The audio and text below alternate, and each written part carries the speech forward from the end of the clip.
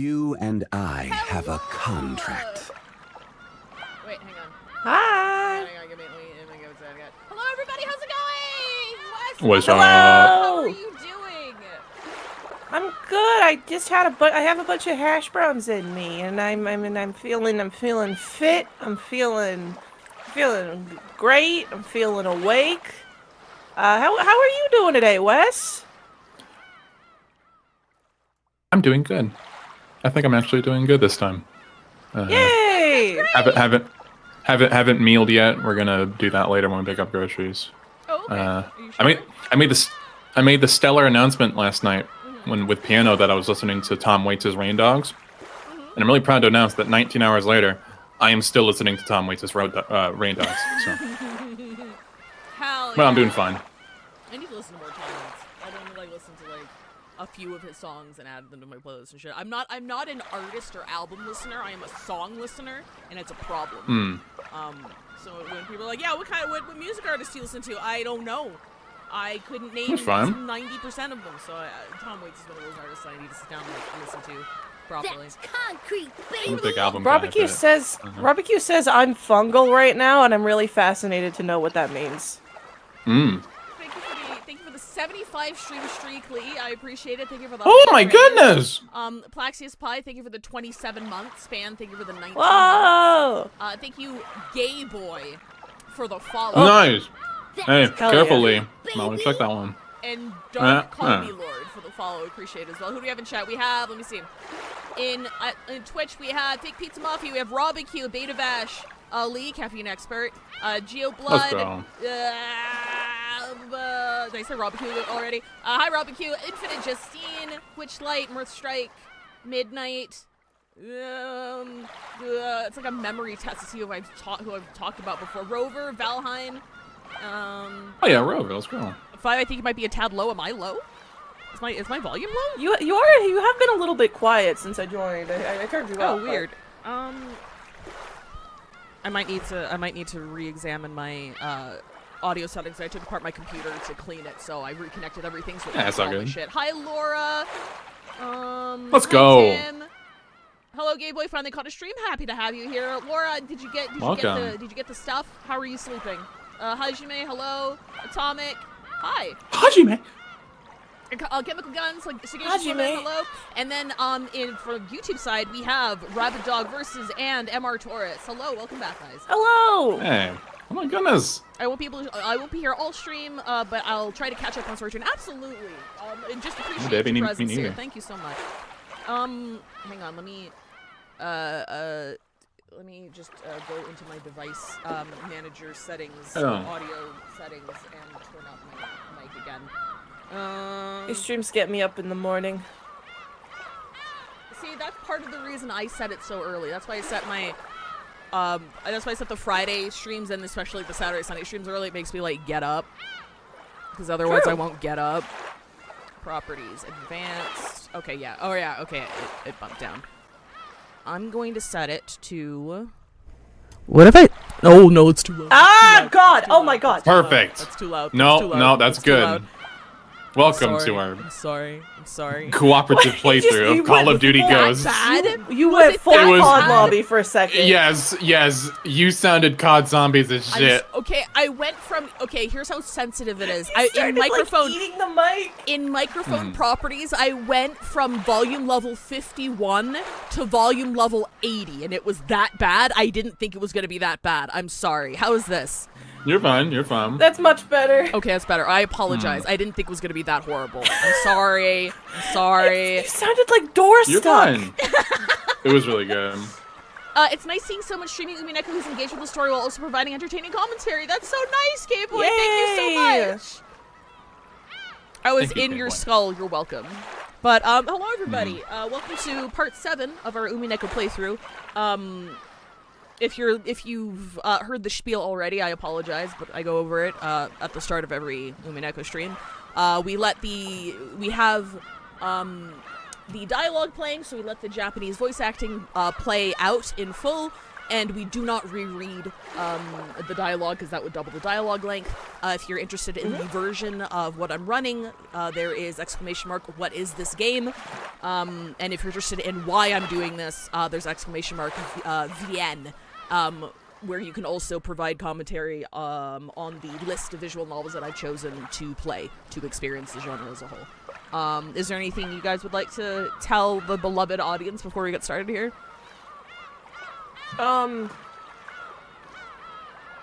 Keep it loosey-goosey, baby. True! Alright. Natsuhi's bad as hell. Eva was bad as hell. Fly high. You and I have a contract. Betabash, thank you for the 5 gifted, and Rover, thank you for the 75 stream streak. Sorry, what were you saying, Wes? Two things. One, I would like to thank the 2 people, not counting you, Delta, and Laura, that sent me the same image of what I can only describe as Natsui Big Boobs by Blue Sky user 3AM Soda. What the fuck? You've seen it. Oh. We talked about Natsui Big Boobs. Oh, okay. I'm an oral learner. I don't know what boobs are. It's wrong order. But also, I believe it was Eckhart Tolle, a German author, who once said, "Let's keep it loosey-goosey, baby." I have nothing else to. I have nothing else to say. No, I'm excited. I'm scared. I've sent passages and passages and passages of notes, public and not public, just about this game. Oh yes. I'm gonna advertise. It's getting scary. Wait. Sorry. Hang on. There is one thing. Wes, with your consent, that I would like you to do. Before we get started here. Okay? Sure, I'll send you my Ko-Fi. Absolutely, please. No, do it. I'm not gonna ask you until you do it. No, show me. No, put your Ko-Fi in chat. Show me. Chat. Someone put Wes's Ko-Fi in Twitch chat, please. It was a fucking minor anecdote. What is it? Tell me what do you? Please. No, I'm not doing it. I look like such a fucking prima donna. I look like such a fucking prima donna. No, you're a voice actor. It's kind of like, yeah, can you voice this for me? Yeah, give me $5 fucking. Thank you, Midnight. I appreciate it. So that's just something I do. Fucking my shouts out Evan Mabel. Evan Mabel will be like, oh, can you read this real quick? Everyone yeah, sure. Send Wes $50 US. Everyone in Right, chat. If we all band I'll be together. like, I'll be like, yeah, sure, I'll send you my rates. It's just a fun little water cooler. Okay, what do you want me to read? Okay, so for those who don't know, and I don't expect you to know, on YouTube for the first 4 VODs at least, Wes has been leaving hilarious fucking train of thought comments under each VOD up to part 4, and I've pinned each one. And I made the offhand remark that, Wes, you literally are Dave Strider.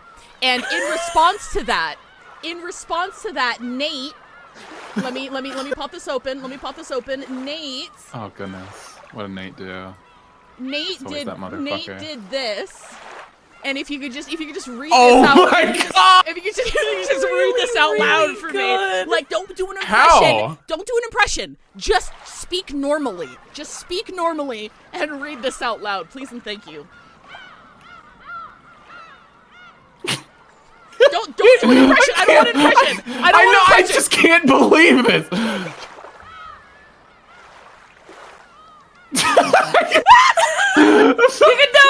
You can do it. Come on. I feel like my fucking Bloodborne madness gauge going up. The font. I've never read Homestuck, but I just know the font. Mm-hmm.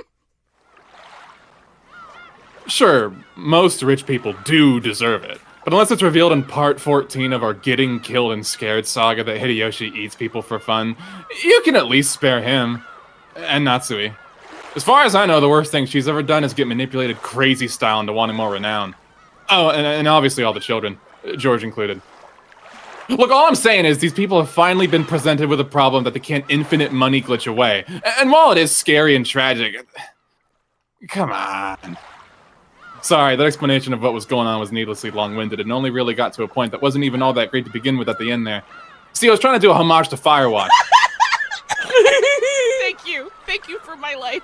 Thank you for my fucking really, life. really. I've never played Firewatch. I've never. You don't need to. You know what? I've never played Firewatch. Dead ass. I kind of want to actually like replay Firewatch because I'm kind of. I don't want to say infamous now, but people keep bringing up how much we fucking hated it, and I'm like, I kind of want to replay it and like really like process it properly so I can properly describe why I disliked it so much. Because it wasn't the game; Okay. it was the last 15 minutes of it. That was it. It tripped over the finish line. That's all it was. Anyway, hi. Yeah, it's the video game. Hi. Oh, Gay Boy is also a Homestuck. You're gonna fit in just fine here. You're gonna fit in just fine here. Welcome. You're among friends. You're among like-minded people. Oh, is there a link to the I'm just pic- Discord? Yes. Sorry, you go ahead. I'll grab that. I was picturing like the fucking like a 1920s like Chicago mob being like, so I heard you didn't like Firewatch, huh? And they fucking tape you out with their typewriter. Robacue, what are you? Why do you keep bringing up fungus? You've grown on me like a fungus. Oh my god, I can pin messages! Holy shit, hang on. I didn't realize I could pin messages on YouTube. I'm very new here, I'm sorry. Ooh. You're fine. Okay, let me do Discord. There's Discord. I'm gonna give Delta credit for his reactives, and then I'm also going to link Flutters to my the spoiler eyelashes at thread. you, big and wide. God damn it, Bob.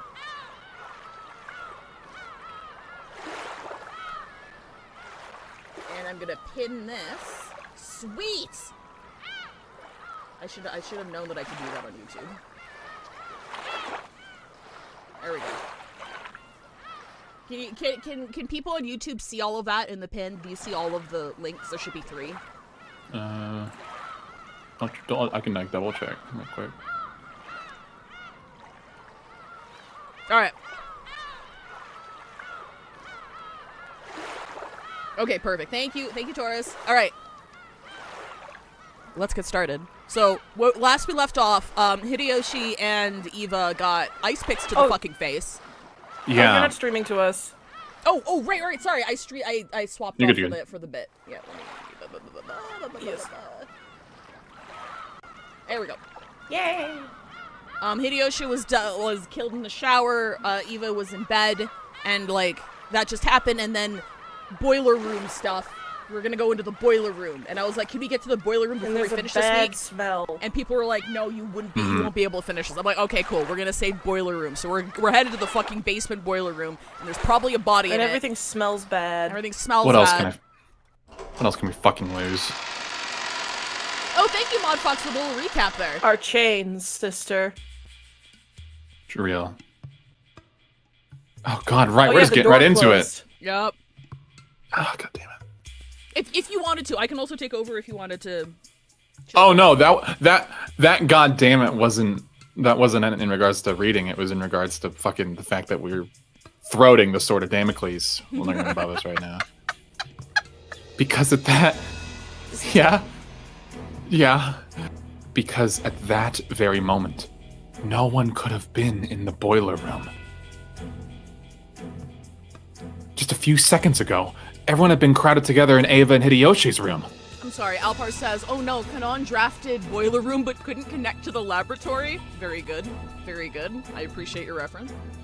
I'm sure that's really funny. So who caused the sound of a door closing just now?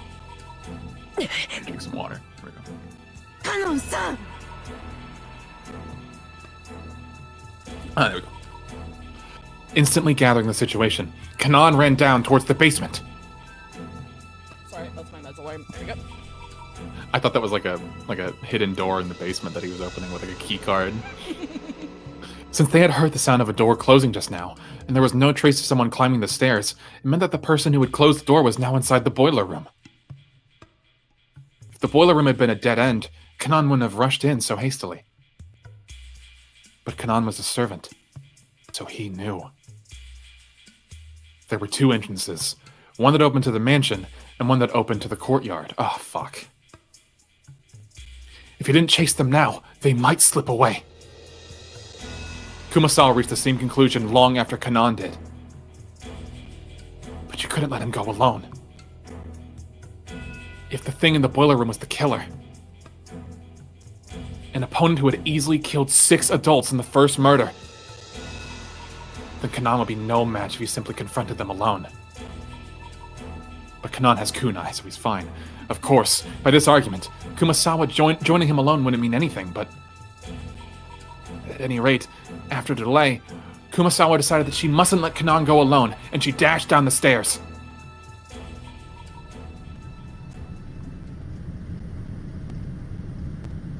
Oh, I don't like this! I don't like it. I don't like it. I don't like it. Oh my god! Close enough. Welcome back, Scratches.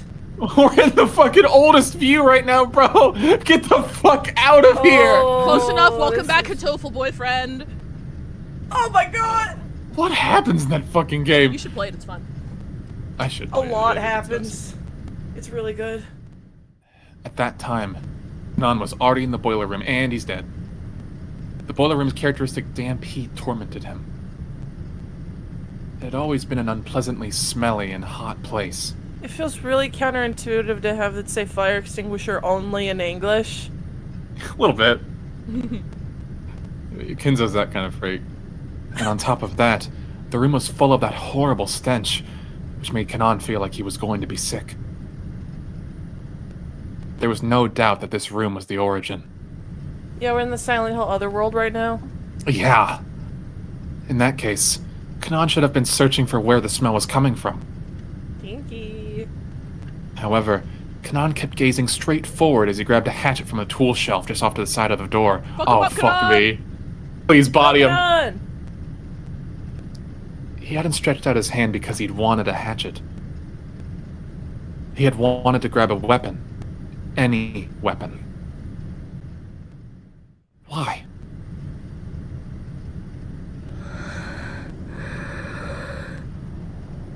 Oh, Jesus. Kanan gazed into the darkness where the naked light bulb couldn't pierce. Then, he answered. ルーレットは数字と赤黒にかけて配当を競い合う。だが赤か黒かのようなリスクの低い賭けはその程度の配当しか与えられない。 The words coming from Kanan's mouth were swallowed up by the darkness. The darkness suddenly started to swirl, glittering. Oh, fuck. Little 2D says, "Let's go gambling." Let's go gambling. Oh, no! Oh! No! Is He's that dead! good? He's dead! Is that He's dead. good? He's dead! Oh. It was a very fantastical scene. This sound effect is fucking me up, dude. Yes! Golden, sparkling butterflies that hid in the shadows all over the boiler room flapped their wings, twinkling beautifully, and disappeared into the darkness, gathering together. Kanan continued speaking, directing his words at the darkness as it swallowed the butterflies up. Oh, God. But as the butterflies gathered in the darkness, they... perhaps... probably... no, they must have... laughed. But Kanan continued to speak without faltering in the slightest. 逆により的中率の低い賭け方をすればそのリスクに比例した配当が与えられる。 Oh, sorry. 親方様は天文学的なリスクを的中できることを奇跡と呼び、その結果得られる天文学的な配当を魔法と呼んでいた。親方様とお前がどんな魔法を求めてルーレットに挑んでいるのか、そんなことには興味ない。しかしお前は忘れている。ルーレットには赤でも黒でもない目が出うることを Oh, 忘れている。 don't go for green. Bet on that one. Roulette has a special pocket called Zero, which means that the house takes everything in certain variants. House takes everything in certain variants of the game. Meaning that all of the coins bet on the table will be swept up, just as though everyone has forfeit. 僕は一つだけ心に決めていた。 Well, that's Bless you. もしシャノンが殺されて僕が生き残るようなことがあったなら、この身を投げ出してお前のルーレットを全て台無しにしてやろうと。これは親方様が決めたルールでも、ましてやお前が決めたルールでもない。このルールは僕が作った。僕は Whoa! もう家具じゃない。お前の Oh. ルーレットのゼロなんだ。 Kanan's face twisted with humiliation. It was clear that he had been dealt ridicule in response to his self-denial. Kanan's brow creased even further, and a furious expression that he had never shown anyone appeared on his face. The hand grasping the hatchet was shaking. His sweat became drops which slid down. It was clear that the emotion causing Kanan's hand to shake was not anger alone. However, Kanan suppressed that emotion. 僕はもうお前の言葉に惑わされたりはしない。 It's 悪 getting 魔のルーレ louder. ットはこれでおしまいだ。地獄にてさらに1000年、次の召喚者を待つがいい。ベアドリーチ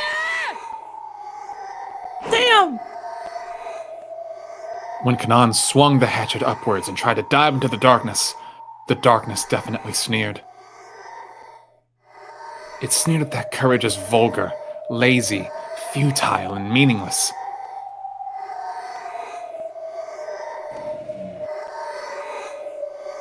Oh God. It's so loud. I'm. Oh! Oh! Oh my God! She did There the it thing! is! She, the thing! The wav! No!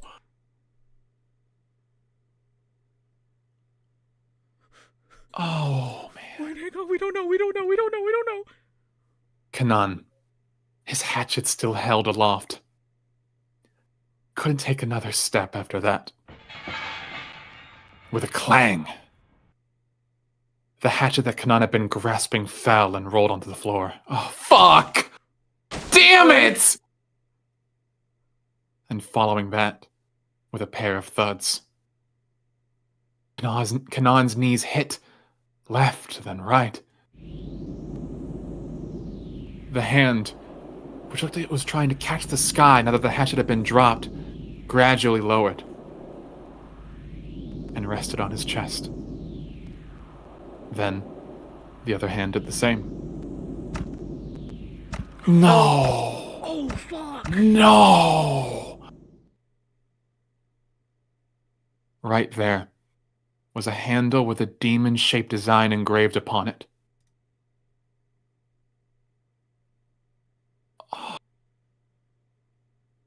The same type of weapon that had been stabbed into Eva and Hideyoshi's foreheads Wait, was in Kanan's chest. Okay, what's that? could you check the epitaph again? Let's wait until after the scene. I want. Okay. Jesus. Fresh blood dribbled from the corner of Kanan's mouth as it twisted in anguish. It was makeup too powerful for Kanan's white skin. There's that. What? There's a reference to makeup again. Every time they refer to gore, it's always makeup. What the fuck does that mean?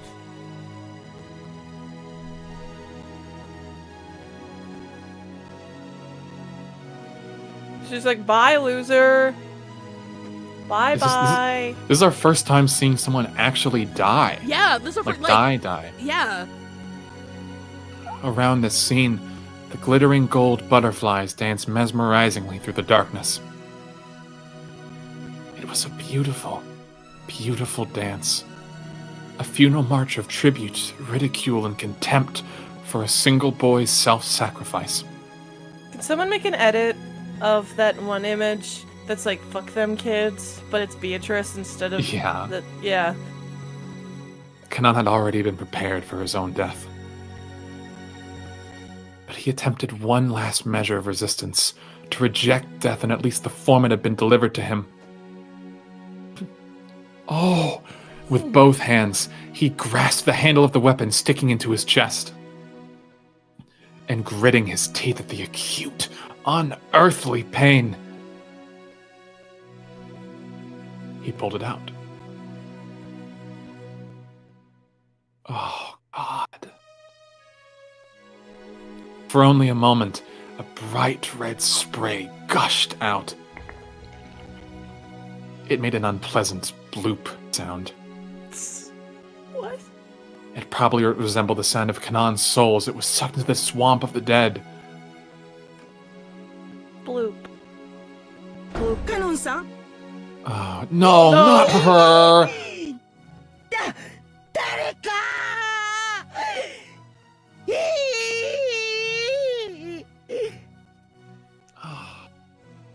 Kumasawa screamed at the incomprehensible sight in front of her. Kanan was lying in a pool of blood. Kumasawa's heart was a complete mess. Oh, poor Kumasawa. Ah, Why does this keep happening to her? what a terrible fate! He wouldn't have been killed if I have been with him! Ah, what incredible fortune! If I had been with him, I might have been killed too. As she screamed, her expression was filled with complete confusion, and all of the muscles in her face were pulled up, almost as though she was smiling while crying. No one could have made fun of an expression such as this. 何事ですか熊沢 Oh, God. 返事をしなさい熊沢 Sorry, drinking. No worries. The first one to dash in was Natsui, with rifle at the ready. Battler and Genji dashed in after her. There was more than 2 people in the room, so we were safe now. It's fine, it's fine. We're PvP fine. was turned off. Normally, they probably wouldn't have started discussing the order and that violent stench filling the boiler Oh room. yeah, that's It's- right. it's There's still literally something in here. It's literally like Among Us rules. Oh, God! It has to be a body, right? I like they said it smelled bad and it was throughout the I feel like someone was trying to cremate someone. Also, hi Bree, I'm sorry this keeps happening. Someone else just died. Yeah. In front of us this time. Oh, God. But after they saw Kanan, who was lying on the ground as if he were drowning in an ocean of his own blood, the stench wasn't important anymore. カード返事をしなさい源氏南條先生をここに Yeah, chemical guns, I think you're right, but yeah. Natsui realized that even though Kanan was on the verge of death, he was still conscious, so she sent Genji to get the doctor. Natsui, holding the rifle aloft, faced the darkness in the center of the boiler room and shouted, そこに隠れているものは何者ですおと Yeah, なしく shoot 出てきなさい Beatrice. そちらから出てこないな Shoot her with ら a gun. 容赦なく撃ちます ライトだおばさん照らすぜ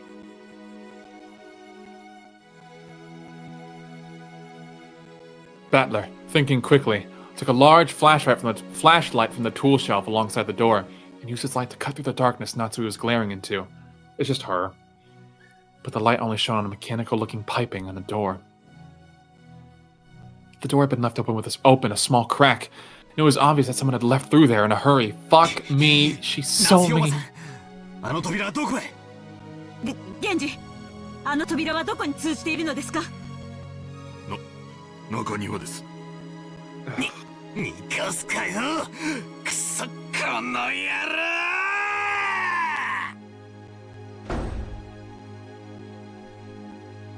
Battler let out a war cry as he slammed into the door. Cool air from outside suddenly rushed in. There were some thin, rough stairs leading up. Battler ran up them, shouting. 待ちなさいバトラ君一人では危険です Natsui also rushed up the stairs, chasing after Battler. It's Among Us rules. At the top was the courtyard. Sorry, real quick, I will pause it right here because Delta wanted to see the. What'd you want to see? Yes. The epitaph. Oh yes. Oh, right. Scroll down. Scroll down. Gouge the head and kill. Gouge the chest and kill. Oh god. Oh god. Oh, okay, oh so god. I thought Twilights were days. Me too. So I thought we had like a day until the next murder happened, but no, we're just fucking just going through them, I guess. I mean, like, who filled in this then? Who those who remain shall praise? Is this just them talking about Beatrice? Yeah. So the I six. think it's That's like biblical rules. the six. That's simple. The two. That's we know that. The two. Those who remain shall praise my noble name. That has to be Maria, right? And then gouge the head and kill. So that was Okay, No, wait. would it be Okay, tear so apart the two first who are on the closed? first Twilight, on the first. Okay, let's. How about we okay. On the first Think Twilight, about it sacrifice the differently. 6 chosen by the key. So that was the first 6 that were found in the warehouse shed. Oh, this is someone in chat. Barbecue says, I think Twilight means death. If we think about like instead of Twilight, we like on the first incident, sacrifice 6 people. Yeah, On the yeah. second incident, there will be 2 people torn apart. What happened with the third? Those who remain will praise my noble name. So did that happen in between? Yeah, I'm not entirely sure. If someone gets stabbed in the stomach next, then we'll know that it's happening. I mean, the thing is, it says those who remain shall tear apart the 2 who are close, and that doesn't quite fit what happened with Hideyoshi and Eva, because they were together, and because they were together alone is why they got killed. So I'm not entirely sure. Again, if it is metaphorical, I need to review the dialogue and stuff. But anyway, all right. I didn't hear it, but I don't think. Yeah, Kanon hasn't been still with us. updated yet. Yeah. Have we looked at Ava's and Hideyoshi's yet? Oh shit, have we? Let's take a peek. Okay, yes, we did. Oh yeah. Oh, we yeah, did, yeah. Because there was the taunting there. Yeah. Yeah, well, Kanan's technically still alive, even if he's like seconds Yeah. from death. It'll probably update in like a minute or 2 here. Well, you know what I mean. Not literally. He's not bleeding out. He is. He's dying. This isn't real. I need to update my Blue Sky post, which I ended with the phrase "What else can we lose?" to include that was supposed to be a rhetorical question. Fuck you, Ryukishi. No, it's a really good game. Whenever you're ready. Oh, sorry. No, you're good. At the top was the courtyard. The courtyard of the mansion had been built strictly for lighting purposes, so it wasn't a very elegant place. Because it was surrounded on all sides, the air was calm and completely undisturbed, even though they could hear the sound of strong winds. There was only the gentle, sorrowful rain. Battler's bum ass was blown away like a napkin in the wind. Through the cold, scattered raindrops, Battler dashed up the stairs into the courtyard, where he looked in every direction. Of course, the odds of him finding a suspicious silhouette just standing around nonchalantly were pretty much 0 too soon. Battler turned around, looking in all directions. He turned again and again. He got dizzy. He had to sit down.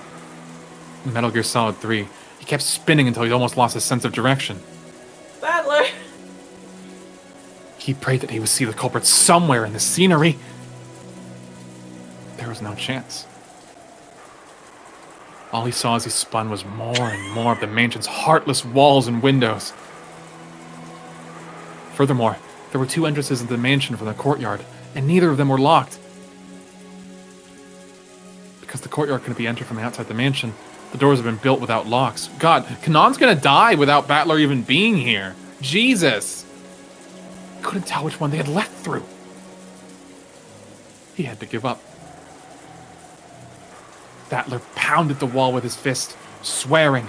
バトラ君、一人で先走ってはダメです。バトラ君。Battler put his head against the wall and scratched at it with his fingernails as he cried. 畜生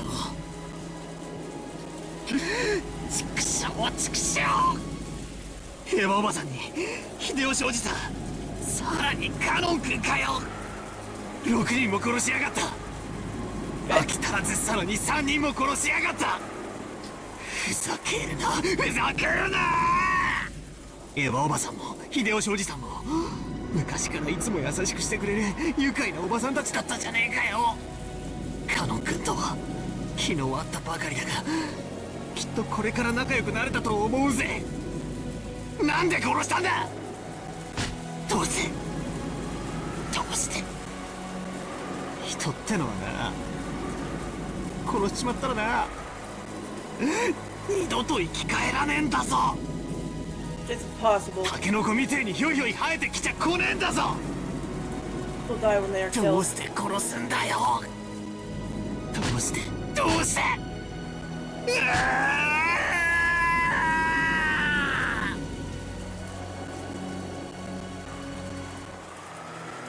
Battler was a boy who could only understand the feelings of pain and regret in a person's heart.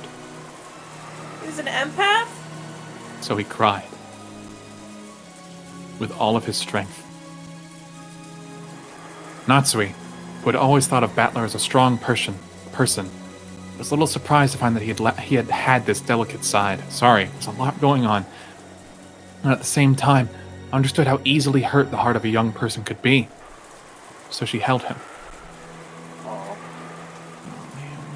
大丈夫ですあなたもジョージ君もマリアちゃんもジェシカも母としてそして後宮家の代表として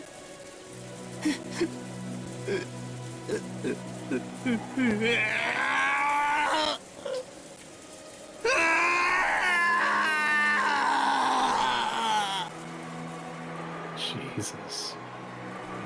Battler, after sobbing into Natsui's chest for a while, wiped his tears with a bitter smile, just as he had done the times before.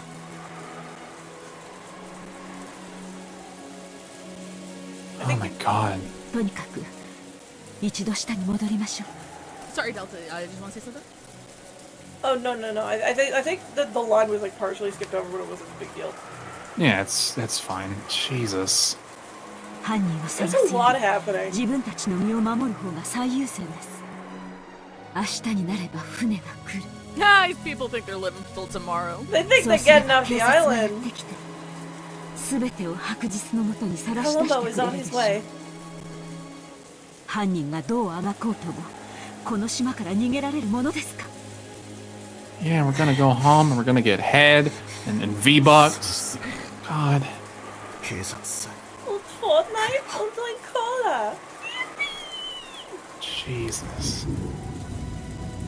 When the seagulls cry, the crime will be solved. Final drop. Oh! But for some reason, Battler felt a slight sense of uneasiness, as if the seagulls would never cry again. That couldn't be true. When the typhoon passes, the lively seagulls should return to the harbor again. I'm just imagining that one, like, that makes some noise bit where it's like, I've slain many a foul beast, many a seagull. Mm-hmm. How many seagull did you kill, Kenzo? 40? 50,000? I returned to the boiler room along with Aunt Natsui and told the room weekly that we hadn't found anything. They told me that Dr. Nanjo and George Aniki had carried Kanan-kun to the servant room. The servant room had a first aid kit and a sink, and could apparently function as a nurse's office. Kumasawa-san and Jessica had accompanied them. Stains from Kanan-kun's blood remained on the floor. Judging by the large amount of blood lost and the ruthless shape of the weapon that had fallen unceremoniously on the ground, How I do I figured that protect Dr. my Nanjo's family? treatment would probably... You go ahead. I figured that Dr. Nanjo's treatment would probably end in vain. How do I protect my family when 30 to 50 feral seagulls enter my backyard? We're gonna die here. That weapon that doubtlessly had... That's my new theory. We're all gonna die. That weapon who doubtlessly the same type had been struck in Auntie Ava. Auntie Ava and Uncle Hideyoshi's forehead. Sorry, God. 9 fucking people. How... Me when I see how many people are on the gigantic. But wait. Isn't the demonic design on the handle a little different? There seemed to be some small difference in that part. This one's just like the cool S. Still, as far as their overall shape was concerned, the weapons were all the same type. Though it had seemed brutal, we'd left the weapons stuck into Auntie Eva and Uncle Hideyoshi to preserve the crime scene. This was the first time I was able to have a perfect view of the entire weapon. Indeed, the weapon was not bladed like a knife, but shaped like an ice pick. Rather, a thin stake. And also, it had a spiral-shaped design, sort of like a drill? Oh, okay, so it wasn't identical. Like, at first glance, it was identical to what, got Hideyoshi and Eva, but it's a different object. Oh, is that good? To use a disturbing analogy, it looked like something that might be driven to the hearts of human sacrifices in some demonic ritual. This makes me But that's... that kind of tool. It reminded like it's bringing to mind like tools you use for like making statues, like carving. Yeah, like a pick, including Our the handle. This is like a full sword, isn't it? The mother of our Delta? Including the handle, it was about 25 centimeters long. Half of that was the stake-shaped part, which was stained with deep red blood. The length of the blood-stained part made it clear just how deeply it must have penetrated into Kanan-kun's chest. Oh, hey, girl! Oh, no. Sorry. But Aunt Natsui and the rest were not even looking at the weapon, instead standing in front of the incinerator. Oh, where the horrible stench was emanating from. They had probably pulled that out of the furnace, where it must have been burning. What? It was still smoldering and kept sending out dense waves of that awfully unpleasant smell. Genji-san and Maria were staring down at it. Oh, God. Aunt Natsui probably couldn't stand to look directly at it. She kept shaking her head, her back to it. Oh, God. Oh, God! Yeah, it's a body. It's definitely a body, and it is probably Kenzo. I thought that after everything that's happened, nothing could surprise me anymore, but this was...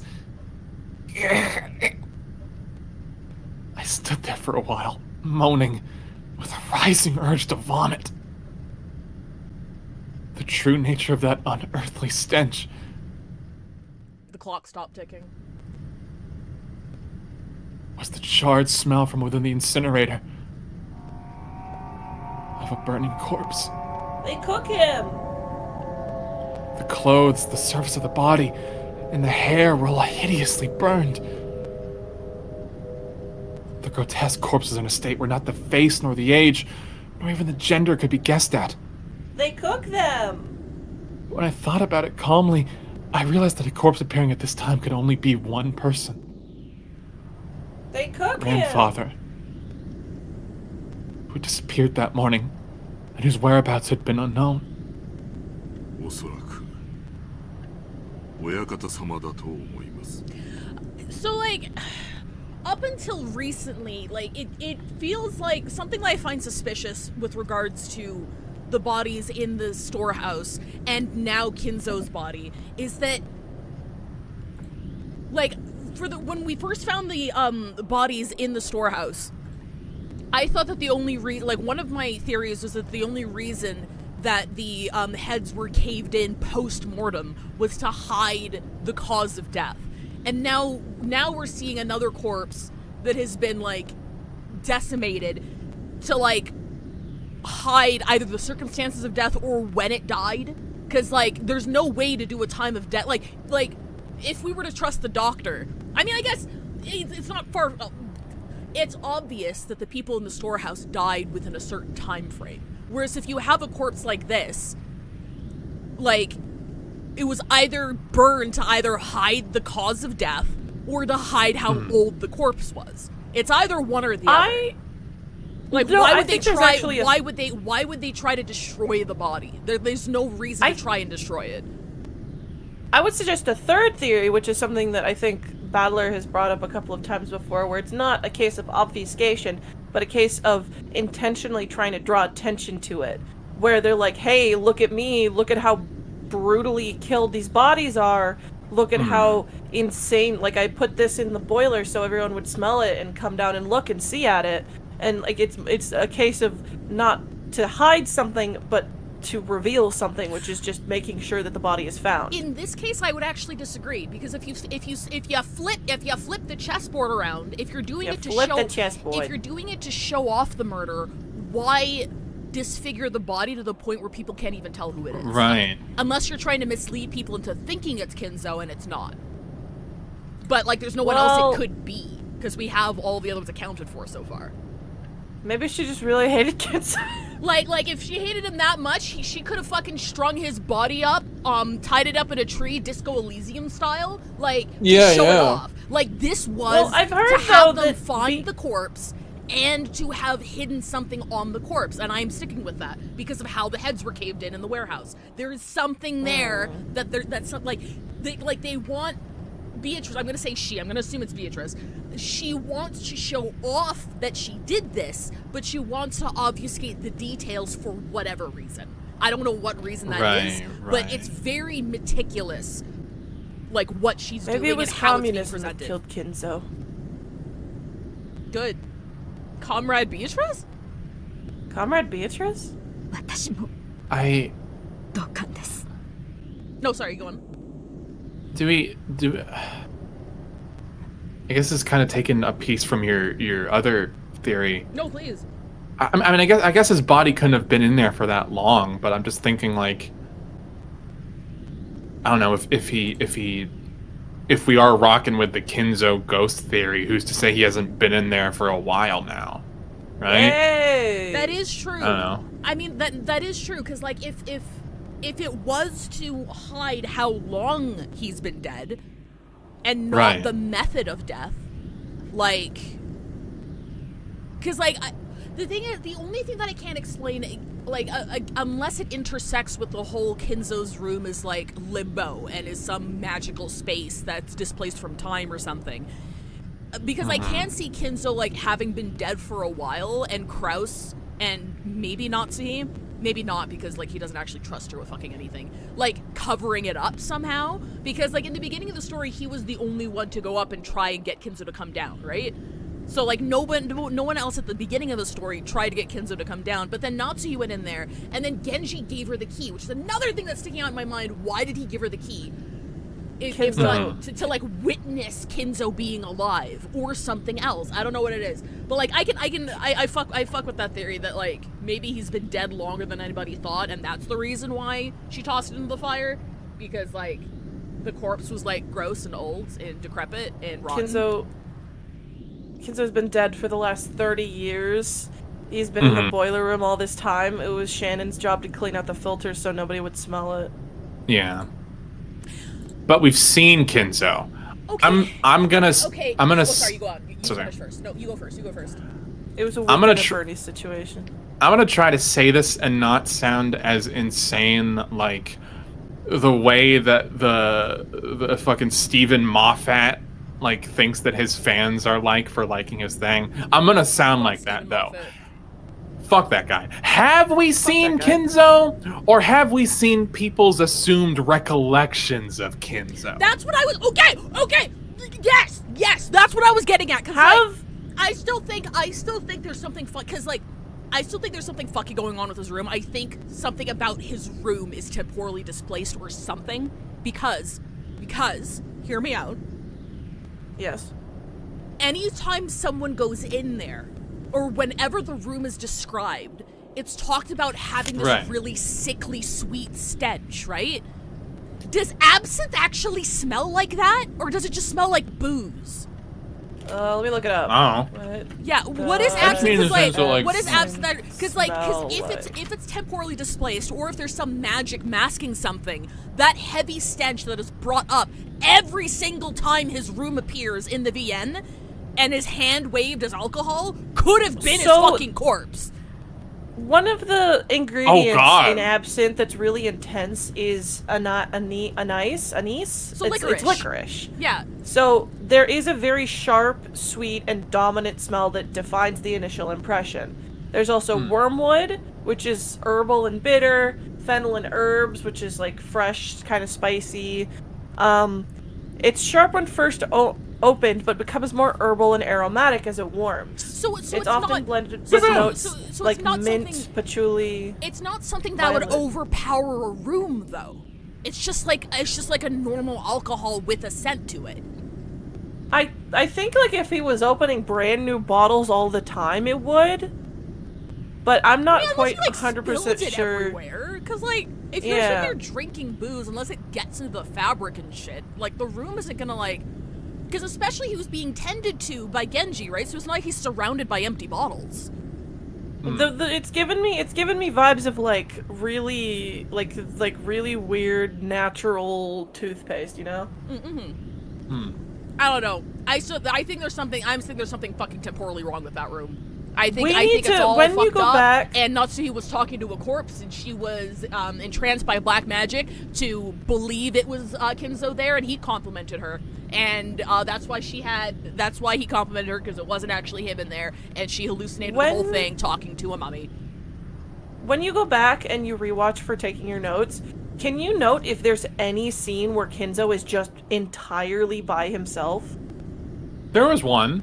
When he's talking about the roulette stuff, he's like, "Oh, so it's finally time. Yeah, Shit's about to get crazy." And then he threw his ring out the window. Yeah, he was alone in the room at that time. I thought Genji was with him. Was Genji in there? I'm pretty sure he was around. Well, I'll double check. I'll definitely double check.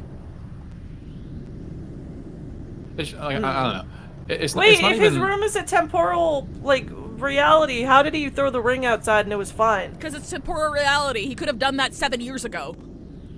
Oh, okay. Yeah. I think it's a fucking ghost room. Like the room doesn't exist. The room doesn't fucking exist. The room doesn't exist.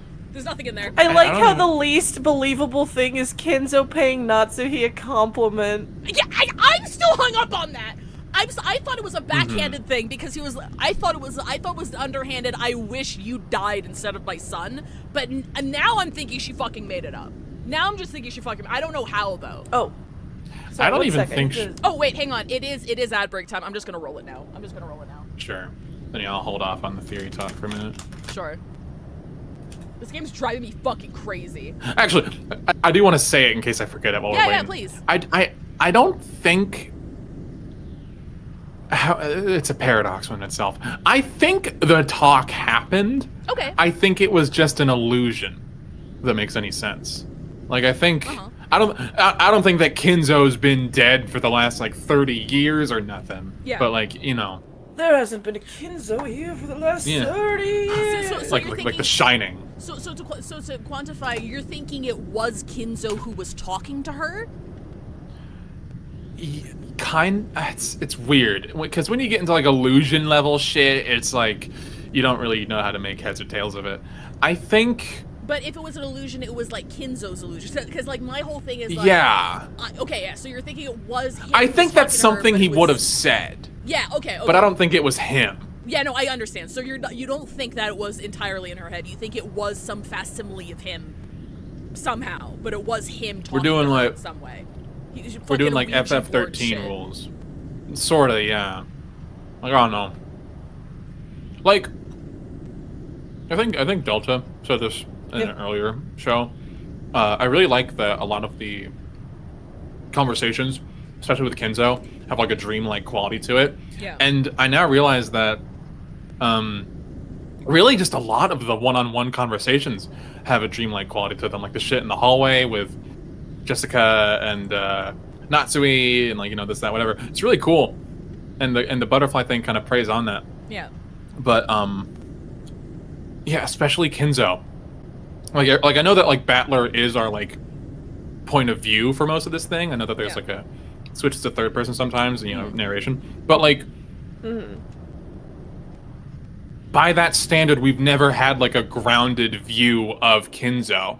It's always been through the eyes of other people. Or Yeah, no, absolutely. It's like everything we know about Kinzo has you're absolutely right to clock that, has been through the eyes of other people talking about him. So like if we're going back on Delta's theory that it is some kind of belief magic, maybe the only reason he populated in that room was because a lot of people within the area believed he'd be in there. Right. So like he could have been dead, but because of how the magic works, everyone thinks that he's in there, and because it's a family reunion, a lot of that belief is taking place on the island itself, which manifested like a shade of him or something. I can see that. I can absolutely see that. But I'm gonna drink. Yeah, please. I was just like a lot, like there are a couple of moments in this game that always keep it keeps bringing to mind the first very first cutscene technically of Pathologic Classic, where it's before you've picked a character, and what you do is that you're dropped into a theater like around the top balcony, and you're walking around and you're watching the three main characters talk to each other about who's best suited to handle a surgery, and it's with enough veiled language that the actual meaning is like who is best suited to be the protagonist, to try and convince the player which one you should play as. And the way that they talk is like, it's not how people talk. Yeah, you brought that up. You brought that up multiple streams as well, where it's very performative. It's putting on a show. Yeah, there's like a very like Wes said, dreamlike kind of like phantasmagorical theatricality to it. Yeah. Where characters it's especially noticeable in this game because unlike with Pathologic, where it's like people are talking like that practically all the time, in this game they sometimes tend to switch between seeming like actual people and then seeming like characters in a way that feels intentional.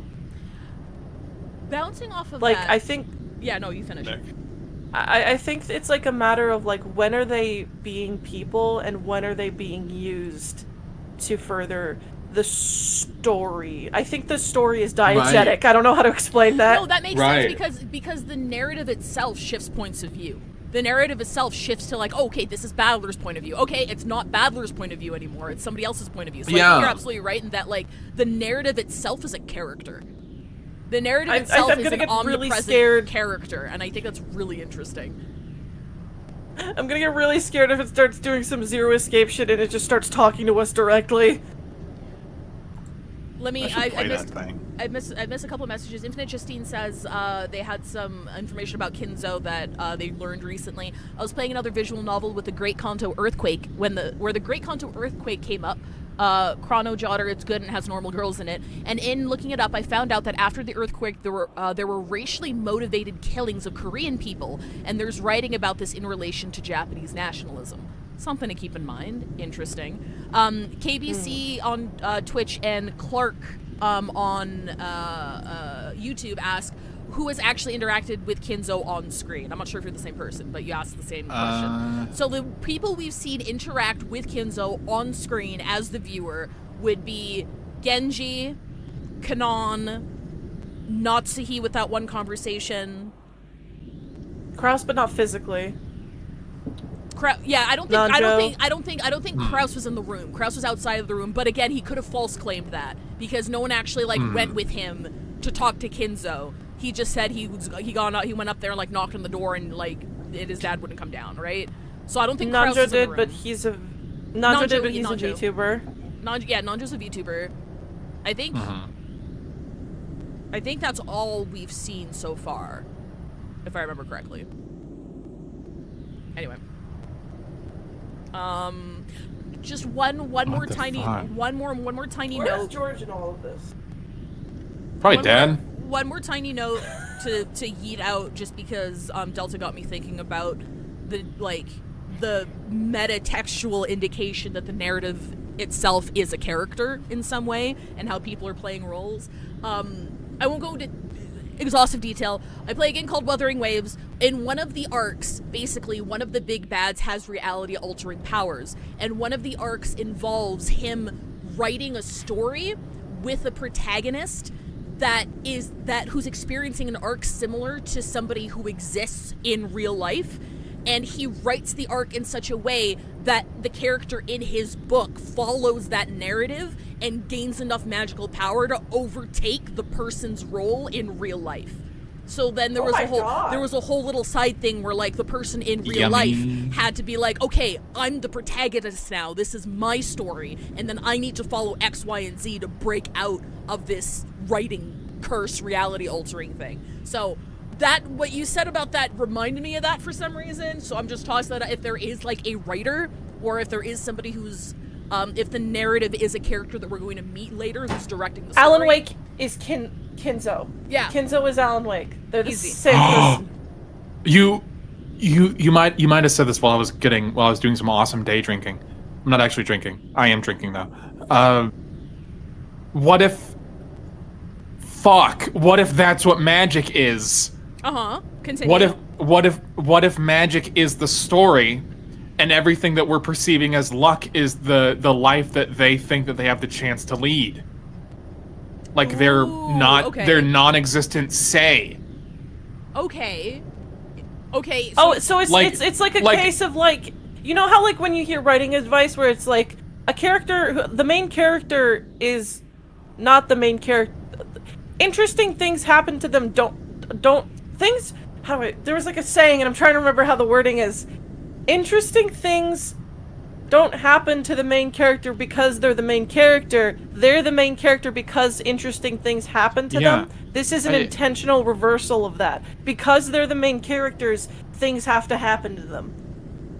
Okay. Like, does that make any sense? If we're going off of magic being the story, then the story is supposed to be these rich people go to their yearly meeting, and then a scary ghost, demon, witch, whatever the fuck kills them, and that's the deal. But these people think that they have agency. They think they're getting off the island. They think they're getting off the island. But literally, they're not getting off the fucking island. I can't wait to read the spoiler chat in like a year and a half. And I fucking time it. I go to whatever people are typing in at like 2:13 p.m. on the 1st of May 2026. And it's just like midnight and Laura going like, this chick is so fucking stupid. I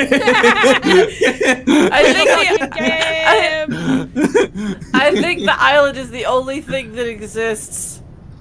They're living on a big turtle. And if they fall off it, they die. Terry Pratchett? I like the concept. I like the concept of what Delta was saying about like the protagonist and things happening to them, because that ties in to my whole quantum theory that if there are canonical branching paths to how the story can end, and Battler is here specifically because he is the observer and he is there to collapse all of the possibilities into one ending, that could explain why Battler is here, and also why he's dressed like fucking Kinzo.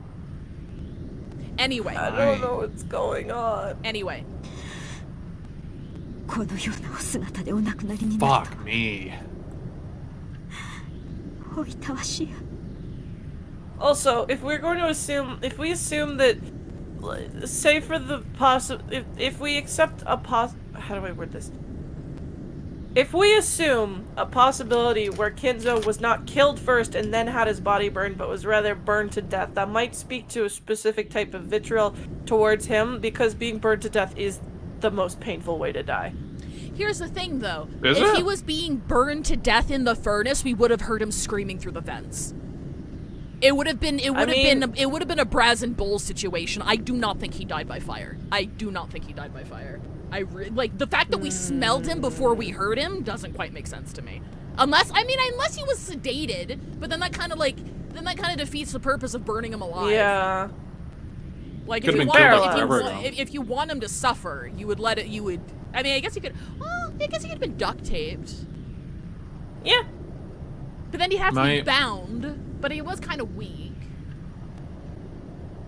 I don't know.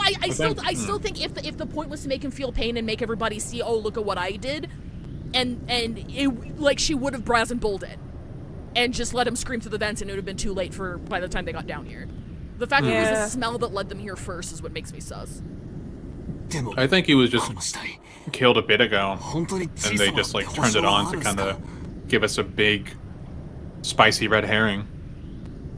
Oh, you think it's fish? Boys. I made dinar. No, as far as we know, Kinzo was a guy. Why would he be a fish? It's a fish in the drag sense. Don't worry. It's burnt so that's bad. That's what I was referring. Yeah. Oh, I see. You can't even tell what sex it is. Like Kinzo was a merman. Sorry. This is another thing that's a red flag to me. They only started smelling the burning in universe, what, about like 15 minutes to half an hour ago? About, yeah. After all the shit with would a fresh Uncle. body in a non-cremated situation be this unrecognizable after 15 minutes in a fire? Because I don't think it would be. I don't think it would be that fucking bad. The fact you couldn't tell the face, you can't tell the gender, nothing. I could Google that. I don't want to. Threw him in there. He was rotting. Hey, no, listen to me. I've been watching Medical Detectives since I was like 5 years old. He wouldn't have been that bad if it wasn't a cremating machine. It was just a fucking boiler room thing. Like I don't think so. Please don't make me Google how long it takes a human body to burn down to the bones. Doesn't take super long. It depends on how hot it is, but like it's a boiler room, not a cremating machine. Like it's Anyway, look at the feet. They're saying look at the feet. Oh, goody! Aunt Natsui, with her handkerchief over her mouth and her eyes averted, pointed and told me to look at the burnt corpse's feet. Oh, sorry. We have fan. Oh yeah, we have fan works. Hang on. You can take a look. Let me.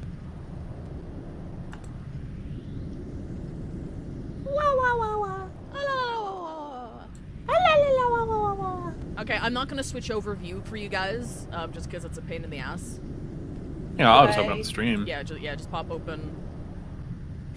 Thank you, Beta Vash. This is perfect. Looking at Beta Vashes. Oh, yes!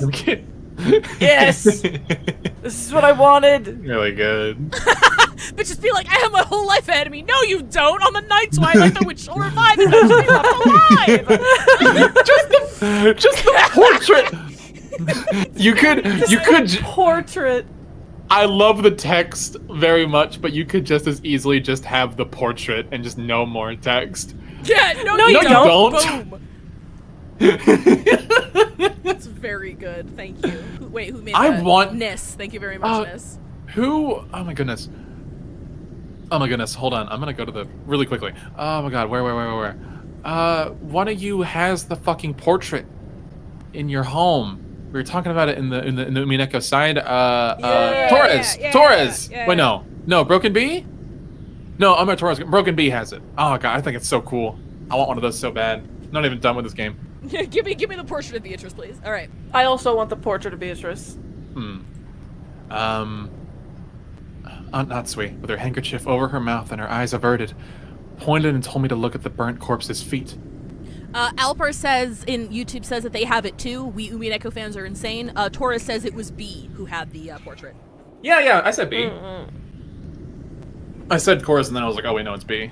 Gotcha. I'm not sure. Either way, both are coded. What's on the feet?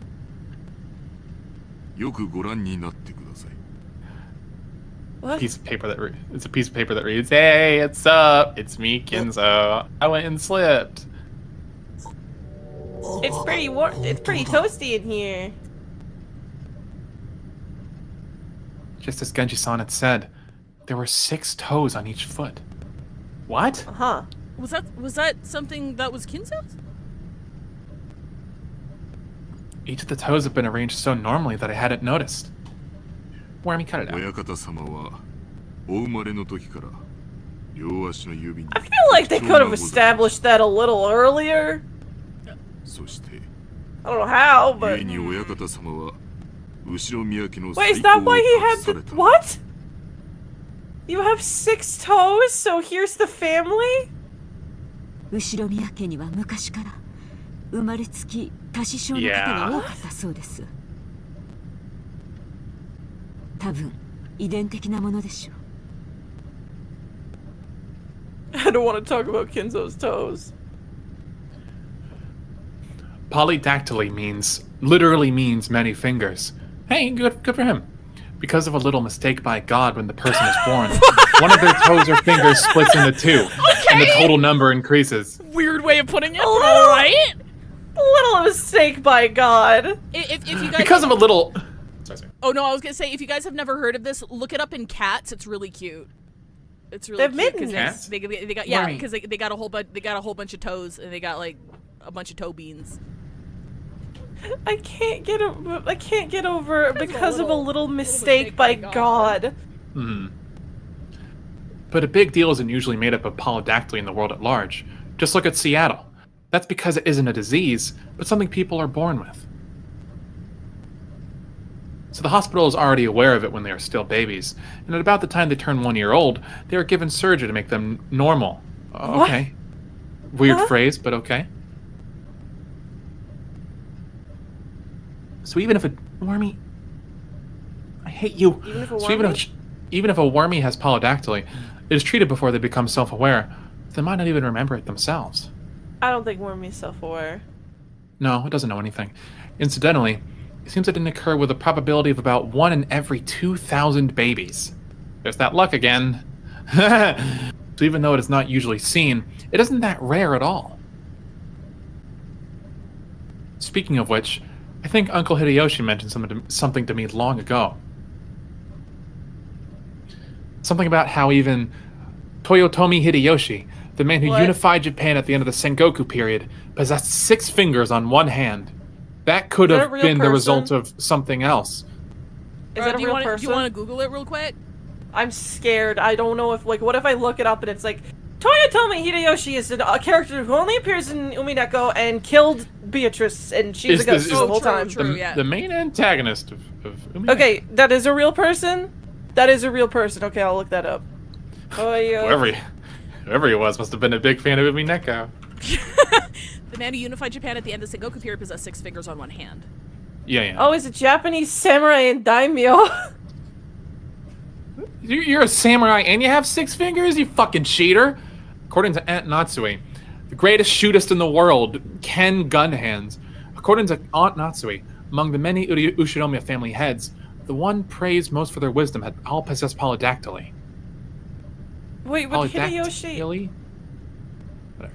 No, I mean, like, just speaking from a narrative perspective, the fact that his last name is also Hideyoshi is like, is that connected? Probably. Because that's like a historical figure, but like... Maybe it's because Hideyoshi is the... I mean this lovingly. Maybe it's because Hideyoshi is the most useless member of the adults. So he's You know, like business-wise. he's like an extra digit. Yeah. Huh. That makes Maybe he just really fucking hated him. Because of that, when grandfather was born, his relatives were all excited at the thought of that he might become another wise leader. He's a vestigial relative. When the leading relatives all died in the Great Kanto earthquake, it was apparently argued that if anyone could restore the family from that, it would be grandfather, because of the auspicious sign of his birth. If grandfather thought that being the head was not a bad gig, the 6th toe must have been pretty lucky for him. Come to think of it, I think I've heard about some country where it's believed that people with polydactyly should be treated as gods and revered. This is beside the point, but it's fairly common in mystery novels for a corpse to be burned to hide whose body it is. Okay, because it's lampshaded, yeah. That's besides the point. Anyway, my grandfather is dead. But it looks like in grandfather's case... just being toasted wasn't enough to hide the proof of his identity. Oh, is his thing updated hang on. in No, the... no, shh. Sorry. Sorry, And- the thing literally just played as you were asking that. Oh. Sorry, you want to finish this, And- Wes? Grandfather's body was not simply burnt. Okay. Procked right as I say Oh, it. Jesus. Oh my In the god. incinerator with a weapon Jesus. resembling an ice pick having been rammed into his forehead. So he had one as well. The old mage's wish scattered ungranted. This is but one possible result of the gamble he always knew was not in his favor. It's interesting to note that it was in his forehead. I thought it would be in his stomach. That is interesting. Okay, wait, where? Okay, so Because Eva, Kanat's was in the Sorry. chest. Eva and Kinzo were both Snare. in the head, in the forehead. Oh, they were all. In the Kinzo was forehead. stabbed? Yeah, Kinzo Except for had it. Kanan. Oh my god. Kinzo, oh no, fine. Oh yeah, Kanan's not dead yet. Yeah, Kanan's still alive. Jesus. Old boy's still got pints.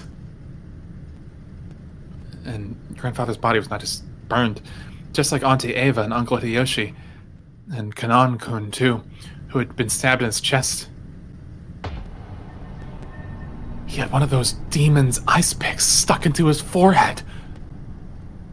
Oh, this fixes the timing because it's the pear and then the head. Oh shit! Oh shit! Yup, And then yup, if Kanan yup. dies next, then that Yup. then that means that whoever comes after this would have to be the stomach. Second Twilight is tear apart to those who are close. Don't know about the third one. Gouge the head and kill. Okay, so two who are close. Eva, Hideyoshi. Don't know about the third one. Fourth one, Kinzo. If Kanan dies next, he got in the chest, so he would technically be the next one. And then, so if the next person who dies gets stabbed in the stomach, then we'll know for a fact that that's what intentionally what's happening. The thing that just throws me off is why was Kinzo taken from his room and his body was burned when it would have been just as effective to stab him in the head and leave him in his room like everybody else. I still think putting him in the fucking incinerator is really suspect. I'm still suspect about that. Like, I think if the room is temporally displaced and his shit came up on the roulette, maybe that's why he was killed before Kanan was killed. But like, I don't think there's no. Putting it in the furnace is really fucking suspect. It's suspect. Well, it's suspect on purpose to like draw attention to it. Be like, hey, who else could have done this but a witch? Of course. There's another thing that we might have already said, but if we didn't, I'm gonna sound real fucking smart. Yeah. Why did they put his body in the furnace? Reason one, it could be to kind of, bring Kanan down to the boiler room, do that. Okay. Two, hide when he died and how he died. Yeah, Part two kind of failed, but when he died, it still kind of works. Yeah. Part three, the reason why they didn't just stab him in his room is because we can't go to his room. Oh, the room doesn't exist! We can't go there! Doesn't exist. There's gonna be a moment where like the door gets broken down and it's just like a dusty, cobweb-ridden nothing. We're gonna go there in like an hour. It's gonna be completely fine. Okay, I'm so sorry. I have to bring this up. Kinzo's gonna be in there and he's gonna be like, "What's your problem?" Hey, what's going on, guys? I have to bring this up because it was the exact same fucking arc. So, remember I talked about in Wuthering Waves, there's a whole arc where a magic author is trying to replace somebody in real life with the protagonist they wrote? That happened with another character in the same arc. He's like this hero and he has all these accolades and he saved the city or whatever. And then while things are falling apart for him, he goes to the place where he knew he saved, the place that he saved, and he goes there physically and it's an empty room. So it's also like, I'm wondering if the person who wrote Wuthering Waves read Umineko, because that would be fucked up. That would be fucked up. Because, everything about him, he realized that everything about him was written into place and wasn't fucking real, and he was a fictional character, and it was crazy. So, yeah, I like Ghost Room Theory. I like that one a lot. 昨夜の手紙の通りということですか。お父様。 Actually, hang on. さぞやご無念でしょう。I'm providing a counterpoint to that. Yes? The defense that you have both put forward as to why she put him in the furnace was to draw a spectacle, as to etc., as to, oh, who could do this but a witch. I'm going to counter that with the exact same argument, in that if she is hiding the method or time of death, she put him in the furnace deliberately to hide that, to make people think that he died before Kanan. It was deliberately a setup to make people think the epitaph is real, because he died beforehand, but it's a deliberate plant to fuck up the timeline and make people think that she did it before Kanan died. Yeah! So I counter your argument with another argument. I've been trying to approach the mystery from, like, the most, like realism. You guys are approaching it from the other end of, like, yeah, like, assuming the magic is real. I'm trying to, like, be like, well, if it isn't, then how would it be done? Just to, like, get all angles of the argument as best as I can. I hope that makes sense. I don't know if it does. No, totally.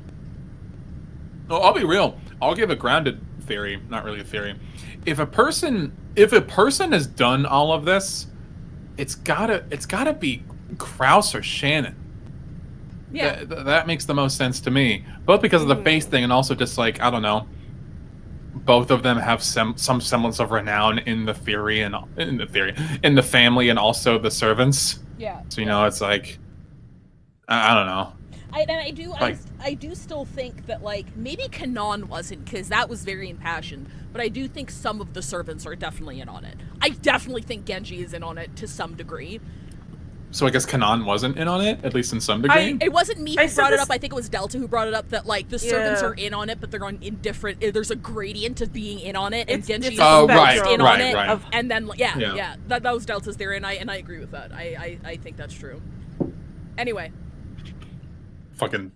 It's not like a spectrum, it's like one of those, like what is it, like political spectrum things, where it's like, the cubes, grid. like, Yeah. it's the grid. Oh my god, hi like... Kanan, thank you for the follow. Guys, he's okay! Sorry. He's okay, he's right here! He's okay! Guys, he's fine! There's like a grid, and it's like, believes in Beatrice at the top, doesn't believe in Beatrice at the bottom, and then on the left side it's like... Magic is real, and magic isn't real. But Beatrice is real, Beatrice is not real. And then on the other one, it's like, knows what Kinzo is doing, other end is doesn't know what Kinzo is doing. And then, like, Kumasawa would be like, believes Beatrice is real, doesn't know what Kinzo's doing. And then Genji is like on the other end, where it's like, believes Beatrice is real, doesn't, knows what does know what Kinzo's doing. Okay. And Genji's on the top of the Venn diagram, meaning he won the Venn diagram, and he has knuckle tats of dot wave, since he's ultimate.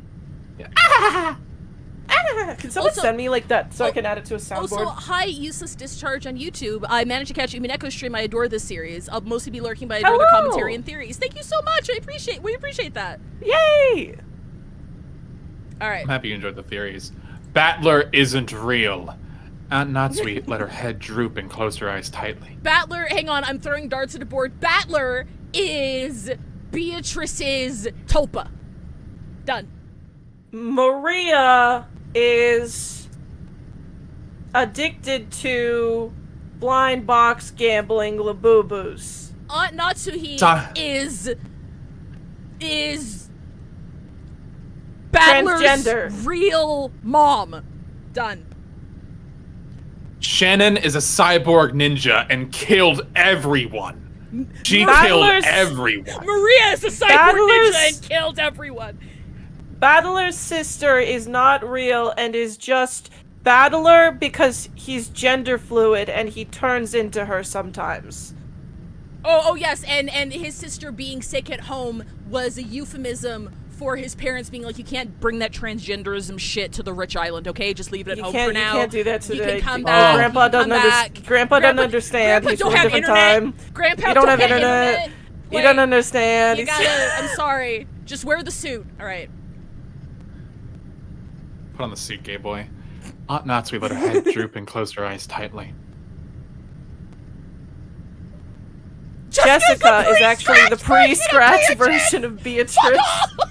Get out of here! This is how my Shannon hiding Beatrice under her hat theory can still hold water. Why do you think her tits are so big? Why do you think her tits are so big? There's a person in Because she's in there! Yeah. Beto Tui! Beto Tui! Why did Shannon barely react to the idea of Battler groping her? Because he's not real. Because he's a specter. That's why. Because he would just make phase physical right through contact. her. He couldn't make physical contact if he tried because he's a ghost. Done. We There have could be a- gender fluid ghosts There could be on a the ghost. island. There could be a ghost sucking on my shit right now. I won't come. I don't know. No, we wouldn't know. This room had become a vital crime scene for us to hand over to the police. The bodies. It was decided that we would leave grandfather's corpse here and lock the room, sealing it. It's like just like he would have wanted. It wasn't clear when grandfather's corpse started burning in the incinerator. Since, according to Genji-san, Started again.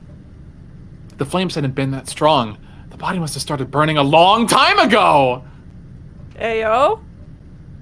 And that stench must have slowly crept out of the furnace and filled the room bit by bit, eventually pouring out and climbing up the staircase. Bit by bit. Sorry.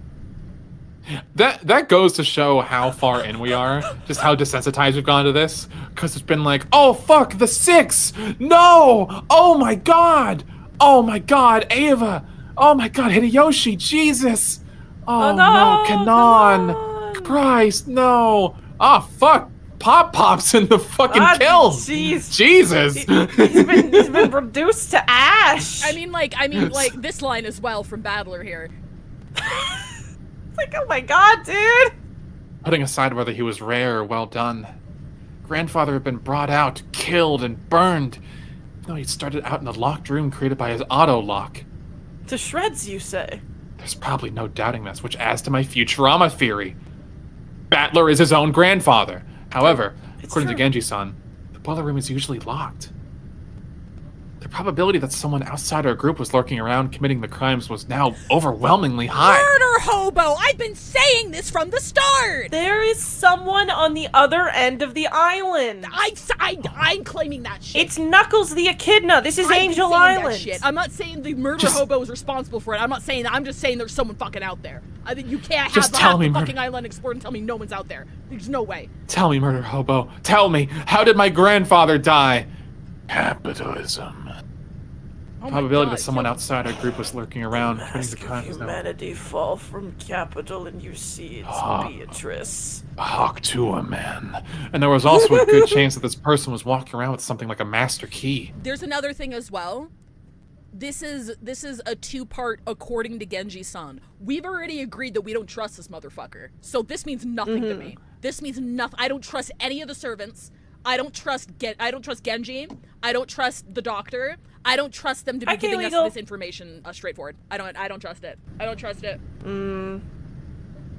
Beatrice is this timeline's Doc Scratch. I believe it. Oh yeah. From Carcalicious? After all, Yes. the doors and windows throughout the mansion had been checked. Have they? But despite that, the culprit was freely strutting around the mansion. Oh! Ooh.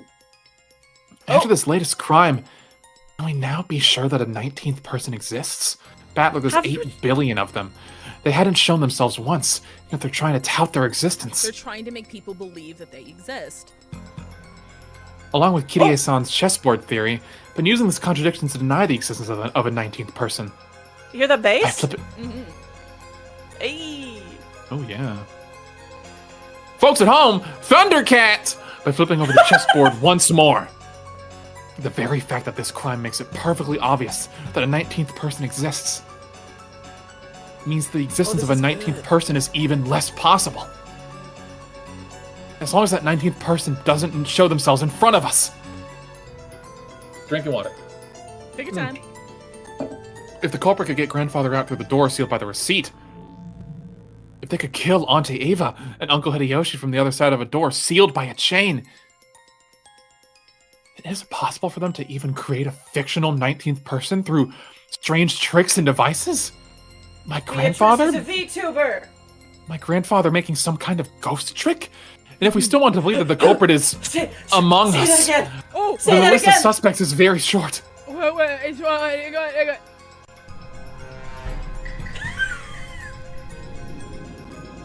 God damn it, it won't go through, whatever. 4 of us kids. Aunt Natsui. Genji-san. Kumasawa Bachan. And Dr. Nanja. Fuck. All of the One of adults these people from the. has to be the culprit! Oh my god, the only actual Ushinomiyas, like, in. Like, there's just 5 Ushinomiyas left. Yeah, that's it. That's. Let's shoot Scary. for one! There's like one, like, actual adult left. Who's Wait. in the Ushinomiya family. Wait, we can't be sure of that. Just a second ago, we started doubting whether the It's body here Robo was actually Maria. grandfather's, right? Maybe we should try thinking of the other bodies in the same way. That is another thing. Hey! They did drop the thing that grandfather's like toe thing was hereditary. So I can't rule out the possibility that it wasn't his body. It could have been somebody else's you body that imagine was if he- burned. If it's He's hereditary, got and like those kids are his. he's got the body of his like great grandpa lying around. Be like, just chuck it in the furnace. They'll think it's me. No, what I mean is it could be like one of his sons.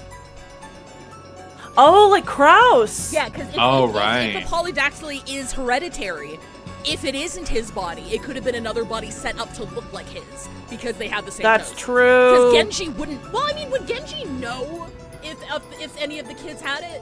I don't know if Genji would. The 6th toe could have been glued on.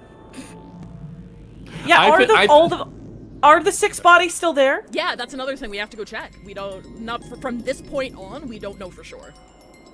I do think it was him. I think do so think too. that is I think Kinzo. so too. But I do like the visual of him just keeping a crypt of his great grandfather's body, putting him in the incinerator, and then taking off in the stealth Kinzo copter to these motherfuckers to It's just. shaped like his head.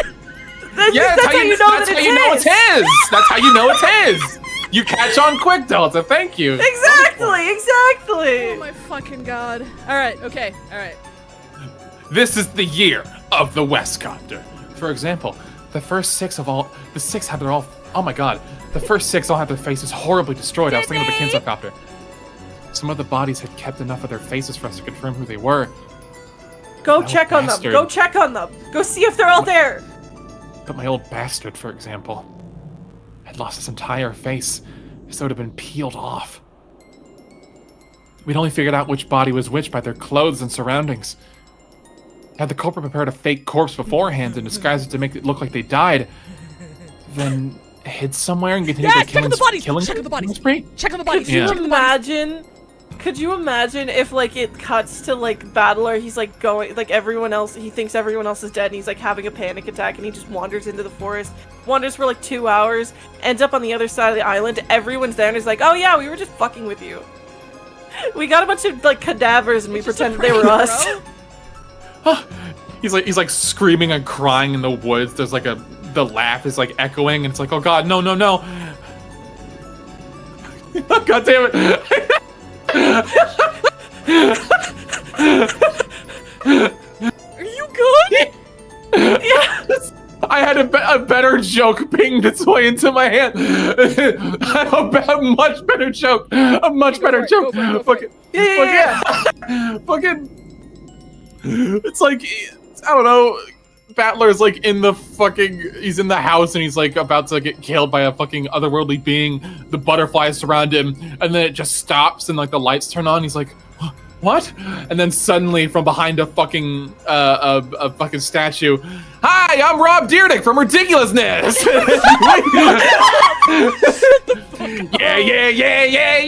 Yeah. Oh fuck. Oh my god, it's like that one like Canadian prank show on YTV. Do you remember that, Five? Not on white TV. I know Just for Laughs.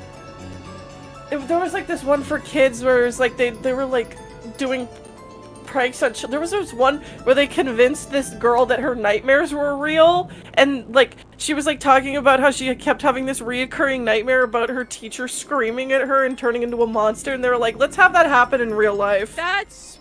Oh my god. Yeah, It was really crazy. I watched that one. No. All right, this one's yours, Wes. I agree. I hope Monokuma shows up. That would make me. That would put me at ease. Oh, no. Wait. I remember. It was a friend of the girl who was like, I'm having nightmares. And they're like, okay, let's pretend that your friend's nightmare becomes real and then starts chasing your like, it wasn't the girl who was having the nightmare who was getting chased by the monster at the very least. But it was still insane. Beatrice is the cooler Monokuma. Not true. Monokuma's funny.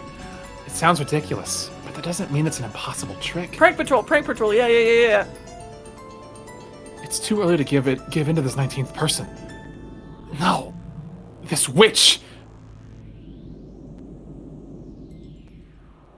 マリアちゃん、それ以上しげしげと見てはなりません。 Stop staring at the body, バトラ君 Beatrice. も Maria. カノンの容体も気になりますし、いつまでもこのようなところにはいら Can れ you ませ like ん。 turn her around? 戻りましょう。 Does she have to see this? She wants to see it. Maria hadn't gone out with everyone else, but had remained in the boiler room. Don't call them witches, bro. The thing she was staring fixedly at was probably not grandfather's body, but the demon's ice pick that was sticking out of his forehead. Give it to her. No doubt an irresistible item for the obsessed. Give it to her. I rapped her on the head. おい、マリア。ベアトリーチェの目的は何なんだ。俺たち全員の Ayo, 命 prank him, John. Kills your entire family. Oh, ベ oh, アト she's リ There walked you are. in. もうすぐ蘇るんだよ。その時、誰も生き残れはしない。よくも What is that 笑え face? る She's もんだ locked ぜ in. This is like the 6th time we've seen it. Keep up with the times. 自分だけ蚊帳の外だと思ってるのか。どうして自分の身に危機が迫っていると感じない。どうして怯えない。ベアトリーチェは約束してくれたもん。私は黄金鏡へ連れて行ってもらえるんだよ。そこはね、しがらみも何もないすべての人たちがずっと一緒にいつまでも優しくし合っていける素敵な場所なんだよ。私は楽しみだよ。 Sounds like hell. その時はもうすぐだもん。 Sounds like hell. I want people to torture each other. Not even that. It's, you know, there's layers to this. Yeah. Hello? Just what kind of person is Maria? I only know what Maria was like 6 years ago. Delta. Oh shit! 6 years ago, Delta. I have to find her. When she was 3. She had been pure and obedient. A good kid. This new Maria 6 years later. I already found her. And the Maria I knew didn't seem to fit together.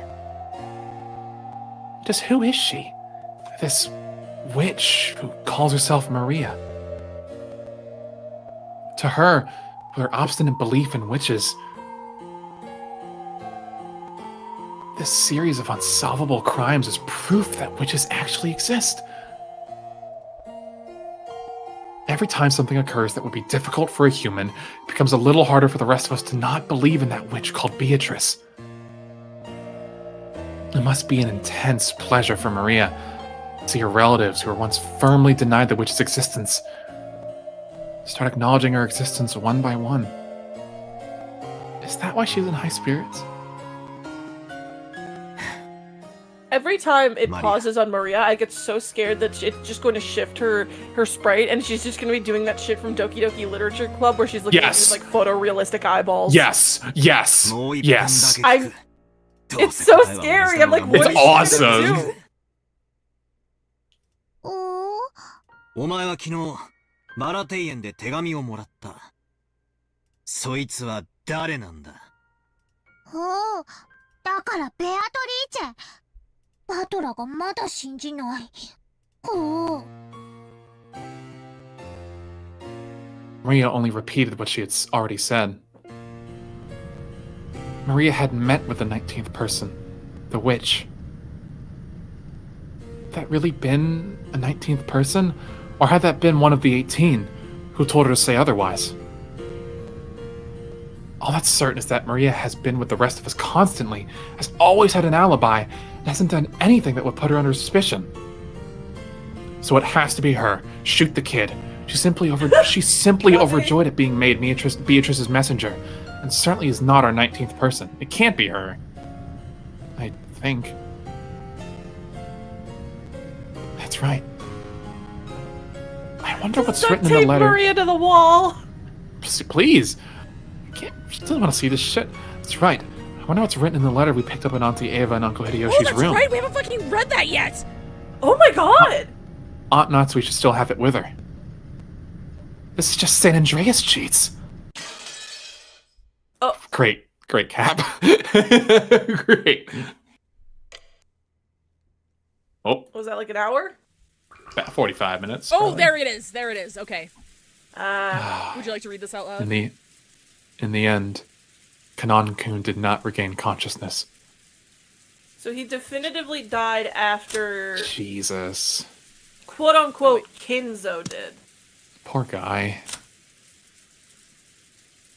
Oh my god. They're all Weapon resembling an all ice dead. pick having been rammed to his chest, he was found in the boiler room. How presumptuous for furniture. Jesus! Cruelty. God! So, like, we all agree these people are coming back somehow, right? Either we're in They like, have to come back! Either we're in, like, a time loop island, or the Golden Land is, like... The Golden Land is the island itself. So, like, they were never real people. They were just trapped in purgatory forever, and they don't fucking remember. Or, like, they've got to come back. We're 2% into the game, and, like, the majority of the cast is fucking gone. There's no way they're gonna be staying gone. Yeah, I know the end of the riddle said they'd all be revived, but, like, there's so much metaphor in there. Like, I when we first read it, like, I didn't think it was literal. I didn't think they would literally be revived somehow. But now I'm thinking, okay, they're literally gonna be revived somehow. Okay, got it. I'll be very succinct with this, because I left most of my thoughts last week in the Umineko channel of the server, where I'm enjoying this game, but I will admit that my fears are kind of dulled. Just knowing, like, look, this game's amazing. I'm not saying it isn't amazing. Right. I'm optimistically cautious about where it's going to go. Yeah. Not because I'm not enjoying the story, but because I know sure as shit that the next 200 hours of this game isn't going to be filled to the brim with Nanjo moments. Like, come on. Live Nanjo reaction. It's just 200 hours of Nanjo going about his day, being like, and then he poured a cup of coffee for himself, and I've only seen a little. Oh, sorry. He went to the cafe across the street. Live Nanjo reaction. Look. I've seen I've seen a modest amount of Natsui pornography, and it's all amazing. Don't get me wrong. Awesome. But I haven't seen anything of Nanjo. So that tells me one of two things. One, no one in this place wants to scale an old guy like a bug. And two, these people are coming back. These people are coming back. I don't know, man. I feel like Nanjo would be a hit in the bar community. I'm just saying. He would be a hit in the bar community. No, I'm gonna hold my tongue. No, I won't. They'd rather play Heavensward than play this. What's that one Pokemon called? He looks like a Gajinka of a Mabostiff. Google Mabostiff, and you will see Mabostiff.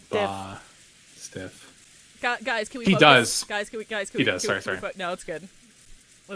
Even though Dr. Nanjo and the rest did all they could to heal him, there was very little that could be done on an island like this without medicine or proper facilities. However, Kanon-kun was the only human ever to confront the culprit. If only he could give us some kind of clue. But by the time he was carried here, it was already too late. Alpar says the rest of Umineko is Firewatch 2. Unironically, though, it's always good to have I'm faith. dropping it. Alpert does say, unironically though, it's always good to have faith in Ryukishi. We have faith in Ryukishi. Yeah. I have faith in Ryukishi. I have faith. I have faith. I share the worries that Wes has. It's kind of like, oh, okay, this is really watching a video essay. It's like, oh, this is really interesting, cool. Then like moving your mouse and seeing there's 7 hours left, and I'm like, oh, what? Yeah. Same Don't kind look of at the feeling. runtime. Don't look at it. So it's like. 申し訳ありません。 One more thing that I actually talked to Wes about as well is I know that this was an episodic release that took place over the course of 2 or 3 years. So people who played this live didn't have the luxury of knowing how long this game was going to be. So they didn't have a runtime. So I'm trying to get in that mindset where it's like he clearly had a plan for where the story was starting and where it was finishing. And it took X amount of episodes and 2 to 3 years to actually finish it. And like we don't know what's coming. So like I'm going to pretend we don't know that it's 700 hours long, and we're just going to try and play it as much as we can. We're never gonna Just use imagine- Sonia, bro. Just imagining some like awesome pervert at Comiket, like just like buying a bunch of dojins and like, hey man, did you buy the new Umineko chapter? It's like, what do you mean there's a new Umineko chapter? Oh, It's like the equivalent of like Homestuck. We're on It's like someone in the 6. crowd at Comic-Con being like, update!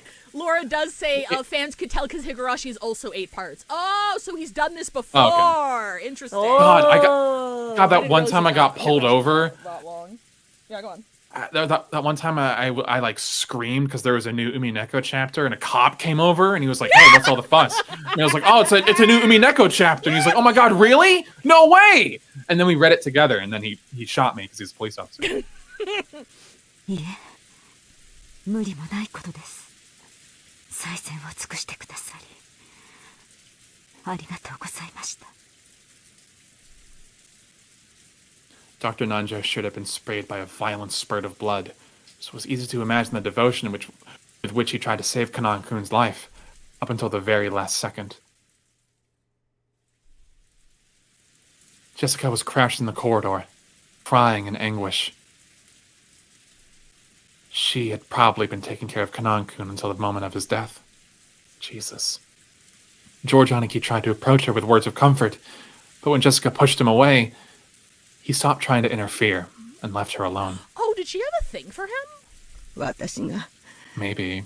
カノンさんを一人で行かせなければ Maybe in the next life, Grandma. 気に病むことはない。仮に一緒だったら、熊沢も襲われていたかもしれん。それに、愚かにも先走ったゆえの自業 Well, 自得だ。I mean, Genji does have like the most reverence for Beatrice's existence as a whole. So, for sure. So like, そんな but 言い still, 方 that's ってね fucked えぜ up.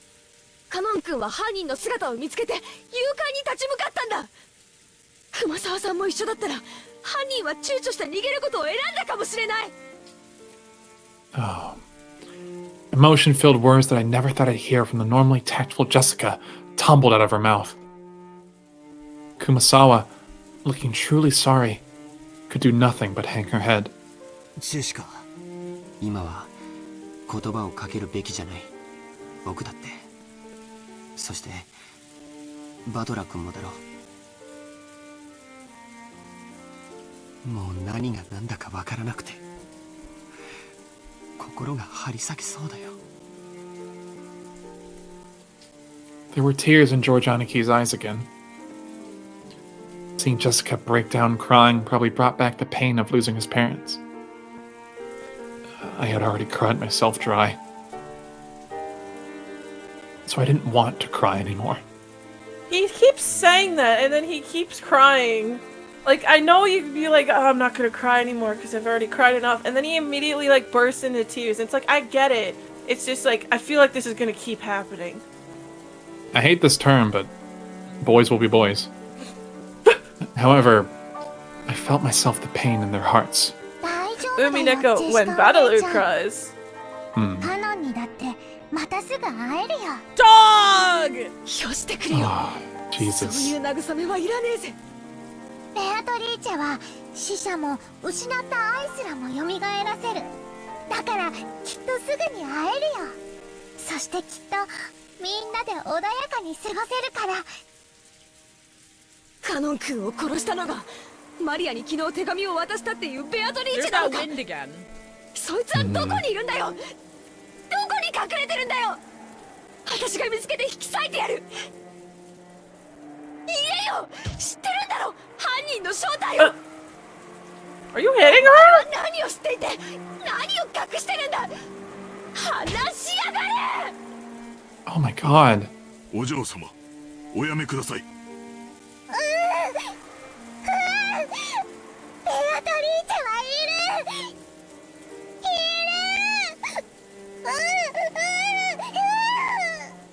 ちくしょう、ケンジさん話せよ。マリアが犯人を知ってる。しかもそいつは知ってて隠してるんだ。そして私たちの内情を伝えて殺しの手引きをしてるに違いないんだぜ。ジェシカ、静かにしなさい。 Hey gang, hey chat, what's good? Nothing. Not a thing. Not a thing Jessica at all. rushed at Maria and grabbed hold of her. Can't you try to stop her? Jessica could not be calmed. The next thing I heard... Oh fuck, goddammit. There we go. Sorry, my stream. The next thing I heard was the sound of Aunt Natsui slapping Jessica's face.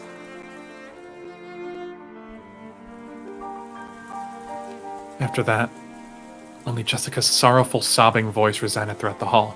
マリアちゃん、僕は君が断じて犯人ではないことを知っている。君はいつも僕たちと一緒にいたし、犯人なんかと通じている時間はなかった。だから聞かせてほしい。君に昨日手紙を渡したベアトリーチェとは誰なんだい？ Although those words seemed kind, they clearly showed that George still had some doubts about Maria. He hadn't tackled Maria. However, he felt exactly the same way Jessica did. 兄貴、同じことは俺もさっき聞いたぜ。 Why don't they ask her what Beatrice looked like, though? 返事は同じさ。I guess they already know. マリアちゃんの口から聞きたい。 But like what Maria actually saw for who, like exactly right, what right. she looked like. Because she also handed her like a white umbrella at the time, right?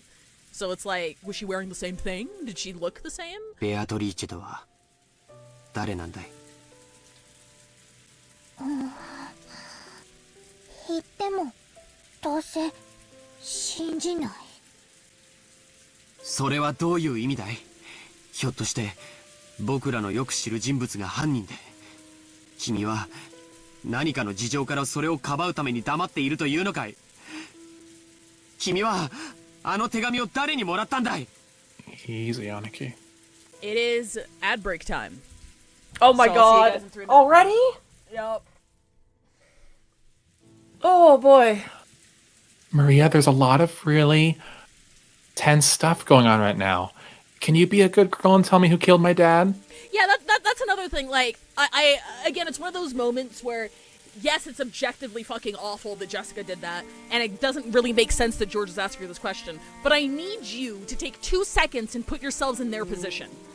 Like, Absolutely. Like, fucking 8 people are dead, brutally murdered as far as they're aware, and Maria, the child, is like, hey, don't worry, guys, the murderer who handed me the letter said everyone's coming back to life. Like, I can understand why people are fucking pissed with her. I get it. Yeah. Like, she's innocent as far as we know. She hasn't earned that ire, but you can understand why people are like, we need to get this fucking kid to tell us who killed these fucking people. It's not a joke. Yeah. So it's like, I do not blame Jessica or George for acting the way they are right now. Even, like, Oh, if to of course us as not. observers, it's like, okay, well, she's not going to tell you anything different. They're fucking desperate.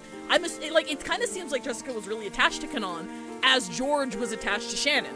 And it's like, they lost the people they loved, they lost their parents, and, like, this kid who, by all, by all measures should be fucking horrified and traumatized by seeing the things that she's seen today, has no affect at all. Whatsoever. She hasn't cried a single tear over what happened, not even when her mom died. So, like, that's really suspect, and she's the only one who seems to have any sort of insight as to what might be going on. So it's like, I can absolutely understand the frustration and disillusionment here. It's like, it doesn't fucking matter who Maria is. We need to get her to tell us who the fucking murderer is, because this is fucking stupid. Also, a hi Double Jumper, welcome, thank you for the follow.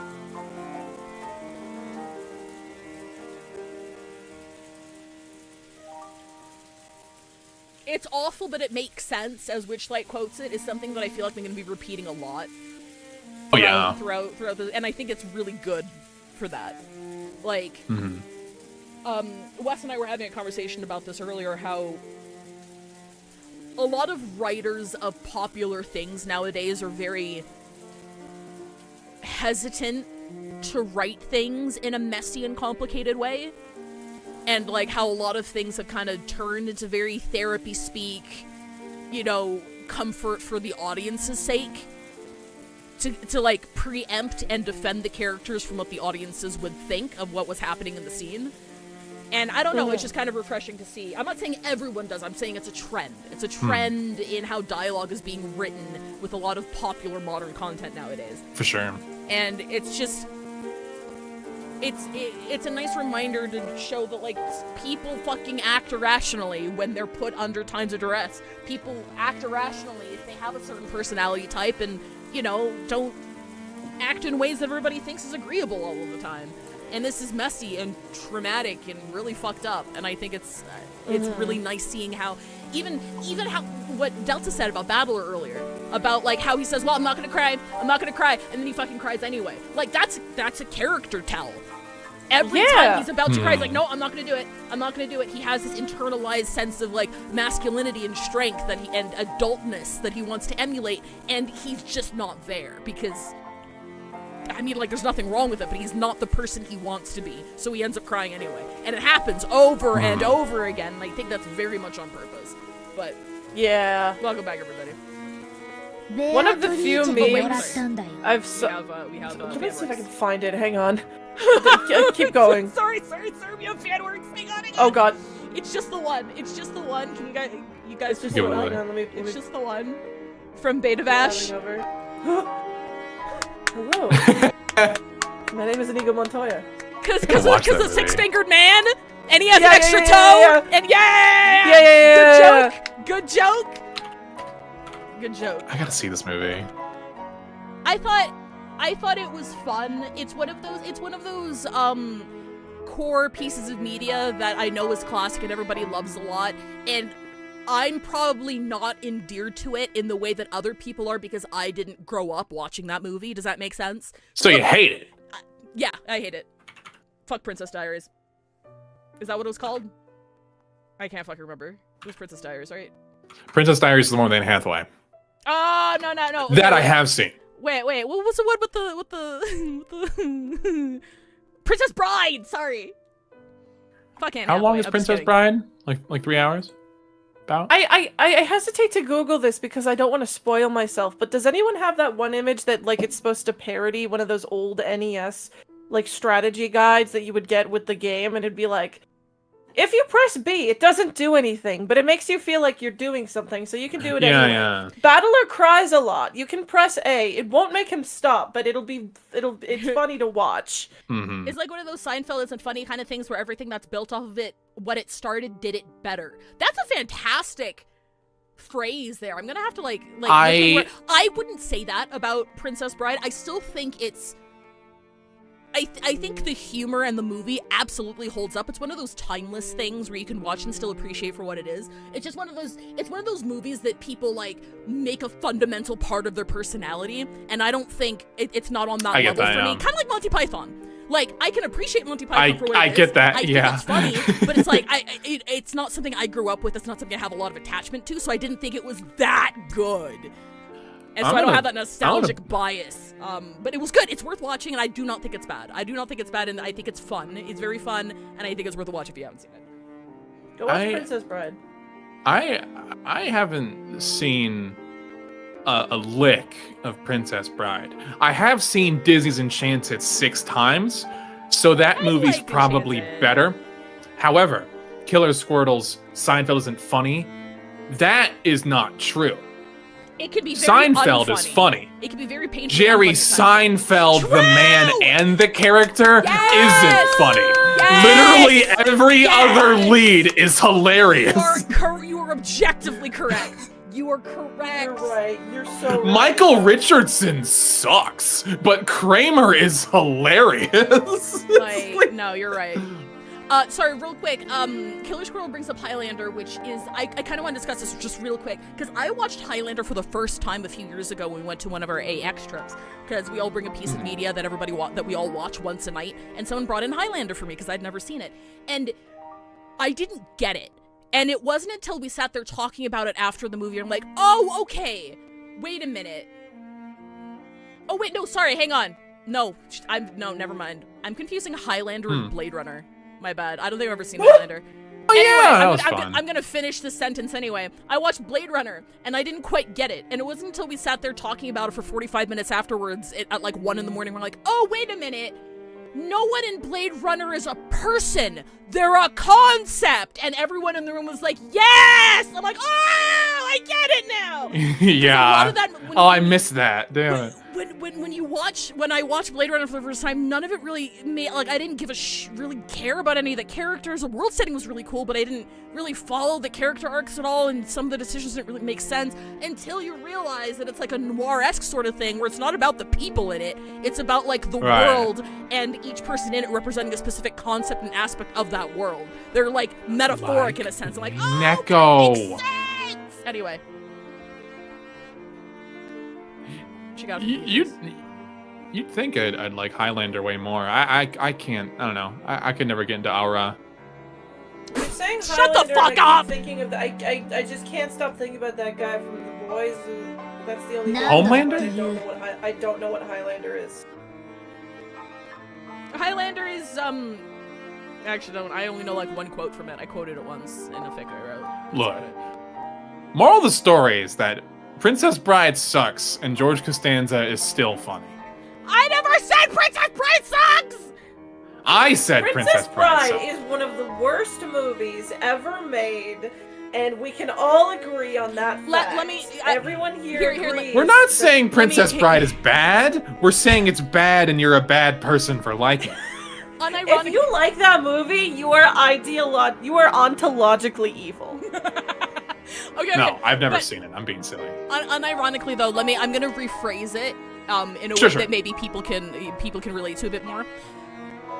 The Princess Bride is one of those pieces of media where your friend that you love very much says it's the best movie ever, and they love it, and it's fantastic, and it's perfect, and they make you sit down and watch it, and you watch it, and right after it's over, they're like, wasn't that the greatest movie you've ever seen? And you're not entirely sure what to say.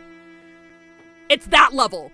If you've ever had a friend that treats any sort of media like that, like it's good, it's solid. I thought it was funny, but it's not like movie. It's not one of the greatest pieces of cinema I've ever seen. It's not up there. Yeah. It's a good movie. It's just that if you like it, you're probably ontologically evil, and there's something wrong with you. Or that, yeah. So I was trying to ask, I got the letter from Beatrice.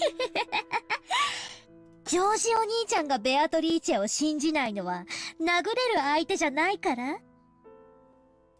ジョージお兄ちゃんはやるせない気持ちを暴力に変えて誰かにぶつけたいと思っている。だから殴れる相手が人間じゃなきゃ収まりがつかない。だからそんなジョージお兄ちゃんには真実を話しても受け入れられない。だから言っても無駄。信じない。でもマリアは何度も言うよ。真実だから言うよ。ベアトリーチェはね、いるの。They keep saying it in quotes. I'm still sitting on my Schrodinger's theory. 黄金鏡の扉はもうすぐ開かれるよ。マリアはそこに行くの。ベアトリーチェが約束してくれたの。その世界では、ママも優しくて、パパも一緒で優しいの。Fuck. She promised her a world where her mom was nice to her? That's fucked Jesus. Oh my god. Oh no. I'm gonna... Maria's still my favorite, by the way. You might have read my fucking commandment. I don't say this with malice, I say this because it's funny. Maria, sweetie, that's not realistic. Not the Golden Land. I think that has some credence, but your mom being nice to you. I do want to bring up something Broken Bee said.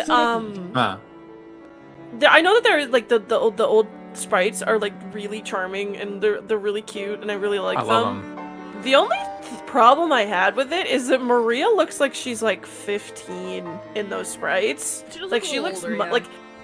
like everyone else looks much younger just because of like the cheapification. But for some reason Maria looks way older and it was like throwing me off. I think that's the only problem I had with them. This sprite puts something maternal in me. I want to take her to fucking Chuck E. Cheese and get the mallet for her, you know, and it's the best. She would go 5 Nights at Freddy's on your ass at Chuck E. Cheese, though. Oh, for sure. She would kill the shit out of me. ベアトリーチェは言ってたよ。台風が去るまでに全てを終わらせるからって。饒舌なマリアも嫌いじゃねえが、とりあえずはそのくらいにしとけ。魔女はいるいる言ってたお前にとって、さぞや現状は愉快だろうが。Oh, sorry. とりあえずそいつはお前だけで噛み締めとけ。He's just like, shush. I don't think he's hitting her. I think he's just like, bop on the head very lightly. Yeah. こいつ前から気持ち悪いやつだとは思ってたけど、おかしいぜ。どっかおかしいぜ。バトラは思わねえのかよ。ケンジさんは、熊沢さんは、母さんはどうだよ。マリアは犯人の正体を知ってて隠してる。確かに直接手を下してるわけじゃないかもしれない。でも間違いなく犯人の一味だぜ。そうさ、スパイさ。私たちと一緒になんかいさせられないぜ。マリアちゃん、不謹慎な話を慎むべき時もあることを知りなさい。これ以上混乱に油を注ぐような真似が過ぎれば。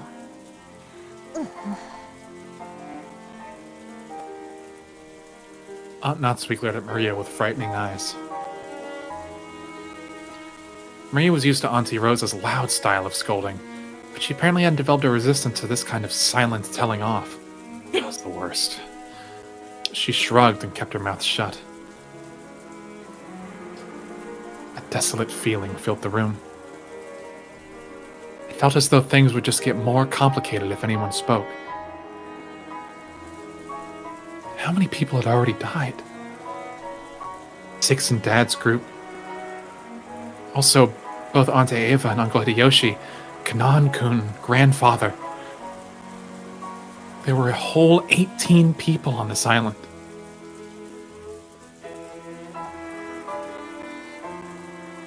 Oh. Hello. Sorry, my Wi-Fi's shitting itself right now. Oh, no, you're fine. No, you're fine. You're good. Oh my god. Here, let me leave the thing for a second. Sorry. No, take your time. There we go. All is well. There were a whole 18 people on this island. 10 of those have been killed. It's only when I play visual novels. Like, my Spectrum can't handle fucking pictures? Whatever. More than half of us had been killed. And at this stage, there was absolutely no guarantee that the remaining 8 were going to be alright. Hey, Zeta Striker, thank you for the follow. Hey, thank you again. とにかく今は仲違いをしている時ではありません。 Now is the time for Skype. 犯人が神出鬼没に屋敷内を出入りしていることが間違いなくなった今、私たちは明日まで身を守ることだけに専念しなくてはなりません。夏日おばさんに極めて同感だぜ。犯人探しは今夜ゆっくりできるさ。今はどこで籠城するかを考えた方がいい。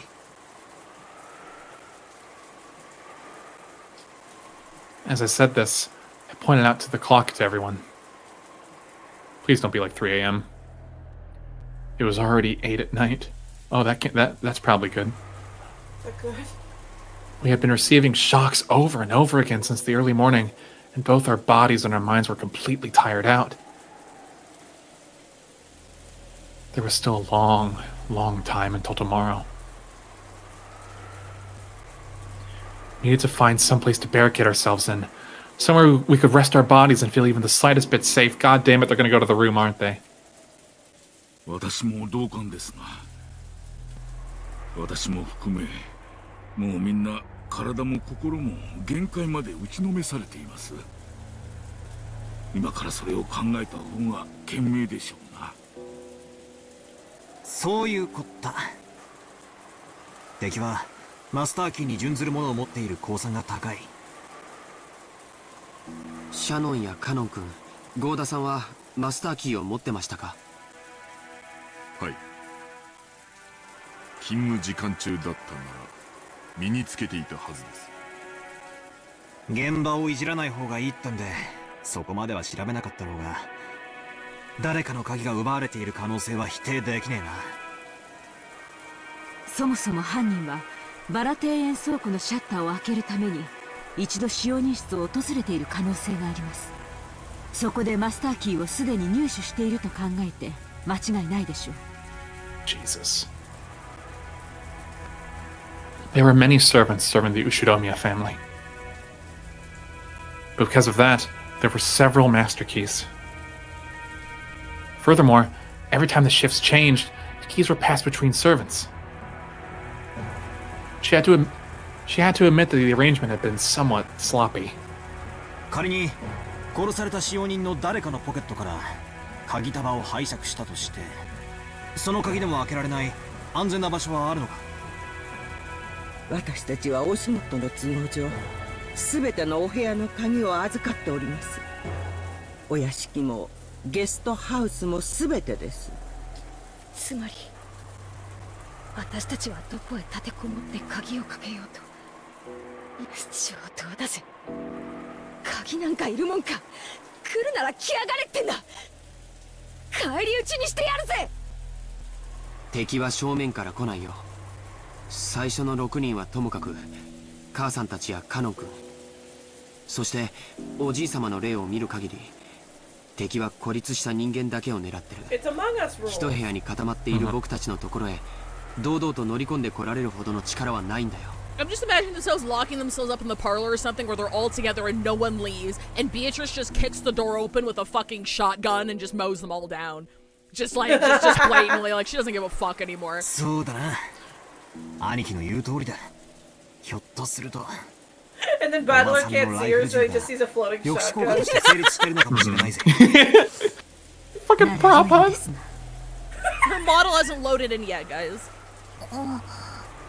マリア、言いたいことがあるんだろうが、そいつは飲み込んでしばらく黙ってろ。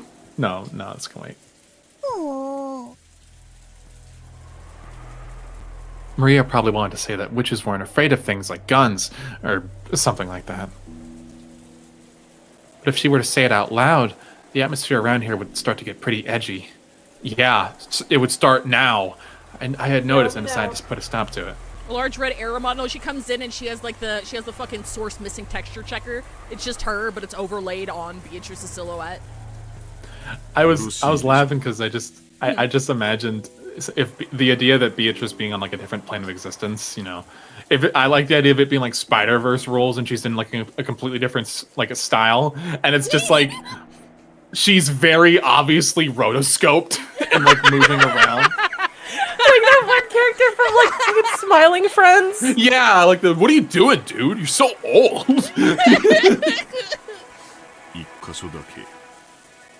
Oh, you need to download Counter-Strike Source. Ooh. Are we gonna hide out in Kinzo's room? I'm gonna be so mad if after all that fucking... We're all gonna die in the master study! I'm gonna be so fucking mad if all of my theorizing was just they go into the master study and it's a study and they're in it. No, we're going into the temporal zone! We're going to temporal zone! We're going to Sky Pillar from Pokemon Emerald! あの部屋に入れる鍵は何本あるんですか？2本です。1本は常に私。 Okay, where the fuck's the other one? もう1本は親方様がお持ちでした。 So we don't know where the other one is. ボイラー室の遺体。 How can that be safe if we don't know where the other key is? I'm sure he's hiding something. Oh! Yeah. Damn. Genji-san took a handkerchief out of his pocket and opened it, showing us the burnt and filthy key to the study. Okay, I take it back. Yeah. Then he showed alongside his own key, which he had once lent to Aunt Natsui. There's one thing I know about Genji. He said he's very to the point, except when he's lying to us and deceiving us. He would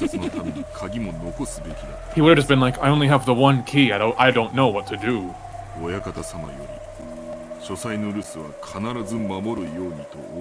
Yeah, I feel like if Genji lies, it's like by technicality or omission. So if he says something like there are 2 keys, I don't think there would be a 3rd key.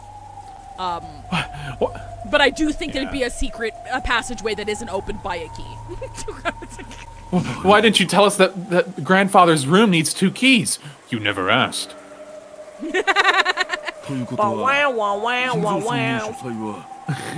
No, I think that was just hyperbole. I think Genji has also mentioned that there are no secret entrances or exits. I believe he said that.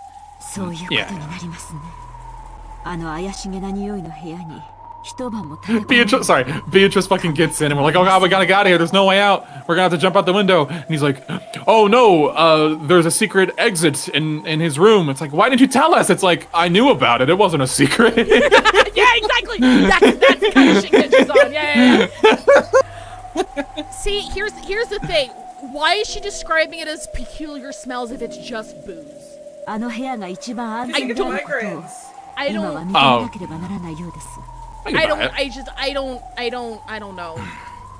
It is fishy, but I do buy it. Oh my god, it is. You're right. 絶対安全とは言い切れねえけどな。バトラ君の説のおじい様がうまくレシートをやり過ごして自分の意思で部屋を出た。He has a lot of weird alchemy shit. Okay, I'm gonna have to reread because from what I remember, they always attribute like the smell to the absinthe. But I need to reread. I might be misremembering. と考えるなら籠城の価値はあるかもしれない。Hello 5 Delta and Wes. How is the trauma? Hey, Adelia, trauma's good. Thank you for the 18 months. I appreciate it. We're about to barricade ourselves in a dead man's bedroom that may or may not temporally exist. Nacho is a VTuber. We've been over this. He's about to review a film that he views as overrated or underrated that 14 bajillion people have seen. However, at the same time, I thought that he brought up a pretty interesting point. After all, this place gives us a chance to question the enemy, the witch herself, about how the sealed door has been opened. If we assume that the culprit used some technique to abduct grandfather from his study, they would have to show us the same trick again if they want to assault us in the study. If they want to assault us in the study, it's an opportunity to force the culprit to demonstrate that trick right before our eyes. If they're a real witch, hey girl. we'd be forcing them to say "Open Sesame" and open the door by magic right in front of us. There are windows, yeah, because he threw his ring out of one of them. Beatrice just on a fucking ladder. She just pulls us out of the thing. Yeah. Bob, do you have hiccups? That's such a... No. Okay, I was gonna do a thing that I've done before. The only time this has ever worked was one time I was like, to a buddy of mine who had hiccups, I was like, if you hiccup again, I will genuinely send you $10. And then he didn't, and he was so mad, and it was, I've never gotten over that high. I'm still riding that. It's been like 4 years. But such a thing is probably... Such a thing is probably impossible. If you flip over the chessboard, you realize that the culprit is obviously just trying to act like they're a witch. Sure, man. If they really were a witch, all they'd have to do is appear in front of us and show off a spell colorful enough to silence all our doubts. Since they've avoided doing that, everything must be the work of a fake witch who wants us to think otherwise. That's actually, I could see that. Yeah, maybe. I could absolutely see that. Therefore, a culprit who used a technique other than magic to defeat the locked room couldn't open the door before our eyes. じいさんの部屋ってのは8人で押しかけても大丈夫なくらいの広さなんですか？はい、ベッドにソファー、毛布類もありますので、贅沢を言わなければ十分に夜を越すことができます。流しにご浮上、冷蔵庫に酒棚もあります。ひゅー、そいつはすげえぜ。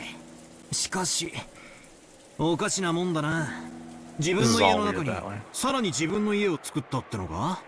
島を丸ごと買って自分の夢を全て実現しきったじい様の最後の家にしちゃ随分手狭なんだな。Wait a minute. What?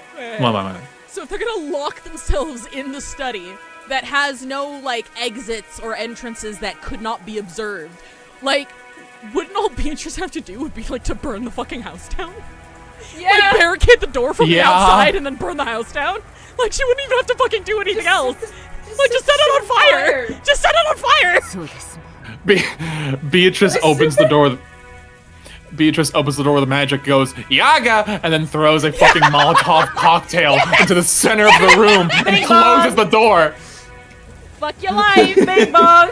いつの頃かお父様にとっては屋敷内ですら心を許せる場所ではなくなってしまったのでしょう。そこに引きこもっていたのを私たちは Just giggling to herself as she sets up like a boombox outside the window that just starts playing like dragon noises. It's just Godzilla sound effects and they just like, do you smell something? I don't know. I thought you were doing the fucking thing where like the guy will hold the boombox above their head. Yeah, too. Oh, and like say anything. Baby, I love you, baby. Jessica spat the words out. There's no way something like a dragon could burn this house down. Beatrice just Super Paper Mario turns her sprite 90 degrees and slips through the door. Yes! Yes! Yes! That's what I mean! She goes fucking Game & Watch on their asses. Let's fucking go! I hope Beatrice is just a fucking innately put in FMV. I think that'd be so cool. The only thing better than like a real picture of like I hope it's just like a real picture of Gact inexplicably. Yes! Yes! Like with Genesis and Final Fantasy VII. This is how my Metal Gear Solid 2 for some reason. theory can still work. She peels herself off the painting every こっ night. ちから探しに行って見つけられるなんて思っちゃいないぜ。結局は待つしかない。ならどこで待ったって同じだろ。逃げも隠れもしない。客までテレビでも見ながらのんびり現れるのを待とうじゃねえかよ。ベアトリーチェ様をよ。現れなければ現れないで十分です。犯人を暴くのは私たちである必要がないからです。正論ですな。警察が来るまで危険を冒すべきではありません。ありがとう南條先生。私はお父様の書斎に移るべきだと思います。確かにお父様が連れ出された可能性があり、絶対の安全が保証されているわけではない。しかしバトラ君の推理のお父様が何らかの方法で自ら書斎を出て外で襲われた可能性も否定できません。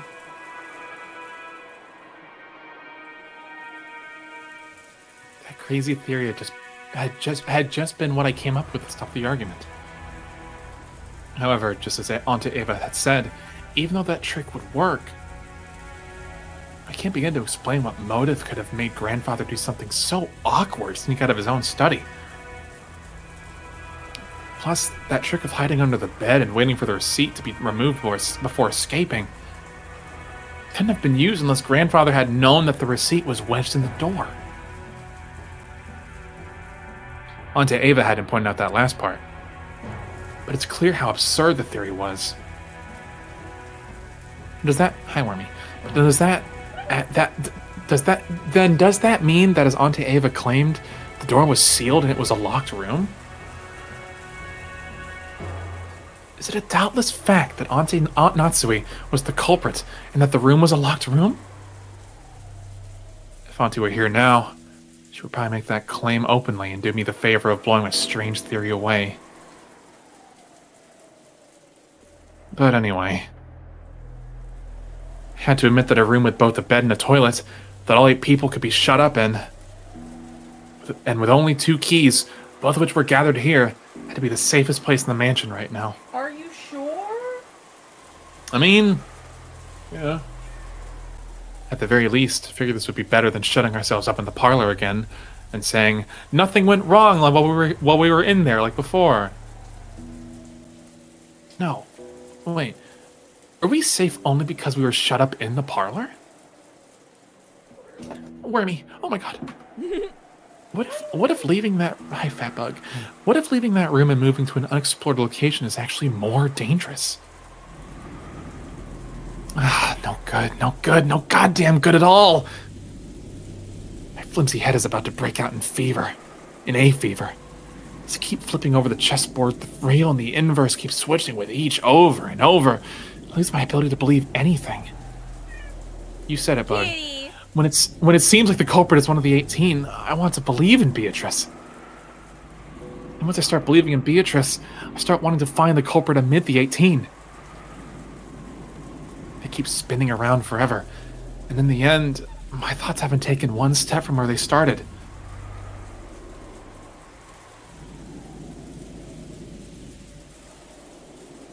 How far back in the past was it that Kirie-san taught me this chessboard way of thinking? Oh yeah, it was yesterday! And we were there. You were there. It was like 17 hours ago. It was like 4 weeks ago. That concept of examining the situation by flipping it over and thinking from the enemy's side. I get the feeling that I was so uninterested in this way of thinking at the time that I let it guide the way I thought about everything. Oh god, can you take over for a few minutes? Wormy needs attention. Yeah. By the way, Kirie-san was Dad's coworker back then. I hadn't dreamed that the day would come when she would be added to our family. Didn't Kirie-san tell me something? I get the feeling she once said that while this chessboard thinking was one way to look at things, it wasn't all-powerful by any means, and in fact was actually bad to rely on too much. チェス盤思考ってのはね、昔本で読んだゲーム理論というものを私なりに解釈したものよ。とても面白い学問だから。Game theory! Game theory! But that's... Sorry.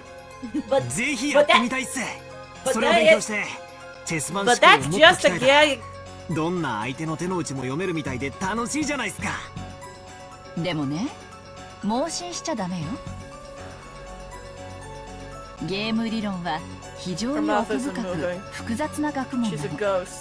チェス盤思考はその上辺だけを私なりに解釈した考え方に過ぎない。バトラ君が想像するほどに相手の手の内を読み切るには相当の勉強が必要よ。しかもチェス盤理論は応用の利く便利なものではあっても完璧ではない。便利ではあっても弱点が多い。One of the weak points is literally like chess, where if the other person isn't thinking as much as you are and they don't know what the fuck they're doing, you won't be able to predict them either. And that's how I win. ええ。チェス盤思考の基礎はゲーム理論。We need to just sit outside for no reason. ゲーム理論は突き詰めると数学に行き着くの。数学の弱点は何か知ってる？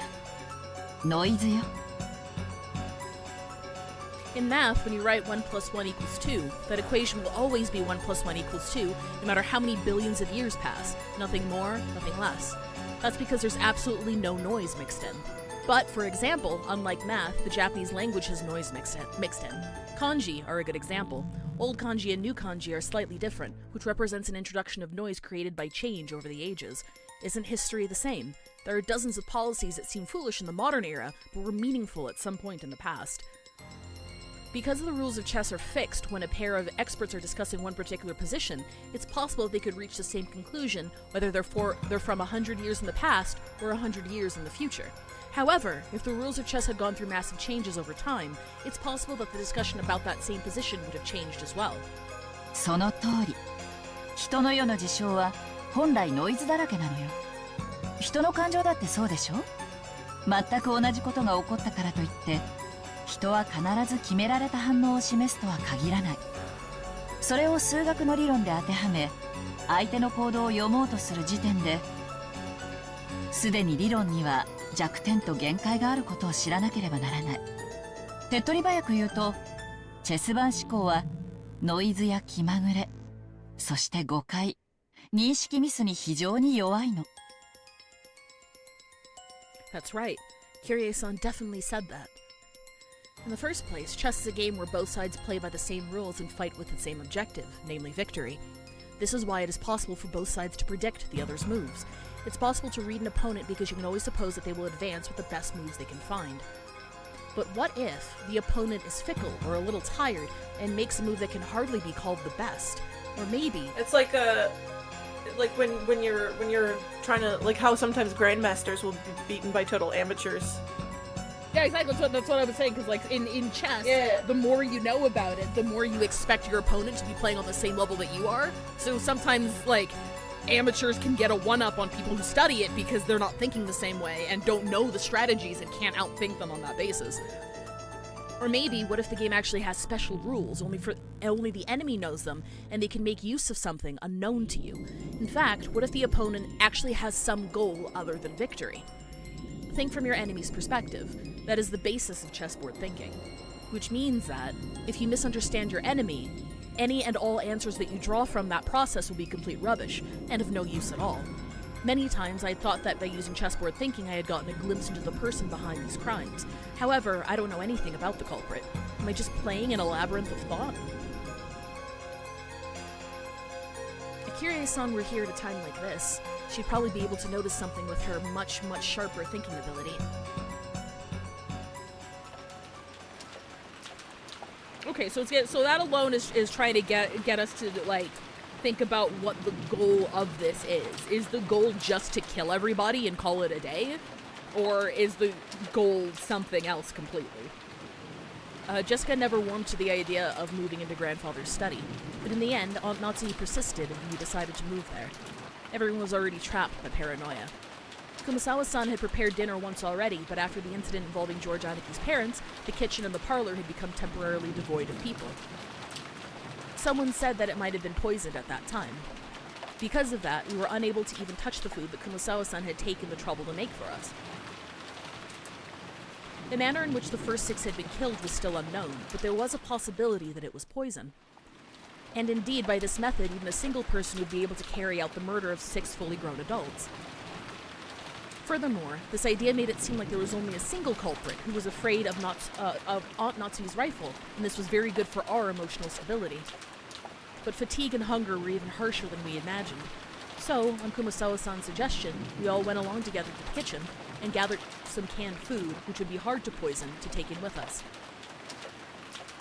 All of Kumasawa-san's efforts to reward us with at least a nice dinner on this savage day regrettably came to nothing. The food piled up on the serving cart looked just a little sad.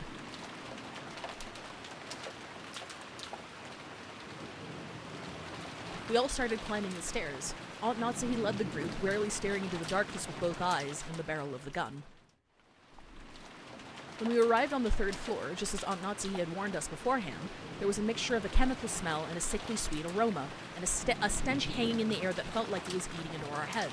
A mixture of a chemical smell and a sickly sweet aroma. Okay. なるほど。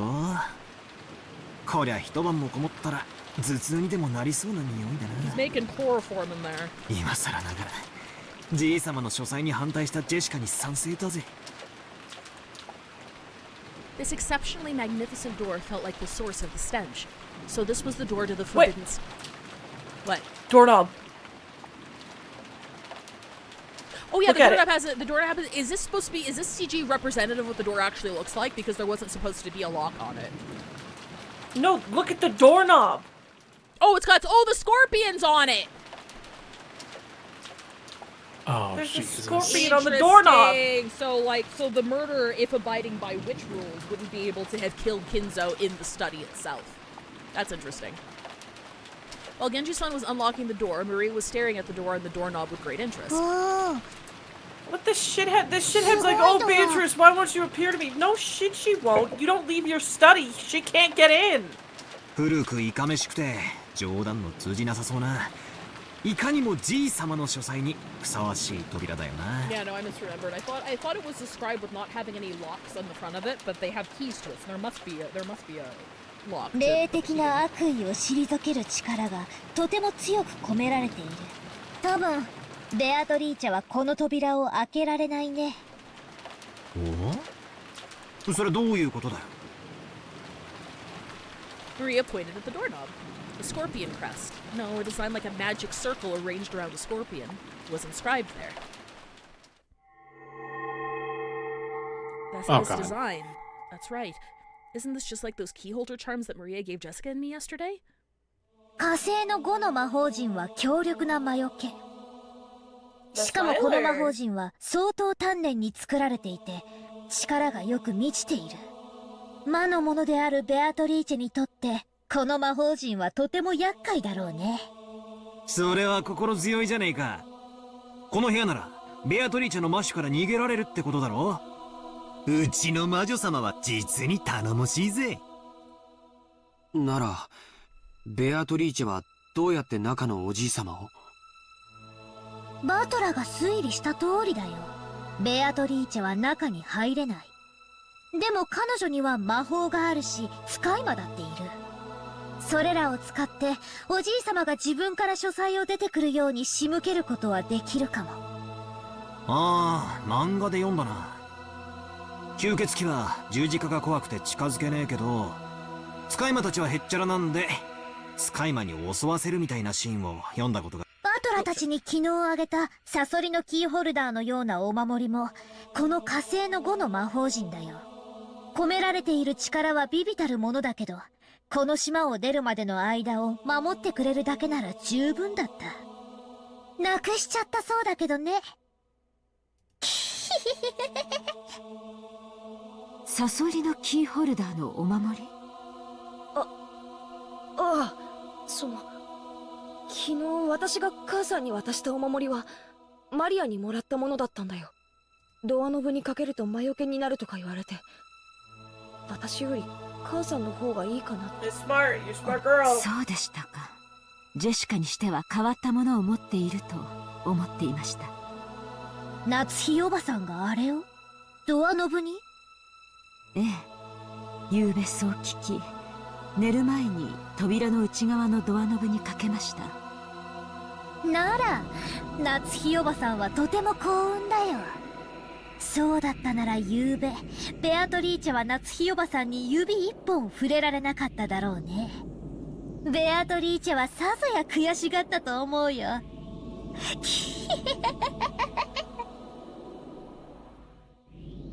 Beatrice, annoyed? Couldn't lay one finger. Natsuya thought back on that eerie graffiti she had seen that morning, like someone had been tearing at the outside of her door with blood-soaked hands, and gasped in surprise. Could it be that this witch who called herself Beatrice had tried to enter through the door to her very own room? I'm imagining Beatrice putting a "We missed you" note in front of Natsuhi's door. Well, the magic repelling charm had been hanging from the inside, so she couldn't break through the door. So she was annoyed. So she scratched at it? よせよ、そういう話。魔女なんかいないぜ。いるのは犯人。それも私たちと同じ人間だ。それを確かめる必要があるってなら、八つ先にして血が赤いかも確認してやろうじゃねえか。くそ。くそ。よくもカノン君を。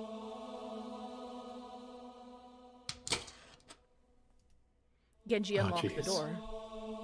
The 8 entered Kinzo's study. Oh God. I'm scared. I want the truth. Grandfather's study. I'd heard rumors about it beforehand, so it didn't surprise me all that much. Oh, sorry, did you want to come back? Oh no, I'm just, just my Okay. what little pittances of pride I had left dying. You want me to keep going? Yes, please.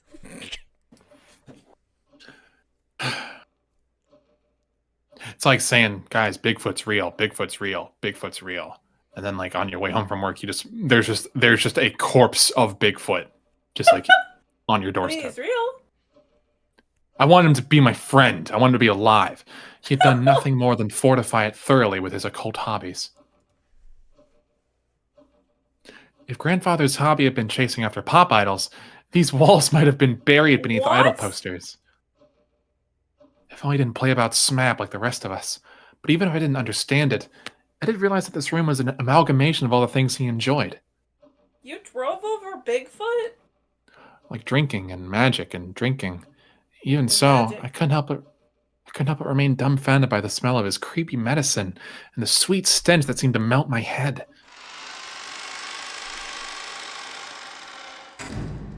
Battler cracks open one of the cabinets like, do you think he's got opioids in here? Or... Oh, for sure. Beatrice anime titty figurine. Beatrice anime titty mousepad. He does not own a computer. When the door closed, it automatically made a clunk. Beatrice Funko Pop. I see. This is the auto lock that's activated whenever the door is closed. And there were only 2 keys which could open this door from the outside, both of which were in this room. Wow, he's really into magic. Sees PSA 10 Black Lotus. Wow, he's really into magic. In other words, this room had become a locked room. The shutter, the receipt, the chain, and now the auto lock. This 4th door had been locked in the most magnificent fashion yet, constructing a locked room in a perfect form that none could argue with. Just to make absolutely sure that the room was secure, we checked all over for ways in or out. The windows were tightly locked. That should have been enough, but just in case, we tried knocking all over the walls. After all, there had been whispers that there might be a hidden door in this room. We couldn't find anything suspicious. Grandfather's study was very large. Even though we called it a study, it wasn't really a single room. It could be divided up into 4 basic sections: a study section, a bedroom section, a toilet bathroom section, and a section for cooking that had a sink. Jeez. I see. Study does have enough to live in. Now I can understand how Grandfather could live his whole life in this room without ever leaving. It seemed that Grandfather wasn't in a habit of watching TV. There was no television in this room, nor even a radio. You don't got internet. He gets transcripts of baseball games from Nanjo. Until tomorrow morning, there'd be nothing for us to do but pass the time listening to the sound of the rain.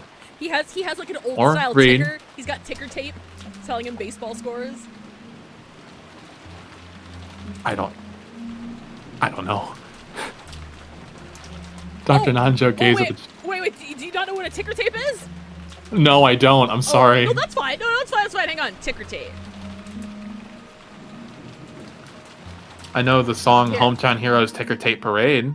Here, if you... Oh, wait, I need to change my... Hang on. We're taking just... That play was fine. 2 seconds. We're taking 2 seconds. Change stream. So a ticker tape, it's like this machine that prints things to you.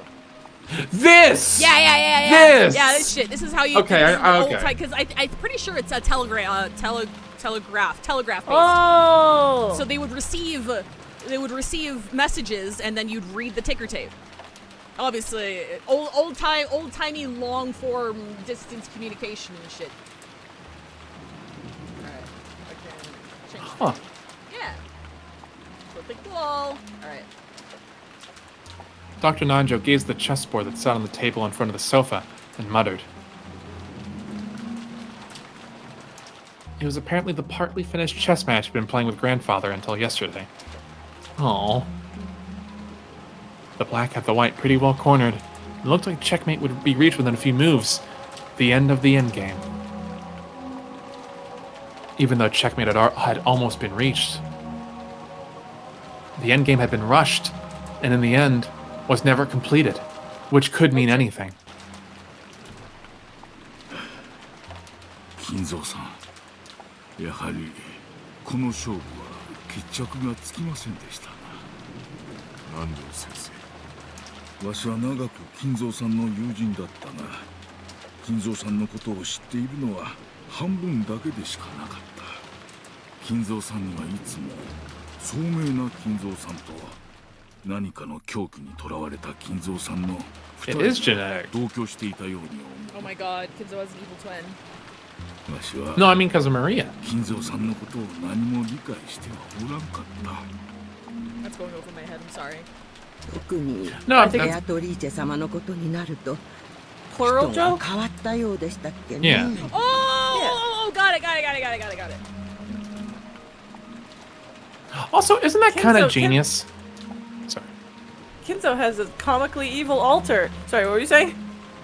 I think it's kind of genius that Maria is basically the exact same as Kinzo, but she is treated very poorly because she's a child and also a girl. And meanwhile, Kinzo is like this guy who we must respect all the time, whatever. Well, guess what? Maria wins by fault of being alive, dumbass. In the direction of Kumasawa-san's upward gaze, the portrait of Beatrice could be seen. It wasn't massive like the one hanging in the entrance hall, but small, made for this room. Grandfather probably spent every day in this room, so much of his time talking to the witch in that portrait. Who was Beatrice to Grandfather in the first place?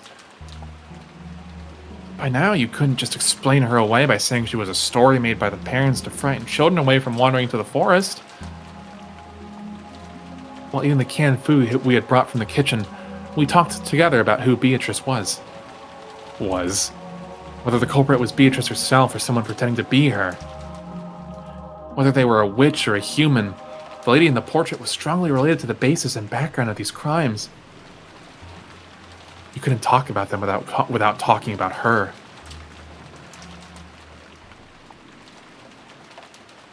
So da. 母さん、エヴァおばさんたちの部屋で犯人の手紙を拾ったんでしょ? Oh my god, finally! まだ開けていませんでしたね。 Yes.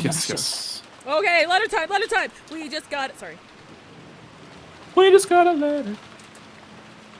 Aunt Natsui took out that Western-style envelope. Genji-san pulled a letter opener out of the drawer in the study desk and handed it to her. While watching her open it, Jorajaniki grimaced slightly. After all, it was a letter left at the site where his parents had been murdered. There was a good chance that its contents would say something unbearable to Aniki. It seemed that Aunt Natsui also realized that. So she glanced over the contents first without reading it aloud. We were a little frightened that she might grimace after reading something shocking, but she just frowned unhappily. Cardinal's lost again.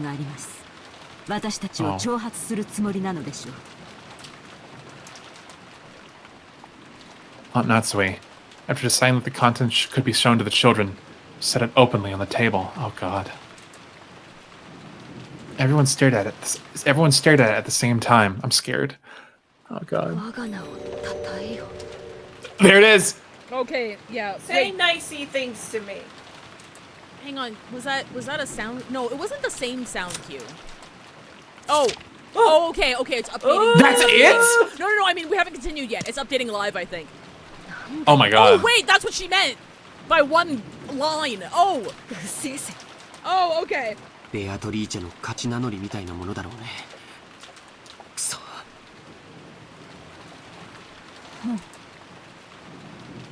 大方、また怪しげな魔法陣でも出てくるのを期待してたんだろう。魔法陣ではなかったけどね。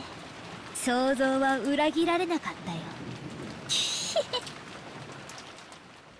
どういう意味でしょう。自分の存在を誇示したいのでしょうか。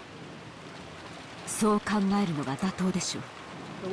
この手紙で初めて、私たちは昨夜の手紙の主が犯人であると理解できる。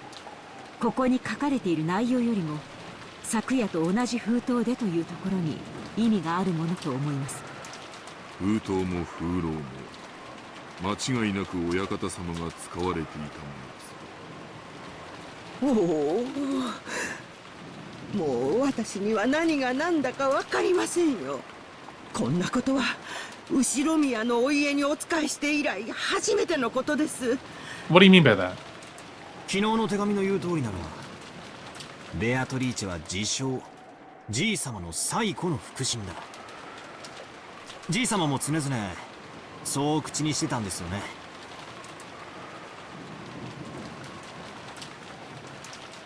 I directed the question to Genji-san and Kumasawa-san, who nodded together. ってことは、じい様の次に詳しいのは源氏さんと熊沢さんってことになる。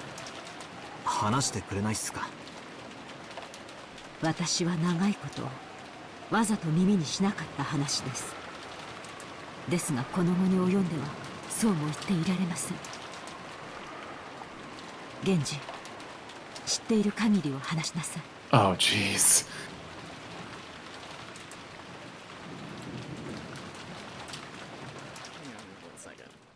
It's ad break You're time. good, you're good. I'll see you Okay, guys cool. in 3 minutes. Oh god. I'm gonna go feed Bug and pee. I'll try to be quick. No, it sounds good. How are you doing, Five? I'm doing good. I'm trying to piece stuff together. I'm scared. I'm also scared. Can someone do me a favor and put in, like, send me the katakana that they use to spell Beatrice's name when they talk about it?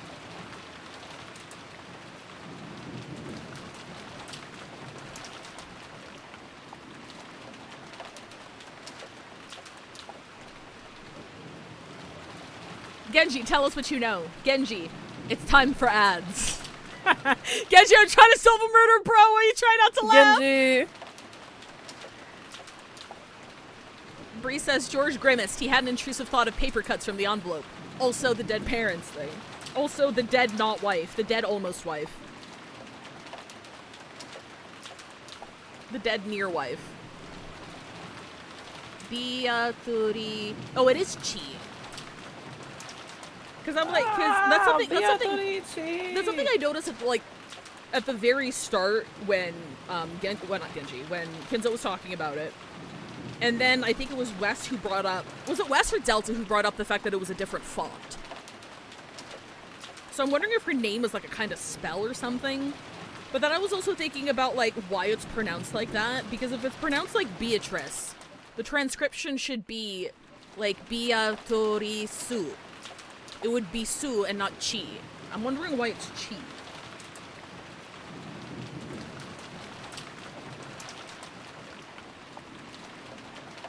Because like we don't say Beatrice.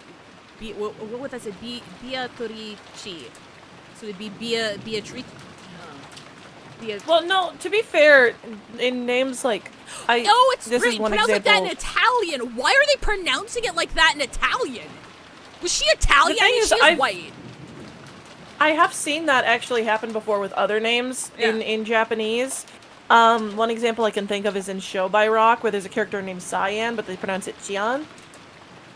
Okay. So it just might be situational. I'm not. Okay, 100% yeah, sure. okay, and I guess that makes sense. If Beatrice was like an Italian name, the transcription of it would be how it's pronounced in Italian. That would make sense. Yeah, because everyone pronounces it that way, so I'm like, I thought it was tied to like magic or some shit. Never mind, it's just an Italian name. Okay, so wait, so how do you say it in how do you say it with the Italian pronunciation? Beatrice. Beatrice? Beatrice. Beatrice? Beatrice.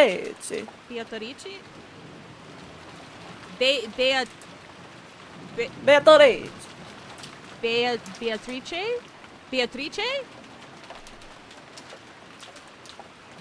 Beatrice. Okay. Okay, cool. I didn't know that. I learned that the name is Italian. I don't know what Italian immigration into Japan during World War II looked like, but I'm trying to follow this tutorial on how to make a custom brush, but it's in Korean, so I don't understand what to do or where to click. So I'm just trying to go by the visuals exclusively. What if you found like another brush making tutorial and just inserted the setting steps into where other steps would be?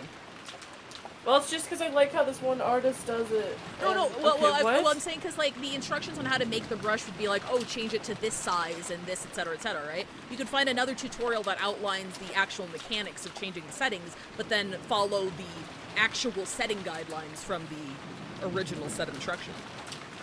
That's true.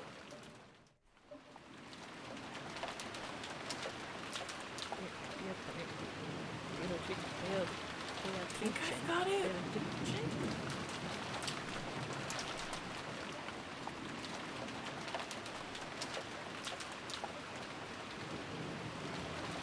Beatrice, says Alpar on YouTube. Sorry. Beatrice. Okay. Beatrice. We you didn't miss it. I just learned that Beatrice is actually Italian, and that's why it's transcribed in katakana and pronounced that way, because in Italian it's pronounced Beatrice. In Italian. Beatrice. Beatrice, yeah. So that's why it's pronounced that way. I'm like, oh, okay.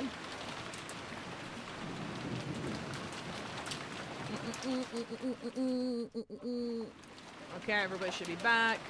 We have one sorry, fan I was slapping my fan. Oh, no, you're fine. Oh, goody. We have one fan work. It's a video by J4 Alron. And Oh. I'm scared. Oh. Well, here, I'll open it in. Oh, here, on let me. I'll switch the stream for you guys. Oh, okay. I'm Okay. gonna switch this. I'm gonna See? switch this.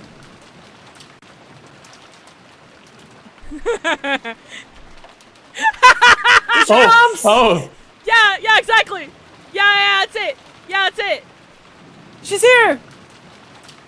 Slides in like He's eating some baked potato chips. I love it. What are you guys doing? It's funny. It's also kind of scary because I have it overlaid on the exact same fucking room. It's like, Beatrice, no. All right, cool. Let me. I gotta say, it feels weird as hell to be in this room. How so? I don't know, just to physically embody it. Oh yes, yeah. The fact that it's. I'm still not entirely convinced. I'm not entirely convinced that we are temporally anchored. I'm still not convinced. I'm sorry. I still have my. Like, don't get me wrong. I'm pissed, but also like, I don't know. It's cool. All right. For another drink, I'm gonna need it. Never mind. Genji-san didn't answer. Did he remain silent despite his knowledge, or did he know nothing at all? Still, I had a good guess. The ghost story of the witch Beatrice had long been defied among the servants. Deified. Deified. Oh, my bad. No, you're good. I need glasses. He had probably been very close with grandfather too, I'm sure. And his occult, hobbies. Tell me less. Fujoshi Battler. So there was a good chance that he had been indoctrinated with even weirder things, and had increasingly come to defy the witch. Deify, god damn it! As grandfather's most trusted servant, who had sworn loyalty to him. He might be the most influenced by the witch illusion that grandfather had created. Oh, that's the first time. I mean, like, you brought up the theory that illusion the is elusive. Yeah, hang on. Let it ride. So there was only one reason for Genji-san to remain silent. He was shy. He could say it. It would definitely cause a backlash. So it was better if he kept his mouth shut. And it wasn't like we wouldn't believe him anyway. We would believe him anyway. Oh, Ben says, looking up the etymology, Beatrice comes from the Latin Beatrix. Both French and Italian adapted it to Beatrice, and the English name came from French. Oh, okay. Thank you. Fascinating. Something along those lines. Only a short while ago, Maria had been more than willing to speak bluntly and unrestrainedly. That had earned her a scuffle with Jessica. It was natural for Genji-san to keep his silence. Tell us. Tell us. His mistress. It could be possible. For ordinary poor people, polygamy isn't only viewed negatively from a moral perspective. See? Good for him. Ordinary poor people? For brokies like you wouldn't know anything about polygamy. It was also an unmaintainable financial situation. Maybe to you. I know like 5 different. Yeah. I know 5 different people in polycules that are managing just fine. You know, what are you talking about? But that isn't the case for the That's very less rich. rate. It's possible for them to have another lover in addition to their real wife. That's interesting, the way that it's framed in... I don't know who's speaking right now, whether it's general narrator or battler himself, that, like, polygamy isn't a moral thing. It's a classism thing. Because, like, the person who took on another lover wouldn't be able to afford to provide for a second person as well. That's a really interesting way of framing it. So Kenzo's on some Christy Gnome shit? I'm confused. We can't deny the possibility that grandfather had another woman in his life besides grandmother. かもな。 Well, yeah, he's a man. They're prone to doing that. ばあ様は生きてた頃、よく疑ってた Not らしいぜ。 wrong. 浮気相手がいるってな。私はてっきりそれはじい様の想像の中の魔女のことを指してるんだとばかり思ってたんだが。そりゃなんとも面白い話になってきたぜ。源氏さんは俺に言ったよな。ベアトリーチェはこの屋敷ができる以前からじい様に仕えてたって。お屋敷が竣工したのは昭和27年と聞いています。ってことはベアトリーチェという人は30年以上も昔からおじい様と連れ添っていたということになるね。その30年前の愛人、もしくはその縁者や隠し子が何かの恨みがあって何らかの復讐を企んだ。I haven't come across him like replay yet, but there was that one, I can't remember the details. There was that one scene involving Natsuhi where, like, I think she was remembering Kinzo, and like, was it her or was it Kuwabara? No, it was Kuwabara. Kuwabara? Is that how you say it? Anyway. Kumasawa? Sorry. Kumasawa, who said something Metal Gear Solid 3? Who said something along the lines of like the results of his like indiscretion or some shit, and I was like, oh, right, you have like a secret kid, and then like it was never brought up again. So I need to replay. I need to write down exactly what that situation was, because I remember it happening. I'm like the way that it was phrased made it sound more serious than what you might imagine. But If this motherfucker has a secret wealth and a secret house, he's got to have a secret. It's Battler's sister, and that's why she stayed behind, because she's the true heir, and everyone here's gonna fucking die. 10 out of 10. Good for her, honestly. Whoever she is. どうですか、源氏? I hope she's sipping a fucking Mai Tai and a Chili's right now. Not with these clowns. おそらく親方様に恋愛の感情は終わりになられたでしょう。 That is the most PC way of putting it. 亡くなられた奥様より Oh shit! 違いありません。 Never mind, he just said it out loud like Jesus.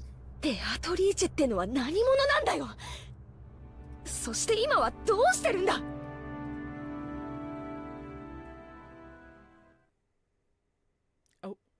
お屋敷ができるより前にお亡くなりになったと聞いています。すでに死んでいる？はい。 Check the pulse. 親方様は大層深く悲しま Did Nanjo check the pulse? ベアトリーチェ様を蘇らせる方法として、黒魔術に傾倒なさっていったのです。親方様はベアトリーチェ様を心の底から愛しておられたのです。このような狂気に駆り立てるほどに。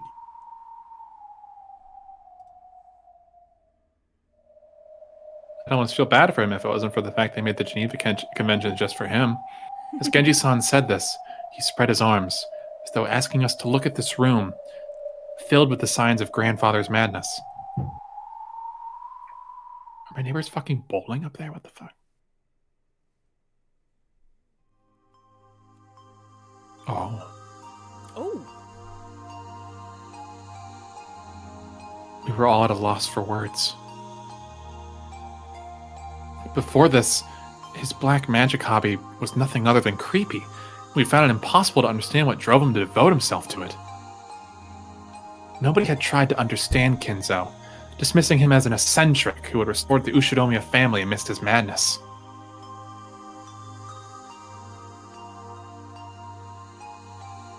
All that had been on grandfather's mind was the loss of the woman he loved, and the sorrow of being unable to give up on her. Just a few moments ago, the room had seemed creepy. But in that instant, everything about it started making sense.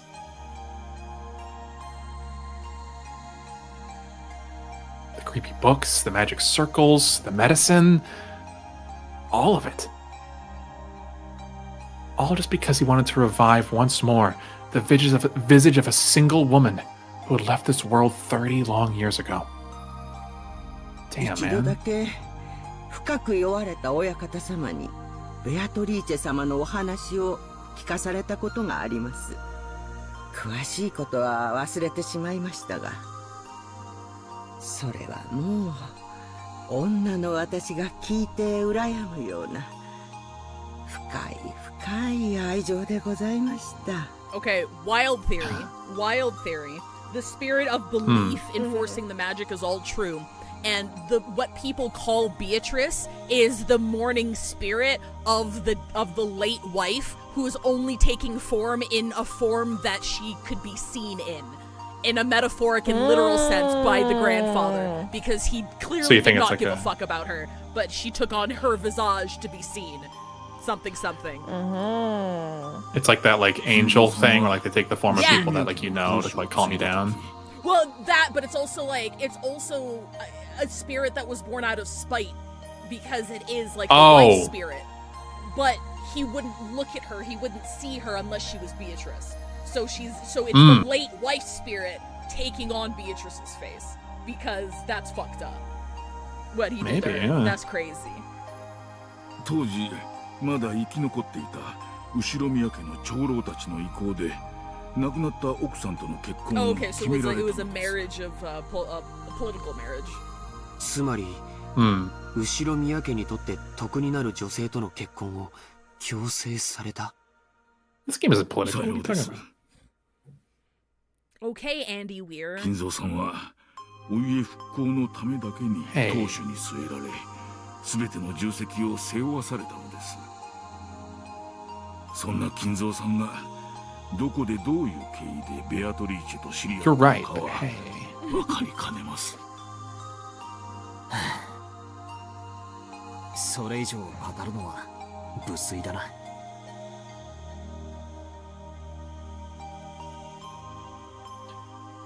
That was when grandfather truly fell in love for the first time. How deep that affection must have been. It was easy to tell just by looking around us. This room was covered with piles upon piles of things having to do with black magic. And grandfather had spent day after long day shut in here, immersed in his research and isolated from the outside world, never taking a single day off. You couldn't help but realize how deep grandfather's love of Beatrice was.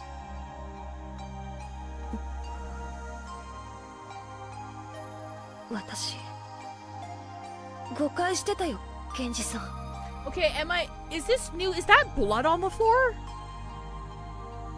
Do you see that? What? Where? Oh, fuck! Where? In the bottom left-hand corner. Oh, like, is fuck. that blood? Because we haven't panned this far back fuck. yet. Do you see? I don't know. Oh, fuck. I think it could very well just be like a regular stain, but that might be blood. Oh, Christ. 私、使用人の人たちが魔女を盲信するのは、じい様の気持ち悪い黒魔術趣味に感化されてるからじゃないかって。Let me screen, because I don't think I can remove the box. So I'm gonna paste it in paint and then show chat so you can see it super clear. Sure. You see it? Like none of the Either other that tiles, or none of the other tiles on the floor have this lighting. Either that or Kinzo had black mold and that's why he turned out like that. True! That's not possible. I don't know. I don't think he hated trans people that much. That's true. Look, I loved Kinzo just as much as you guys did. That guy was probably transphobic as shit. Yeah. Actually, that's not true. He did employ Kanan. True. Oh yeah, wasn't he one of the ones who like respected Kanan or something? Wasn't there a line about that? It was a you're all right situation. Yeah. 違ったんだな。 This concludes my woke Kinzo theory. Perhaps they had been acting as though at least Beatrice's soul had been restored and existed inside this mansion in order to soothe grandfather's heart. With closed eyes, an expression that as though he was remembering something from the distant past, Genji maintained his silence. He probably felt that to confess that would be to betray his one and only master in the most serious way, even though that person was already dead. Beatrice has revived as a witch, and she is in the mansion even now. That was his mantra. What he had believed. What he had made others believe. And Genji could take that with him to the grave. This might have been the last service he could offer his master. The legend of the witch, the mysterious tale of Rokenjima that was still whispered of amongst the servants. Its true nature was a sad lie. Real quick, just to support a woke Kinzo theory. Woke Kinzo would only appreciate trans people if Jessica came forward as being trans because she hates being a woman, and then Kinzo would be like, "Now you're getting it! Alright! Alright, yeah! This one can take over the family." Yeah. What's that thing? What's that thing that we said the other day that was like it's like the opposite of a TERF, like a trans inclusionary radical misogynist? Yes! Yeah, the tin! Or Tim! My buddy Battler.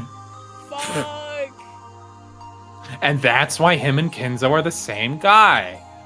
Exactly. You respect trans men because you're woke. I respect trans men because I hate women. We are not the same. That's Kinzo. I respect trans men because their existence means that there is one less woman.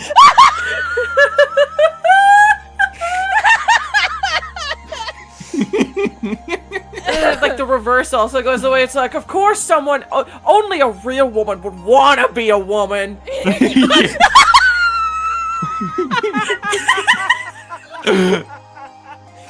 He's woke, but in the most unwoke way possible. Yeah. I love that, actually. Okay. Shannon's like, Master, I hope to not shock you, but I feel as though I am a woman trapped in a man's body. Oh, all right. Go get me a beer. I'm reassigning you to the kitchen. Now get out of here. All right. Yeah, do whatever you want. You work in the kitchen now. So Chud, it loops back to being woke. Horseshoe. Thank you, Master. Woke Stop theory. talking. Stop talking. Just stop.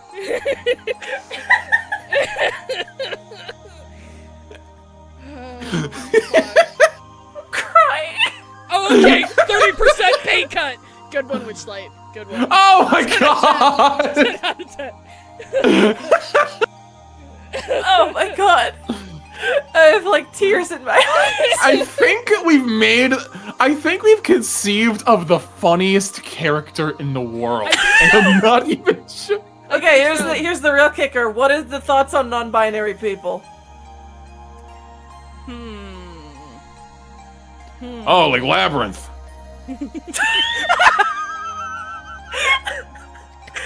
Like David Bowie, right? That's pretty cool. If you're non-binary, 30% pay cut. If you're non-binary, does that mean I don't have to pay you at all? Clarify the situation for me here. He would. I know. We like just talked about this earlier, Delta. But he would literally do the fucking. His pronouns are they them.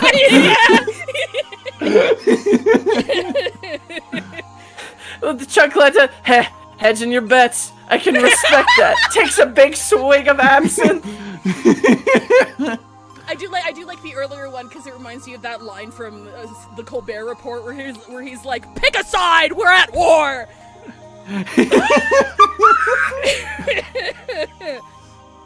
I don't care. You gotta be in the ritual or not.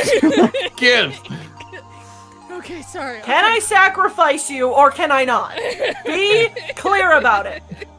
Alec, leave all of this in. All of this. maybe not the dead air, but all of this. All of this. I like woke Kinzo theory, Alec. Please, I love you, Alec. Hi. Hope you're Hi, doing Alec. well. See you in a month when you get here. Trying to do so much. if I sacrifice you now, is it a hate crime? So are you gonna fill the hole that Beatrice left, or what? Okay, sorry. Could someone like edit a picture of Kenzo wearing a shirt that says like her story? The first time that's ever been thought of, I'm sure. Anyway, sorry. Dark woke. Yeah, there we go. Kenzo was dark woke. It's Not Miku Binder Kenzo! I know. Beatrice Binder Kenzo! Oh my god. Okay, sorry. Kenzo was Sorry. No, you go on. Kenzo was transgender by the metric that he hates women so much he didn't want to be one.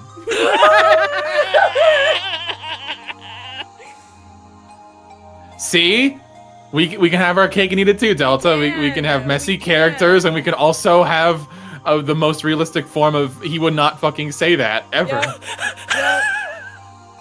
I was talking about this before stream, where I was like being like, okay, a character like this. I was talking about an unrelated character from a completely different thing, where I was like, so I saw someone being like, this character would respect your pronouns, and I was like, they wouldn't. I'm sorry, but they wouldn't. That's part of the character, that they're like a violent misogynist.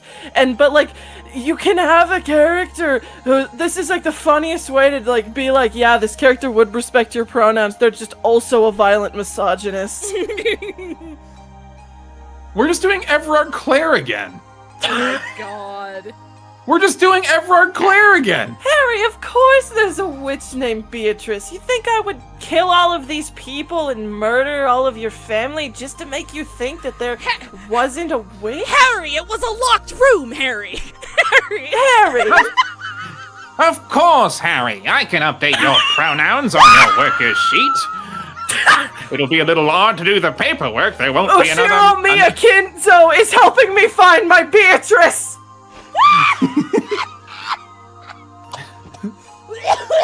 Of course the study's real, Harry. Hawk to her, man. Shut the fuck up. I just felt like my lungs were collapsing. Shut the fuck up. Detective, I do not mind if you are non-binary, but please clean your room.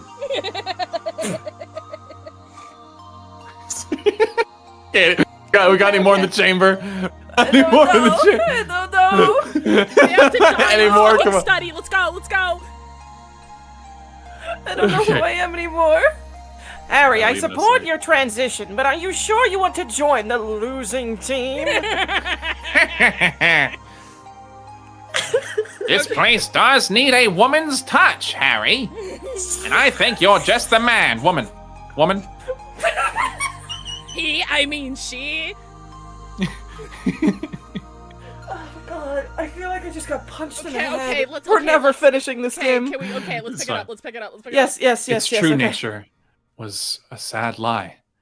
No, an act of kindness towards grandfather, who'd lost the person he loved above all else.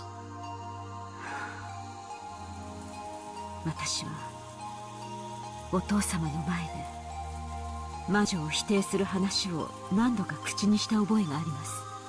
今ならそれがどれだけお父様を傷つけていたか。Not to he having so much internalized misogyny, she goes to Kenzo like, I want to transition into a man to represent the Ushiromiya family better, and then Kenzo has to battle with his misogyny versus his homophobia. He can't decide which one's worse. Oh god. 今の僕にならわかるよ。 Sadly closed my Force Mask Kinzo book closed and let out a single tear.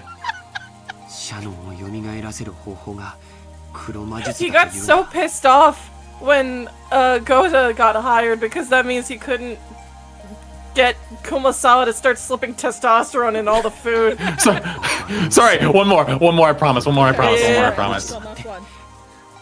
One in the gun at fucking Ava in the study, or in the parlor, like, you don't understand. He gave me his blessing that I could one day run the Ushiromiya family, and I would be made into the perfect man.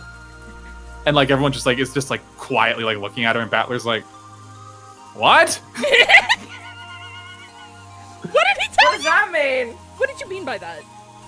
What did you mean by this? Aniki. Umineko, if it was good. Another strand of tears dripped from George's eyes. Maybe it was infectious.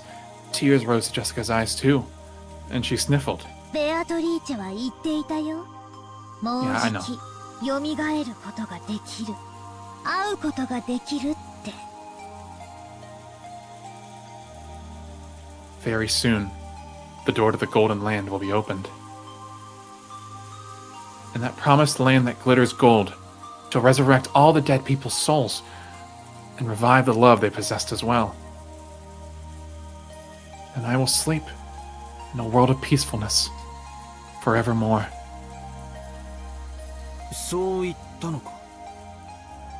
マリアに手紙を渡したベアトリーチェは。信じないよね。ここにじいさまがいたならきっと喜んだろうな。もうじきベアトリーチェが蘇ることにさぞや踊り上がって喜んだろうな。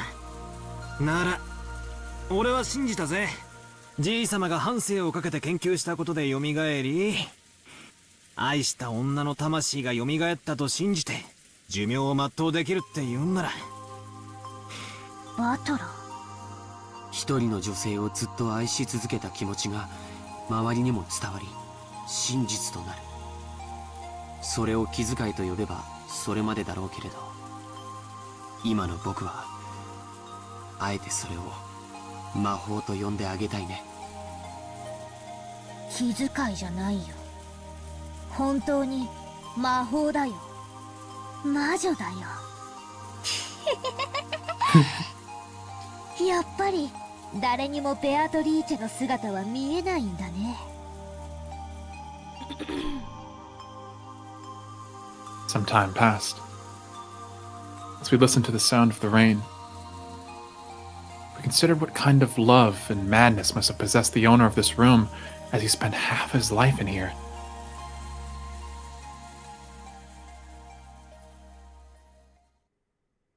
女の私から言えば、お父様の純愛の気持ちも少しは理解したいところですが、それではお母様の立つ瀬がありません。同感だぜ。浮気は浮気。綺麗事にされちゃかなわねえよな。それもそうだな。ばあ様が気の毒になっちまうぜ。それでベアトリーチェとおじい様の間に子供がいたなんて話はある？ Just real quick, I'm not going to focus on it too much because a lot of people are saying it's a graphical error. But like even in this shot from a different angle, you can still see a little bit of blood or whatever this texture is on this tile here. Even though none of the other similarly colored tiles, even with shadows on them, look like that. So I don't know what that is, but it's also present in this shot, which is a completely different image. So I don't know what's going on. Maybe that's where Kenzo's spittoon was. Oh, and he yeah, forgot there to you clean go. it. Yeah. Oh yeah, the blood corner. We all know that. That's where Genji tripped and cracked his head open 3 years ago. No, I mean for like his cud, for his dip. The keyword Beatrice has been hidden. Talk to him, man. The keyword Beatrice has been hidden in every corner of this case. I need to stop saying that. It's the worst vocal tick I've ever had. It's the worst one I've ever had. So it's natural to suspect. It's the worst one I've ever had. So it's natural to suspect any relative of Beatrice. いえ、そのような話は聞いたことがありません。仮にいたとしたら、最愛の人の忘れ方として、きっと全ての愛情を注ぎ込んだだろうね。Wait, hang on, I missed that. Yeah, Kenzo wouldn't have those anymore. About a child between Beatrice and grandfather. Beatrice and him never recorded his case as actually suspecting a relative. I have not heard of anything like that. Okay. それがなく、黒魔術に没頭していったなら、子供。そういえば、こんな噂を聞いたことがあるぜ。知ってるだろ？じい様が福音の家っていう福祉施設に莫大な援助をしたって話。よしなさい。それはお父様を冒涜する中傷に過ぎません。教えてくれよ、夏日おばさん。隠し事はなしなのはおばさんもだと思うっすよ。くだらない話です。お父様はその施設に莫大な援助をし、社会勉強の一環として当家の使用人雇用枠を開放していました。それをお父様に汚らわしい趣味があると吹聴する愚か者がいたというだけの話です。一時期それが黒魔術の生贄にするためだみたいな噂になってさ、実際いつもこの部屋で怪しげな実験や儀式を繰り返してたわけで、私も半分は信じてたところが。 Never leave the house without it. その You never know. 福音の家出身の使用人ってのは何人かいますが、親族会議中のシフトでシャノンとカノンの2人でした。 Okay, so like, I wonder how many other employees there are. Just a whole roster of sad orphans? Yeah. A whole roster of sad transgender orphans? Yeah. Xenoblade Chronicles 2? Oh my god. To resurrect Beatrice. No, that would be Xenoblade Chronicles 3. He had summoned servants from a welfare institute. As sacrifices? 確かにじい様が使用人として選ぶのはいつもシャノンやカノン君くらいの若い子ばかり。私だってじい様には妙な趣味があるに違いないって信じてたぜ。ジェシカ Oh my god, is she calling her grandfather a pedophile? 言葉を慎みなさい I mean, he has an island. The island. The forehead. Weird. It's the devotion to one woman but the hatred of all other ones. I mean, come on. When Aunt Natsume scolded her, the atmosphere instantly went sour and everyone fell quiet. However, something was tugging at the back of my mind. Sacrifices. Sacrifices. Sacrifices brought over from the Gospel House. What is it? Freaky words like sacrifices don't pop up often. Yeah, I've seen or heard words somewhere recently. Some part of my memory is tugging at me. Come on, Beatrice. What do you know? I had arrived in front of the portrait of Beatrice. It wasn't as vast as the one in the entrance hall. But that portrait, which he must have drawn by, which he must have had drawn by some famous painter, was still just as intimidating in the smaller size. And there was one in the bathroom. Below it, just like the entrance hall, was the epitaph said to point out the place where the gold was hidden. God, we haven't thought about the gold in ages. Oh, okay. Oh, so fuck. now they're tying it to the epitaph now. This is when the Yeah. characters type the epitaph. Yeah. Here we go. なんだよパトラ、急に気持ち悪いこと言うなよ。生贄を6人。Oh shit! Fuck! I clicked through his screaming. I'm sorry. Both my eyes opened as wide as plates. I think you can play it in the log. Oh my god, I can. Alright, let's finish this first. Right there! Everything had been predicted since the very beginning! Okay, alright, here we go. 生贄を6人。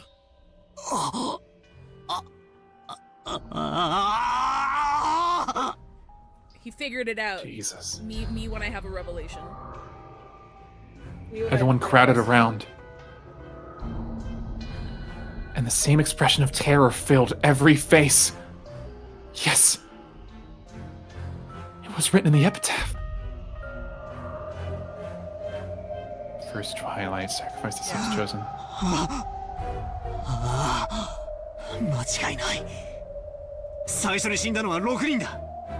そしてシャッターに書かれた魔法陣じゃねえ、ヘブライ語でも生贄を捧げると書いてあった。 That's where I remember it from. マリアは最初からそう言ってる。 Right! Maria had said it at the very beginning! Right after we found 6 bodies, when Maria was in the parlor watching TV, she had said it! Ugh. Killer's not human. Just the sacrifices chosen by the key. これは黄金の隠し場所なんかじゃねえ。黒魔術か何かの復活の儀式の手順なんだ。確かこの碑文には大勢の死が必要になるはず。確かにざっと読むだけでも 6+2+5 で13人は死ななくちゃならないことになってるぜ。普段はこの島には何人いるんですか？使用人のシフトにもよるでしょうが、お父様、夫に、私にジェシカ、そして使用人が 2,3 人。昨日今日は5人いてもらってますが、普段はそこまでいません。ってことはだ、この儀式を実行しようとしたら普段じゃ生贄が足らないってわけだ。いや違う、じい様は福音の家から不気味な儀式の生贄にするために使用人を取ったという噂。つまりなんだよ、生贄の人数を増やすために使用人を増やし、さらに人数が集まる年に一度の親族会議を、この儀式を執り行える年にたった一度唯一のタイミングだったってことじゃねえか。Just says it's kind of crazy it took them this long to think of it, but a lot was happening. Yeah, it was paced very well. Yeah. The fact that there was no downtime for them to be like, damn, I really wonder what's going on there. Because like even in the beginning, it wasn't like even in the beginning they were talking about like finances and shit, and then the murder started happening. And in real time, we're only on day 2. It's only the evening of day 2. Yeah. So like this is happening in a span of hours. So I think it's very realistic for them not to have pieced together until now. We've been saying this, like, even before the 6 people died. But it's so scary to see them realize it. Yeah, oh, absolutely. When Jessica screamed this, Maria broke out in that creepy laugh, looking truly pleased. 人は運気を試すためにある種の確率に願掛けをすることがない？ By throwing a sandal and saying that if it lands right side up, tomorrow will be sunny. Or saying that tomorrow will be a good day if a coin lands on heads. There are many little superstitions like that. If you're fed up at, oh my god, if you're fed up at how nothing is going right for you, and you happen to roll some dice and get 3 6s, it would probably make you want to believe that there's a sign of some miracle. When flipping a sandal, you have at worst a 50% chance. Even if you get it right side up. Even if you get it right side up, it's not worth much. But if you carelessly roll 3 dice and they all come up 6, you might think that's a small miracle. 魔術にもそういう考えはあるんだ。 Oh, that was her. Whatever. 限りなくありえない出目を期待してひたすらに祈祷を続ける。そうして蓄えられた祈祷の念は奇跡の出目が現れた時魔力を持って具現化される。おじいさまがしようとした魔術は多分そういうもの。鍵が無作為に選ぶ生贄の抽選。それに万が一自分が当たることがないようにこの島に最も人が多くなる日を選んで儀式を実行した。バカバカしい。これらが全て怪しげな魔法の儀式の過程で起こった事件だと言い出すのですか。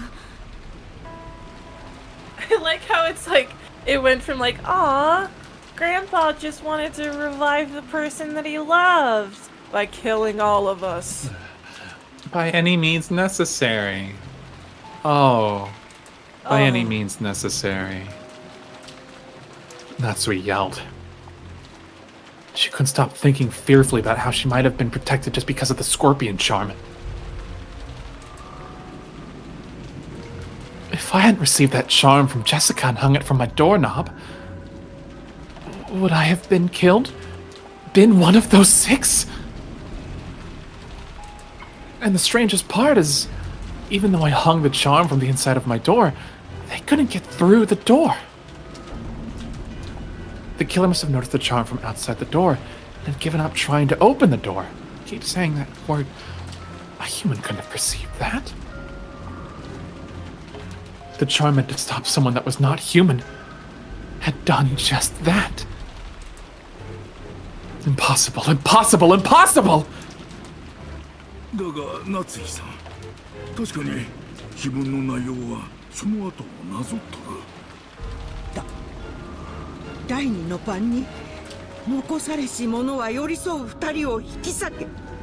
これはエヴァ様たちのことを指しているのでしょうか。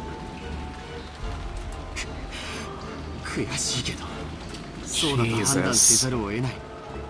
そして母さんたちを殺した犯人は続く第三の晩の言葉を手紙に書き、その場に残したんだからね。そうだな。第二の晩を実行し、第三の晩をその場に残した。第三の晩はまさにさっき夏代おばさんが読んだ通りだぜ。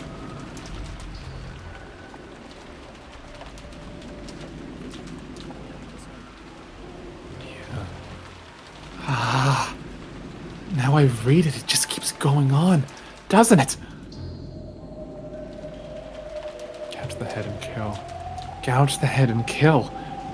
George Oniki's parents were killed with the demon's ice picks gouged into their heads. But if that counted as the second Twilight, someone else must have been gouged in the head.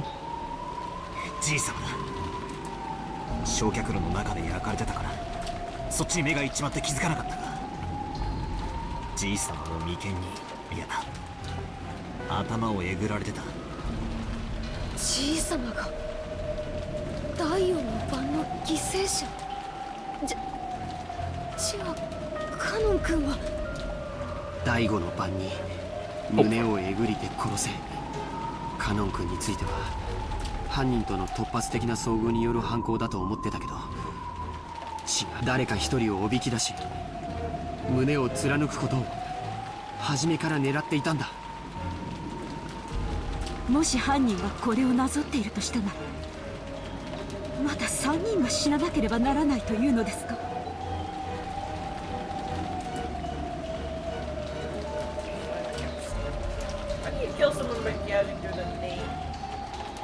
Blood vessel.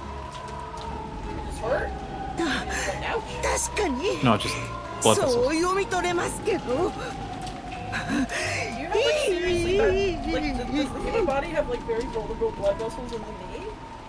いや、そいつはどうかな。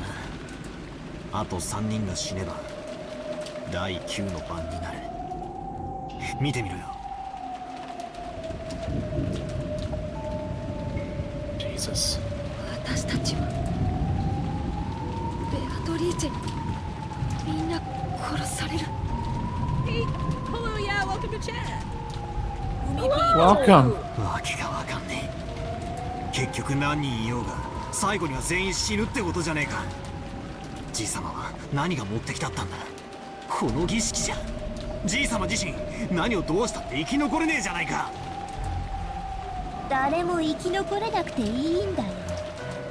第10の晩には黄金鏡にたどり着く。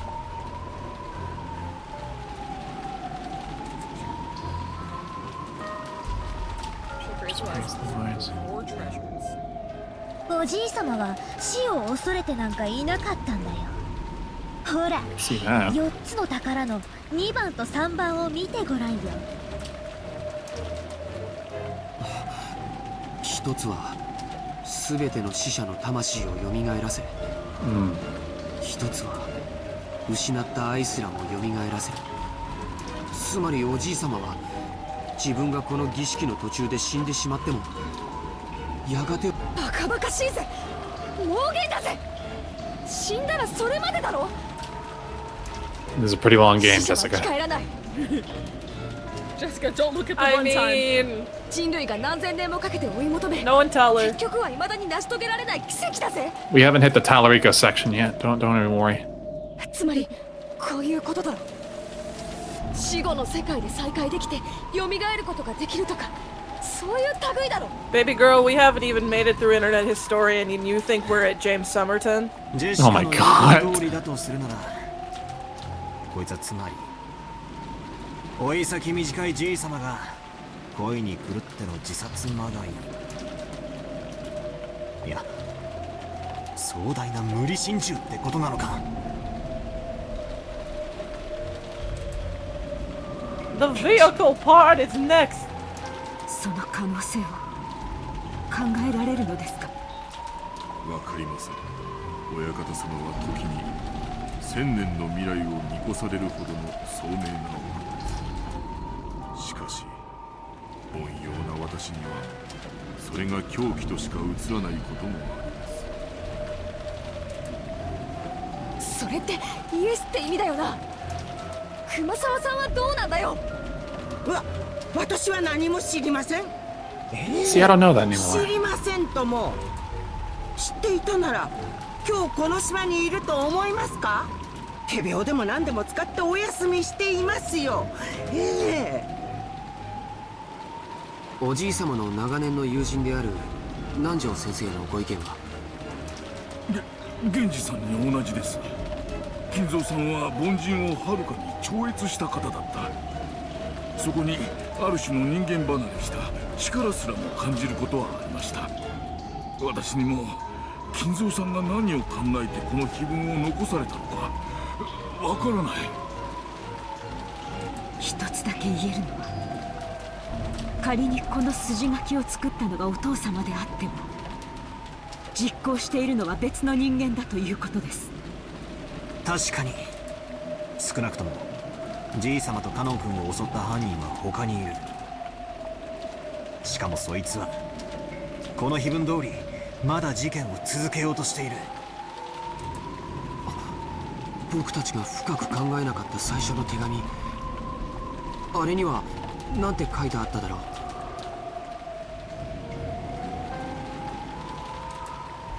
Well, this is a pretty bad time. It's getting scary, but I gotta skedaddle. Yeah, no worries. Oh no! See you later, Wes. Oh god.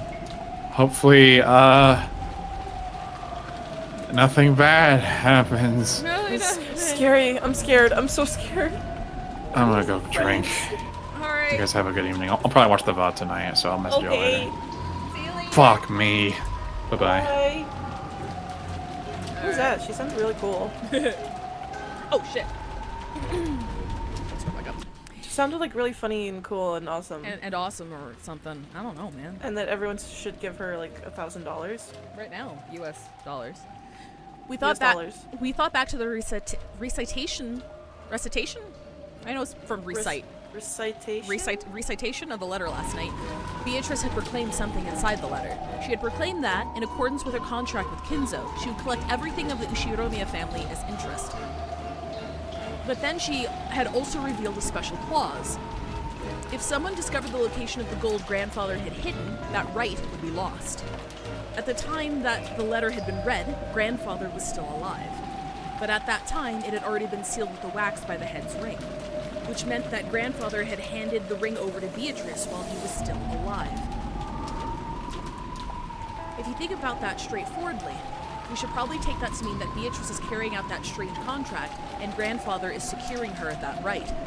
Simply put, it was the same as saying that grandfather knew of and approved of the contents of that letter.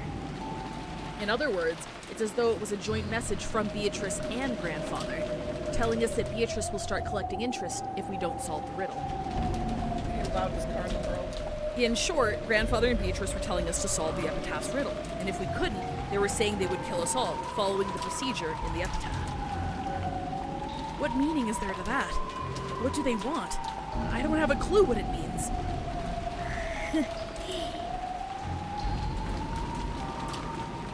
Hora, ベアトリーチェからまた手紙だよ。なんだって？ Maria was pointing at the top of the table where the canned food that everyone had been eating just now still lay. A Western-style envelope was sitting there, but so what? Wait, was that there before? I don't think it was there before. I don't think that was there before! That was not there before! How did that get there? Aunt Natsuhi let out a hysterical cry, looking between her own hand and the table, because the envelope that she had just opened was still grasped in her hand. And despite that, there's an envelope on the table? Nandayo! You just come Maria! Wait, how did that get in there? How did that get in there if there was a scorpion on the door? 今見たら置いてあった。 Well, remember they did say that it doesn't keep familiars and stuff out. It would just keep Beatrice out. So she might be able to If magic is real, she might be able to do shit to... Or unless she came in with us while the door was open. Possibly. Or familiars is a metaphor for anybody who's helping her out. So it could be somebody in the room with a sleight of hand. 私は何も知りませんよ。何も。冗談じゃねえ。ここには俺たち8人しかいねえんだぞ。9人目がこっそり忍び込んでいたなんてこともあるわけがねえ。俺たちがちょいと肖像画の前に集まっていたわずかの隙しかないんだぞ。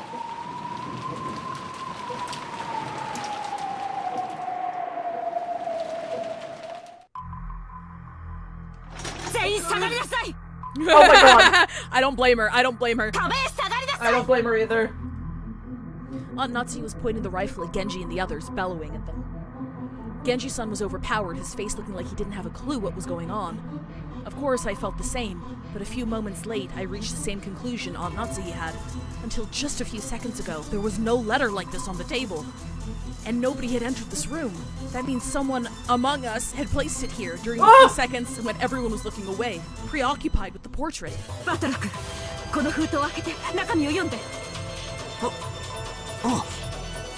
picked up the envelope. It was still sealed with wax. Even without disturbing its contents, I realized that this was an unopened envelope, an unknown envelope. Without relying on a letter opener, I violently tore it open and pulled out the letter inside. The contents were as follows. Hello? Wait, is that a new voice?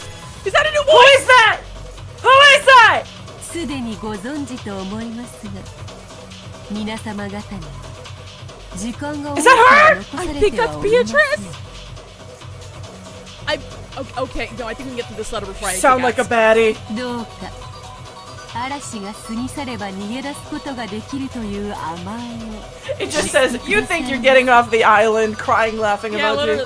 Everyone shut the fuck up and Ten is こ speaking. のゲームには私と皆様方のどちらが勝つかの結果しかない。時間切れは私の勝ちとなる。引き分けはありません。そこをどうか誤解なきようお願い申し上げます。って内容だぜ。Oh, it's in the notes. Yeah, it's in the notes. I heard it. It just says, you think you're getting off the island, crying, laughing emoji. This is a zero-sum game. Yeah. Give me, say nice things about me. この手紙を誰が置いたかは明白ではありません。ですが、疑わしき人物を絞ることはできました。あなたたちです。Wait, what? 奥様、それはあんまりにございます。私は肖像画の前に行く直前、ここに缶詰を置きました。その時、このような怪しげな手紙は決して置かれていなかったことを確認しています。そしてその時、すでにジェシカとジョージ君、マトラ君は肖像画の前にいた。そして彼らはこの手紙が現れるまで肖像画の前を離れていない。つまりあなたたち4人の中にその手紙を置いた人物がいる。ベアトリーチェがいる。おお、ベアトリーチェはマリアたちじゃない。ベアトリーチェはいるの。お黙りなさい。あなたたちの中の一人が疑わしいのか、全員が疑わしいのか分かりません。しかし確実にあなたたちの中に犯人が混じっている。そうだぜ。19人目なんかいるわけがない。魔女なんかいるわけがないんだ。カノン君を殺したのだって。そうさ、熊沢さんなら説明できるよ。熊沢さんは本当はカノン君と一緒にボイラー室に入り殺したんだ。そして後から来たらもう倒れていたと嘘をついた。誤解です、お嬢様。Look, I don't think they think Maria did it, but I don't think it's a far cry to think she helped. I'm sorry. I don't think that's beyond the pale to think that Maria helped. I don't think that's a far gone conclusion. Anyway, we're at ads. You guys have 3 minutes. Oh my god.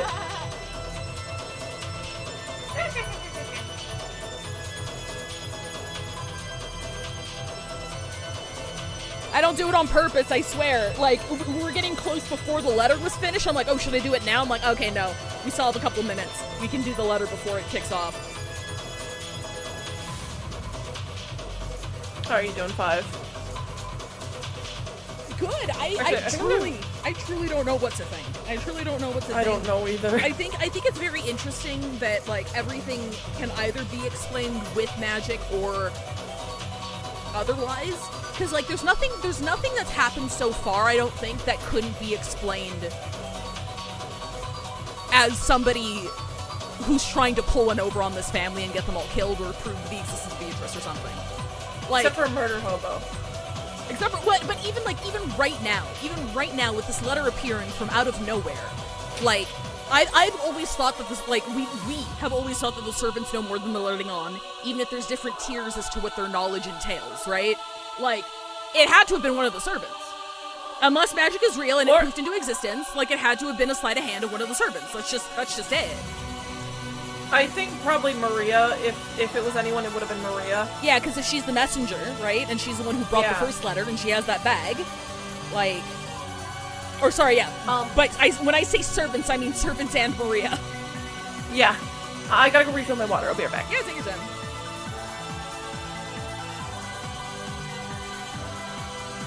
The witch's room is magically sealed, right? So Beatrice can't be in here. Yeah, exactly. But then again, it was pointed out that, hey, just because the actual, like, magical entity can't be in here, that doesn't mean that their familiars can't be.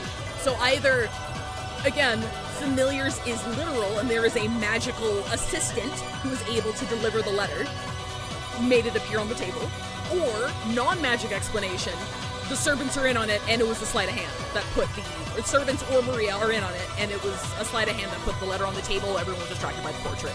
Like, it's one or the other.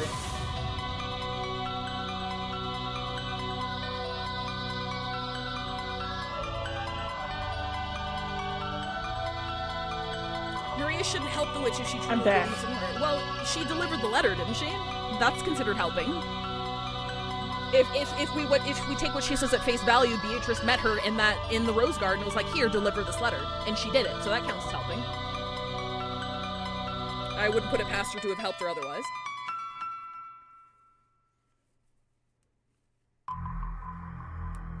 But if it was Maria, that would mean she had this letter from the start. Not necessarily. How many times has Maria been left alone or has been out of sight of the main narrative so far since the murder started? Like, she had all that time in front of the television by herself, remember? She had so much time in front of the television by herself when the first murders happened.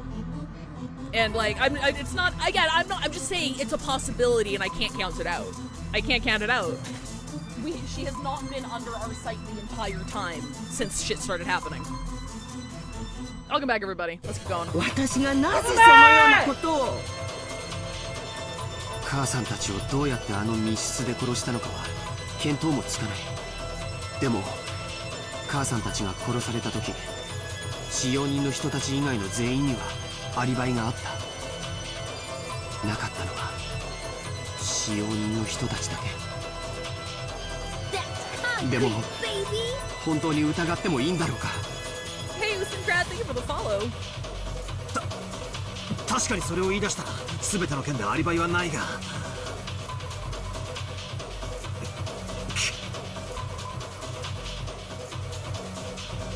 Should we really so quick to make that judgment? But this time, in this room, in this place, in this moment, in this minimally small bit of time and space, it's obvious. Wait, hang on. Time and space in this minimally small bit of time and space? Localized entirely within your bedroom? Localized entirely within your temporal office? room! Temporal room! Temporal room! Hey, yo! Only one of the four of them could have set the letter there in our blind spot. Sorry, Gio said, even still, that would mean she had the letter since the first murders, which would mean that Beatrice knew they would get to this point. Let me just double check something real quick. There is nothing here that she couldn't have pre-written. It doesn't mention anybody by name. It doesn't mention any specific areas or anything specific that happened. So she could have absolutely pre-written this. They could have absolutely been pre-written. We can't tell who put it there, but it's obvious that one of the four did it.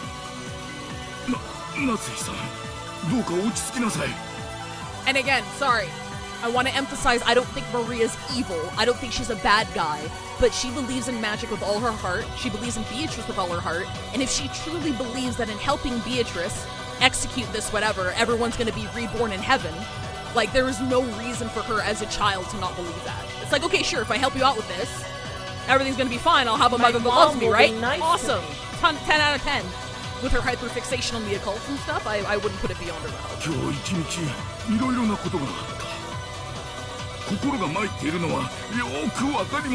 I don't trust you either, motherfucker! 南條先生をお疑い申し上げるのは非常に心苦しいです。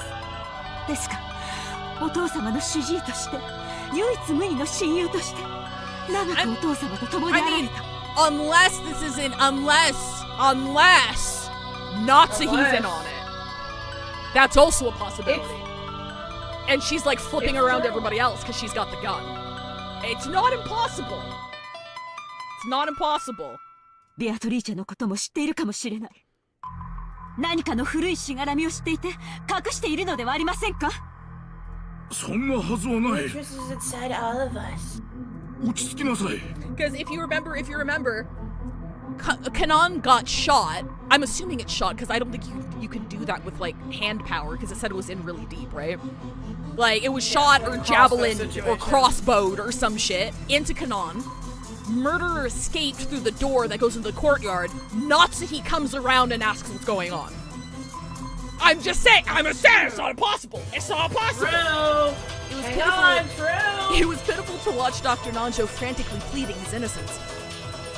It was probably a normal reaction that anyone would give if they were suspected. Kumasawa was the same.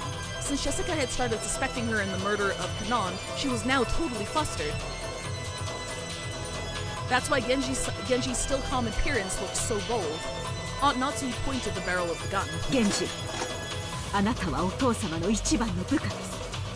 ベアトリーチェとはあなたがお父様に見せた幻想で、あなたこそがその実行者だったのではないのですか？そうお疑いいただけるのは奥様が私を親方様の一番のしもべだとお認めいただけたという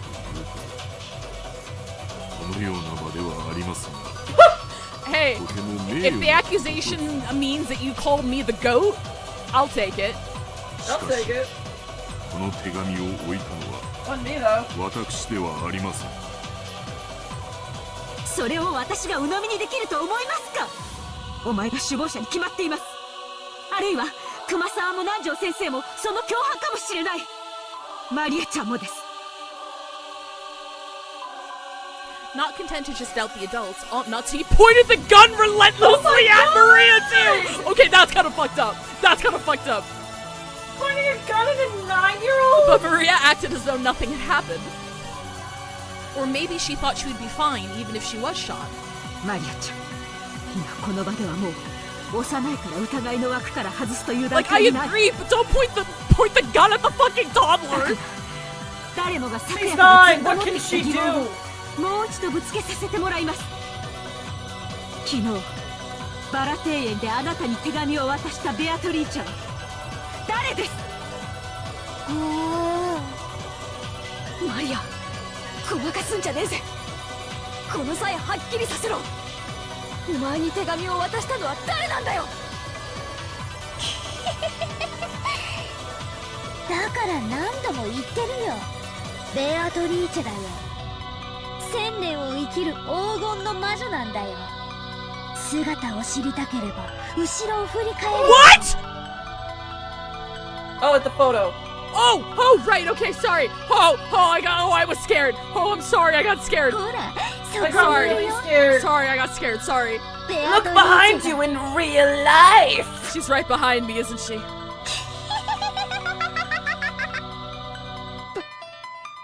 バカにしてんのかってね。 Oh my god! よせジェシカ、マリアもよせ。状況が分かってんのか。そんなこと言って何になるってんだ。 Maria is being deliberately inflammatory. 無意味な挑発はよしやがらってんだ。マリアには分かんないよ。バトラたちは誰が犯人ならいいの？自分たちの中に犯人がいると信じたくない時だけベアトリーチェを信じて。親しい人を殺された恨みを晴らしたい時だけ暴力をぶつけられる人間の犯人を信じたがってベアトリーチェを否定する。 She's mentioned this multiple times. だから見えないんだよ。ベアトリーチェはいる。お前たちには見えない。黙りなさい。あなたが犯人だと決めつけたくはありませんが、この状況を不愉快にさせて楽しんでいる利的行為者であることはもはや疑いの余地もありません。ならどうするの？マリアを撃つ？別にいいよ。もうすぐ黄金鏡の扉が開かれる。 Oh my god! Like the fact that she's acting like this with a cocked gun at her face. I do not blame Natsuhi and everybody else for crashing out. I don't blame them. A 9-year-old being like, what are you gonna do? I don't blame Are you gonna shoot me? Like Go ahead. If I was here right now, I would not think she was human. She's acting like this, I would not believe it. I would go fucking insane. そして全ての死者が蘇る。I would just be like, what is going on? 今の死は Taught you to 恐れるべ talk き like ことでは that. ないんだよ。 I think whatever site you're getting this lingo from is hurting you. 母さん、やっぱりこいつは怪しいよ。 9-year-old consistently rolling high for intimidation rolls. Actually crazy. 一緒になんかいられないよ。でも夏日おばさん、どうか落ち着いて。Natsuki, you have a point. Please don't shoot the 9-year-old. マリアちゃんを撃つ理由は何もない。どうか冷静に。手紙は挑発するけど何も恐れることはない。犯人だって明日が怖いんだ。警察が怖いんだ。この島は今無秩序に支配されているけれど、それは台風で隔離されているからだけに過ぎない。台風が過ぎれば秩序が戻ってくる。 George is desperate right now. He's trying. Because, like, he's like, what is he gonna do? Like, try and wrestle it away from Natsuhi? She's gonna fucking shoot him. なんでジョージ兄さんはそんなにも冷静なんだよ。この4人の中に犯人がいる。 He's the only one who can be calm right now. Battler, say something! この中にエヴァおばさんたちを殺した犯人がいるかもしれないってのに、なんでそんなに冷静なんだよ。僕だって犯人を見つけて殺してやりたい気持ちはあるさ。でもそれは単なる蛮行だ。僕は罪の裁きを秩序に任せる。 I mean, like, you could also call George naive for believing in law enforcement, which, yeah, sure. What the fuck else is he supposed to have his faith in right now? How else is he supposed to talk her down? Rather than saying, like, hey, you know what? This is fucked up, but when the storm's over, there's gonna be cops, we'll find the killer, don't shoot the 9-year-old. Like what else? Don't shoot the 9-year-old! Like, ACAB, sure. What the fuck else you're gonna believe in right now? If not the police to actually do an investigation. Like... だからどんなに疑わしくても引き金を引いてはいけないんだ。ジョージの兄貴に同じだ。夏日おばさん。I mean, Balor's never been that great to standing up to the adults, right? ここはちょいと冷静になろうぜ。とにかく撃つのはまずいぜ。Please don't kill the child. こういう時はよ、頭を後ろに反らしてクールになれって。Have you tried closing your eyes and counting to 10? Like, Hey, goosey goosey, baby! 魔女などいない。ここは六軒島で、ここは後宮家の本家屋敷です。後宮家代表 Beatrice under the desk with the soundboard, the Kinzo soundboard, would beg to differ. ここには魔女などいない。ベアトリーチェなど認めない。何を企もうとも娘たちには指一本触れさせない。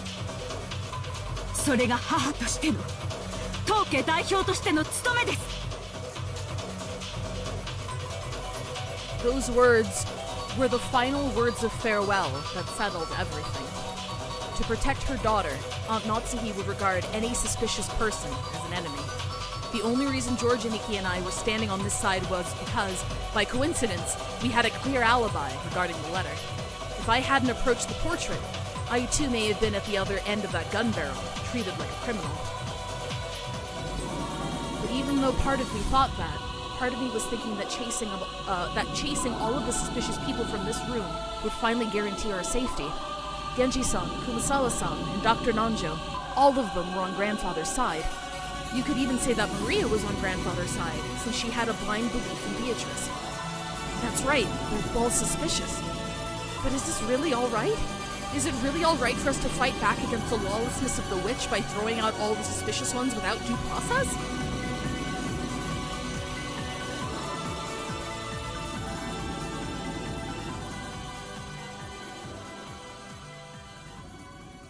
I'm so fucking scared.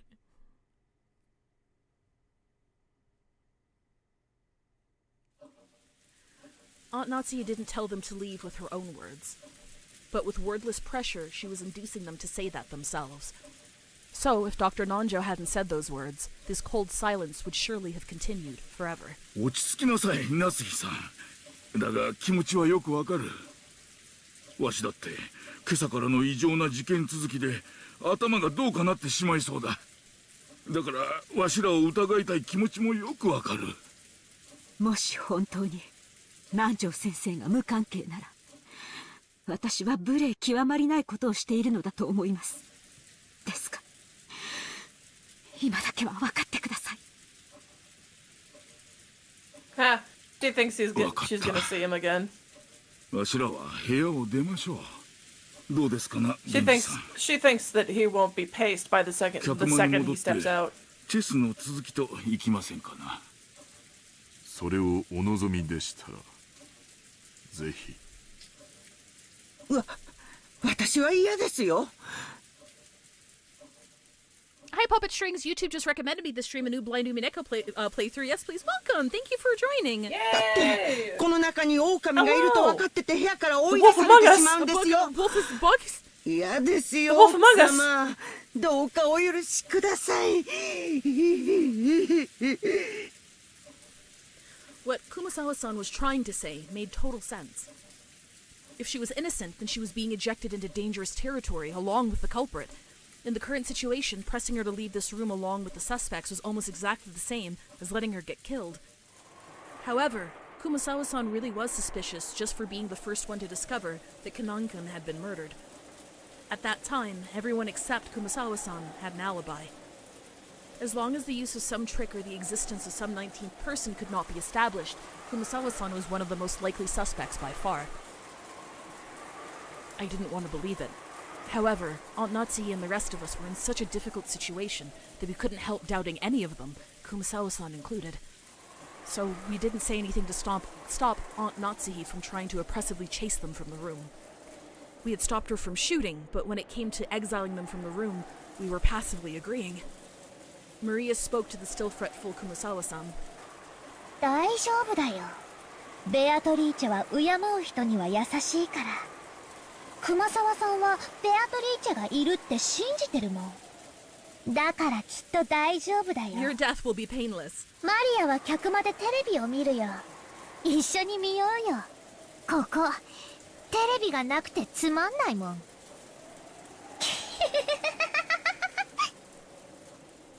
It looked like Kumasawa found Maria's roguish laugh very frightening. However, the three other people had agreed to leave the room.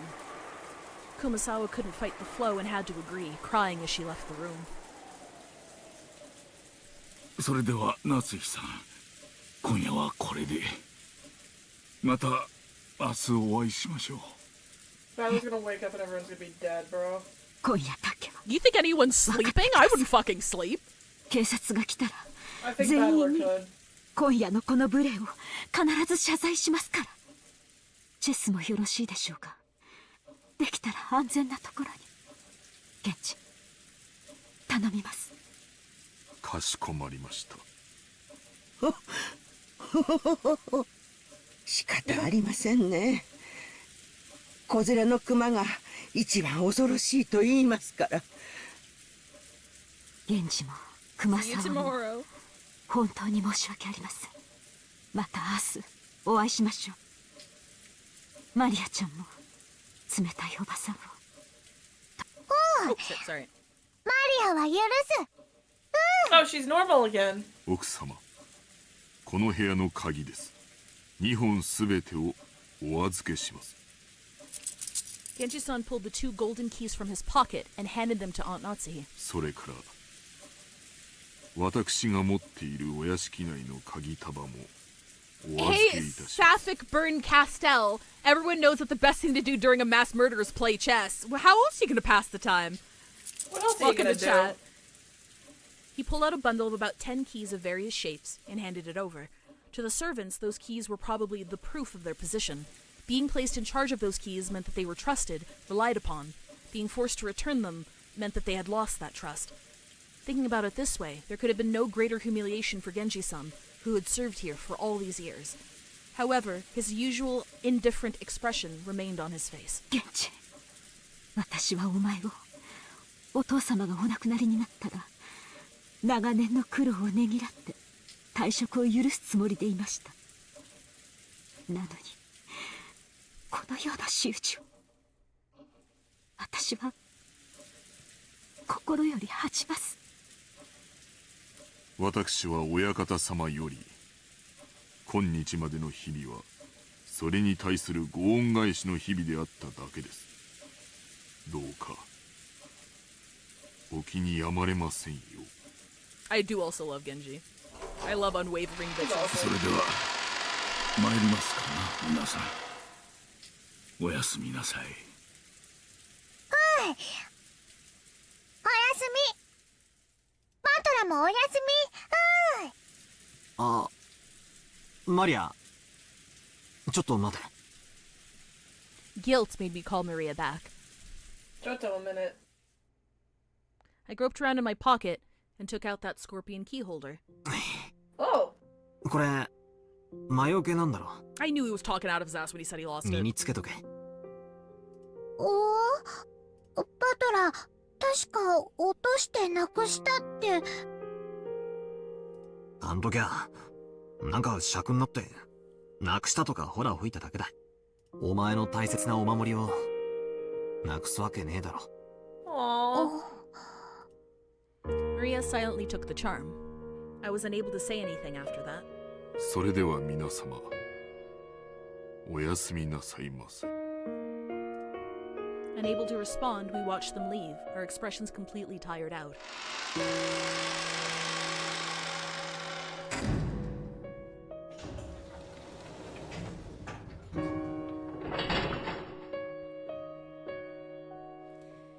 And until the door closed and we heard the auto lock, we were unable to even draw our next breath.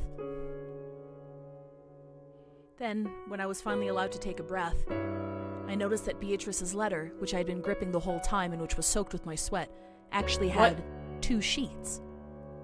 By the way, if you leave this room, I'll kill you immediately. The paper had been tightly stuck together, so I had mistakenly thought there was only one. Battler. There was nothing written on the second sheet. The thing drawn there was a magic circle written with a red ink-like blood. Just like how every magic circle up until then had been different, this magic circle was one that I had never laid eyes on. Inside the circle, a large triangle and a small triangle were fit together in a simple design. But just as before, there was writing in Hebrew, and it seemed clear that it held some kind of meaning. I wanted to know what that could be, but we had just chased Maria, the only person who could understand the meaning of magic circles, out of the room. By the way, this circle negates all scorpion power and allows me to enter any room that has a scorpion in it. I thought of the magic circles as a second set of messages from Beatrice. What does this one mean? Damn it. We've chased out all the suspicious people, and now all we have to do is stay barricaded here until morning, and then everything will be over? Once a typhoon has passed, when the seagulls cry, will everything be resolved? But the letter that had unexpectedly appeared in the study had rejected that naivete. It had made very clear that if time ran out, it would mean victory for the witch. When time runs out, is the witch planning to take on the offensive? Is she finally planning to display some fearful magic power? Maybe something that could have been used to kill 6 adults at once? Wait, when is time supposed to run out?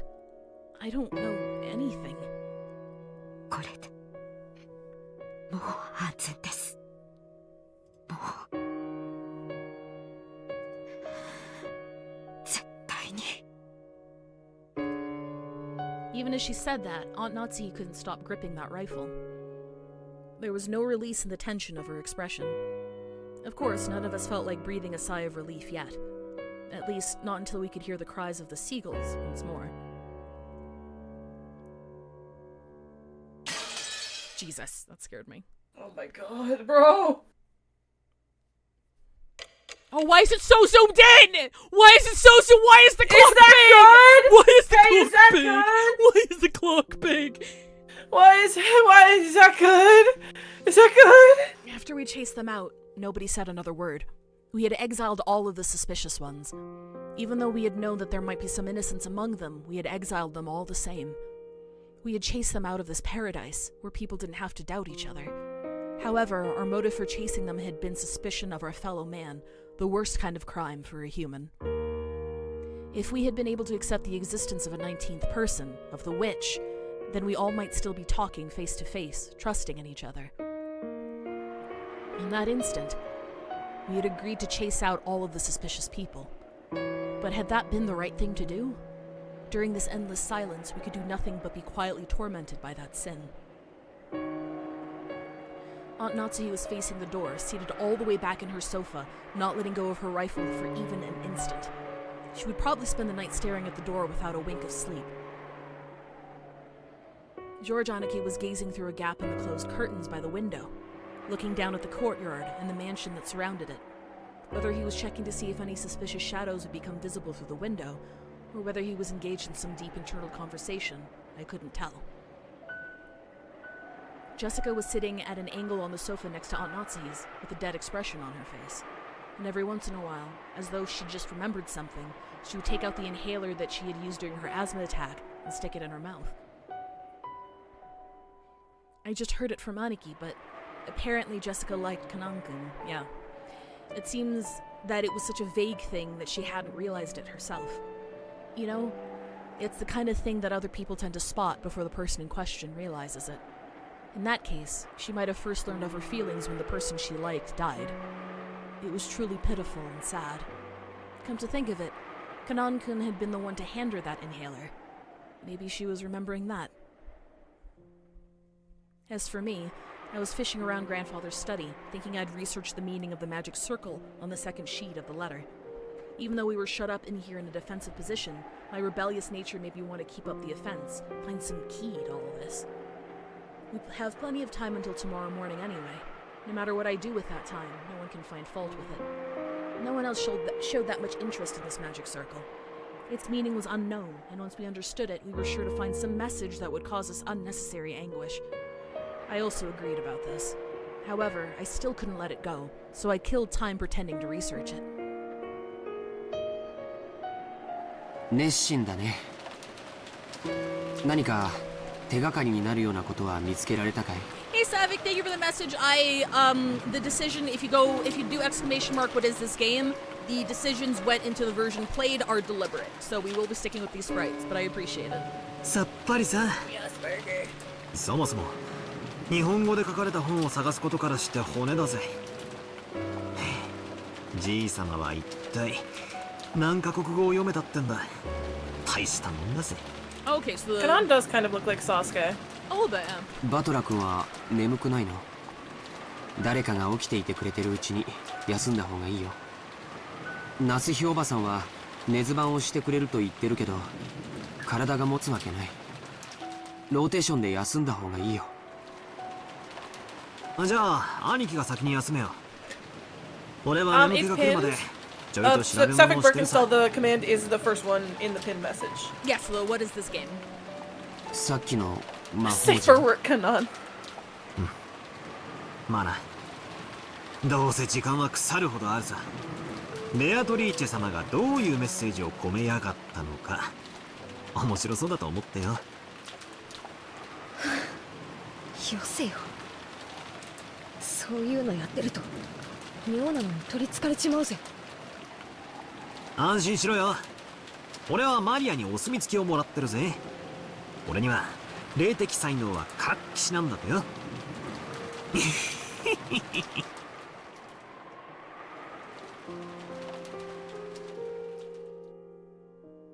マリアのこと邪険にしすぎたかな。ジェシカ、今はそれを考えてはなりません。でも母さん、もしもマリアが無関係で犯人が他にいたなら、犯人は襲いやすい相手を狙うに決まってる。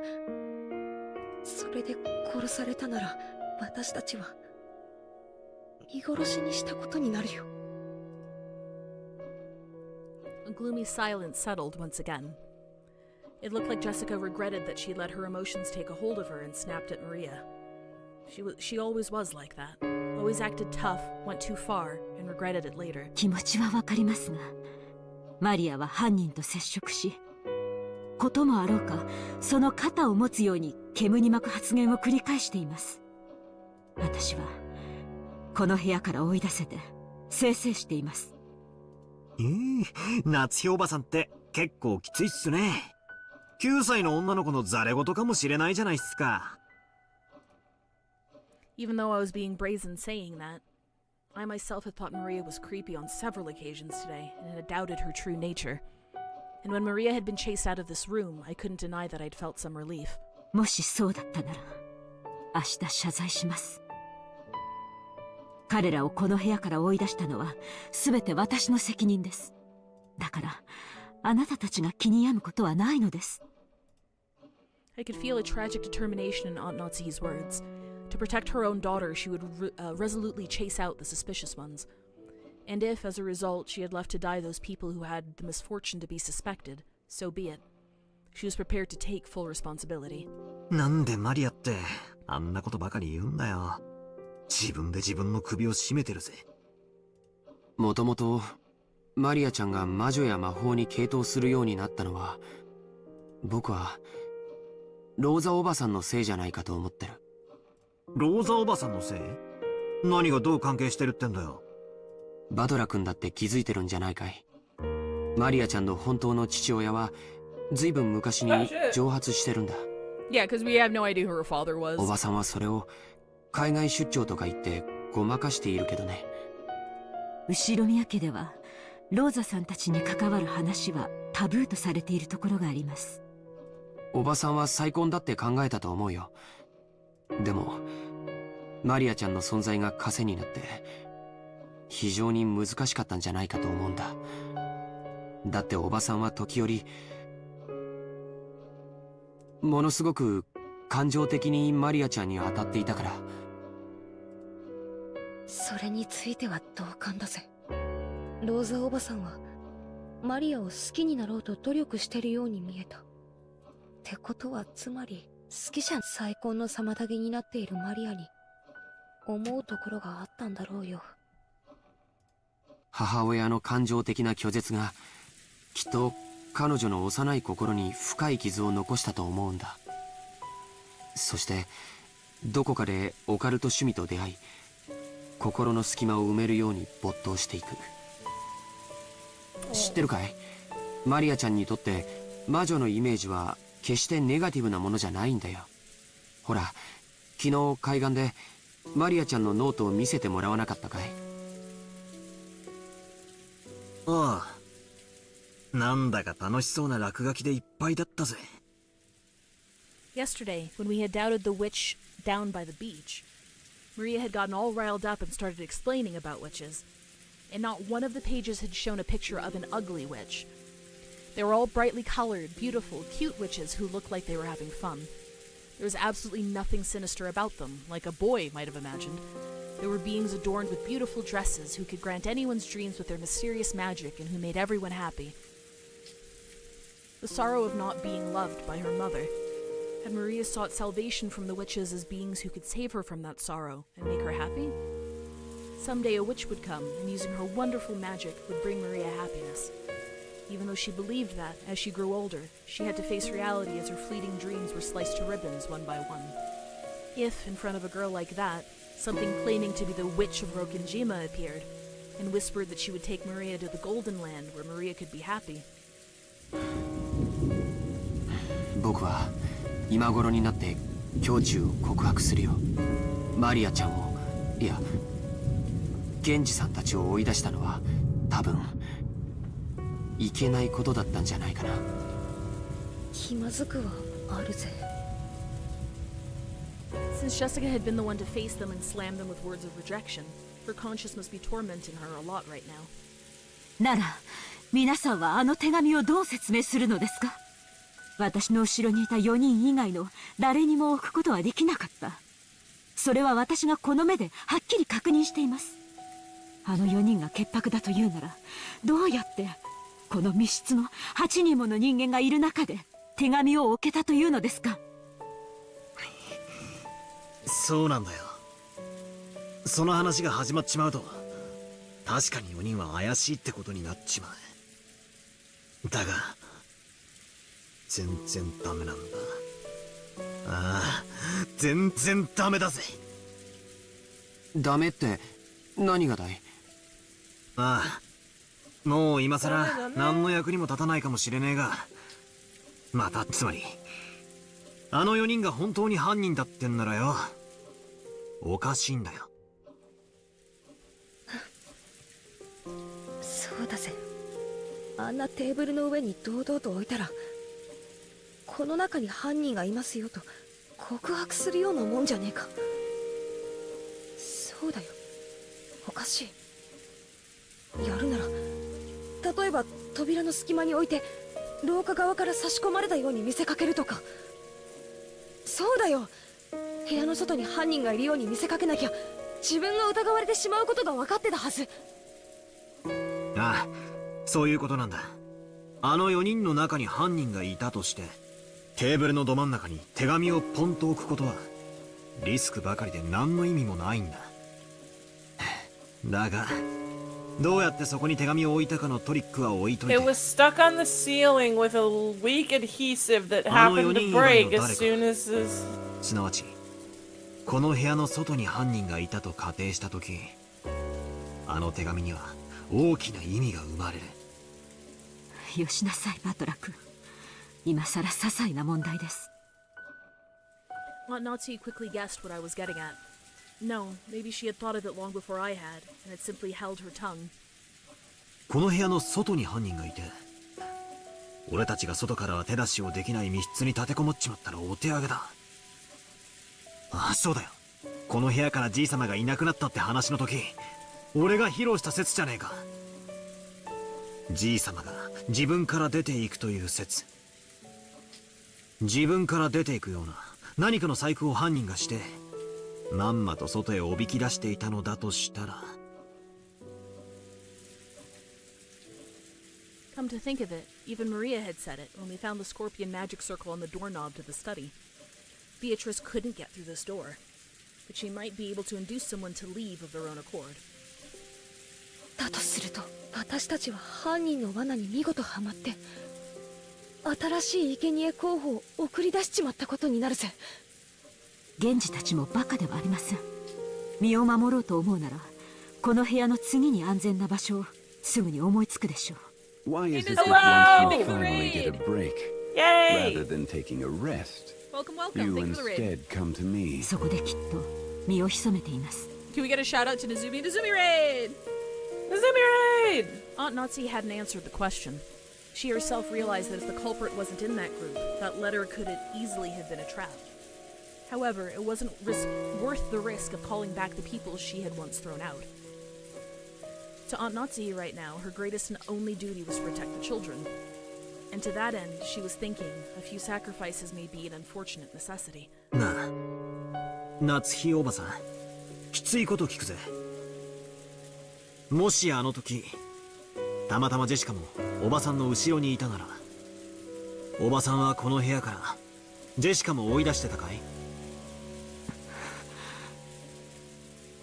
確かに残酷なところはあったかもしれない。でも夏日おばさんは母として娘を守りきろうと思った。その責務から自分がやがては糾弾されることを覚悟で彼らを追放したんだ。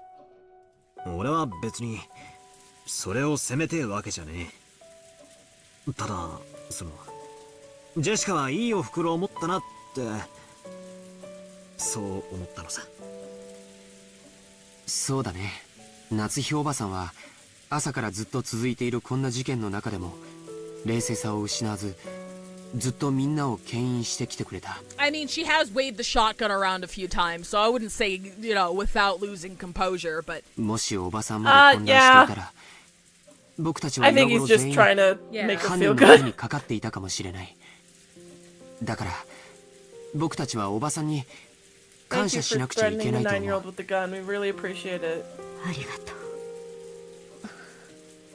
う。バトラたちの言いたいことは、つまりこういうことだろう。マリアの母でもあってほしいって。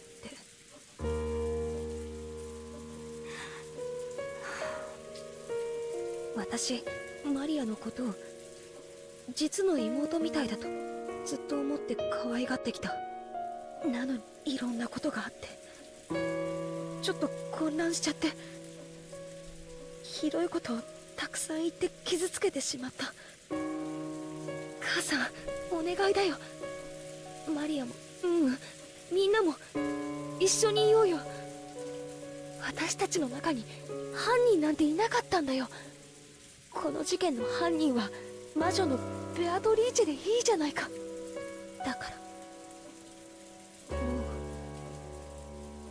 らもう疑い合うのはやめようよ。Nazi closed her eyes for a short while.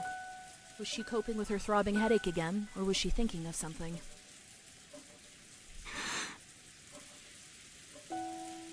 ジェシカは主人と結婚してから12年もかけてようやく授かった大切な娘です。私はジェシカを守るためならどの Oh shit, sorry. That was some pretty strong language at the end there. She realized very well that these were only words, but even so, she was strongly resolved to protect her daughter, even if she had to become a demon. But that was because she was tormented by guilt. Today had been so long. So many things had happened in one day, and we'd been put under so much pressure. I wonder if we have the right to greet tomorrow the way we are now. There it is. 見つけた。この魔法陣だ。Within the books I had been constantly flipping through, I had finally found the same magic circle that had been drawn on the second sheet of the letter. George Aniki peered at it as well. This magic circle's name was the Third Magic Circle of Mars. The Hebrew written on it was from the Old Testament's Book of Psalms, Psalm 77, verse 13. What God is so great as our God? The meaning of the magic circle was Discord. Not Skype. It agitates internal divisions and causes the enemy to bring about their own downfall. God! Oh, it worked! Oh my god, and even the method of putting it there. The method of putting it there fulfilled it. That's crazy. おいおい。マジかよ。Could there be a more fitting way to describe our current situation and mental state? We couldn't help but be stunned into silence. じゃあこの手紙は罠だってのかよ。どうやってここに置いたんだよ。この部屋には私たち8人以外には誰もいなかったんだぜ。とにかくどうやってここに置いたのか、その方。とにかく犯人の狙いはたった一つ。この鉄壁の書斎に疑心暗鬼を引き起こして生贄の羊を俺たちの手で外へ放り出させることだったんだ。だとしたら狙いは外へ出された人たちだ。Okay, so I understand the whole, oh no, self-fulfilling prophecy, oh no, it worked or whatever. I still don't think they should open the door. I don't think they should be going anywhere. They're dead. Don't get out of there. Like, it's fine. They're dead. It's a write-off. It's okay. Nazi's taking responsibility. Just stay in the fucking room. Obviously, they're in danger. They were going to be in danger if you didn't find that circle or not. Just fucking leave them. Just leave them. Game Boy, ain't no way we're gonna finish episode 1 in the next 15 minutes. I don't know how long episode 1 is. It's not possible. I don't know how long episode 1 is. It wasn't surprising that Aunt Nazi remained unpleasantly silent. Even if this was all a trap by the culprit, even if the 4 who had been chased out of the room were in danger, it had nothing to do with the safety of the 4 people in here. Exactly! There's no way to prove the innocence of the 4 people we had kicked out. If we're willing to let them die, then we shouldn't leave this room no matter what. That way is safest. Just then, all of a sudden, the piercing sound of a phone rang through the room. I thought all the internal lines were cut. Oh, it was the antique extension phone I forgot. I forgot about that. That's not good. It had started ringing right as we began this conversation. It was only natural that we would think it an SOS from the others we had kicked out. But then Aunt Natsuhi spoke.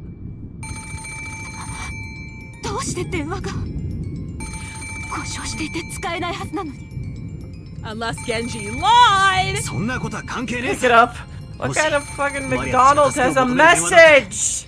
What do I say? I want a burger tomorrow?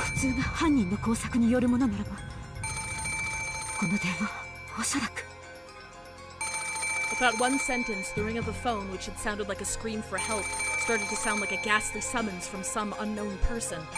Aunt Natsuhi hesitated over whether to pick up the receiver. トロ、おばさん、何かの理由で電話が回復したのかも。マリアちゃんたちからの緊急の電話の可能性もある。そうだぜ。それに万一犯人からの電話だったら上等さ。話を聞いてやろうじゃねえか。それにどうせ電話だ。I like how as the streams. I like how as the streams have been going on, we've been having more people show up in chat with specific Umineko themed usernames. Suspiciously Umineko themed usernames, yeah.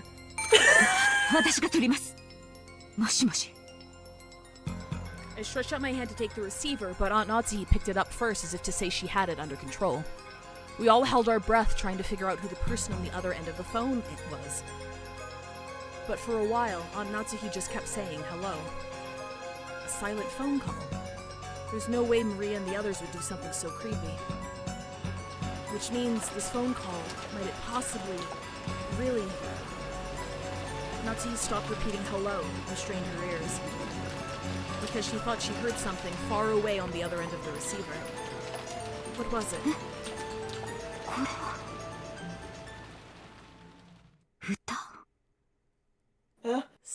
Huh? 歌って何ですか? Hey, the OST just changed. Did anyone else see that? Is that good? Hey.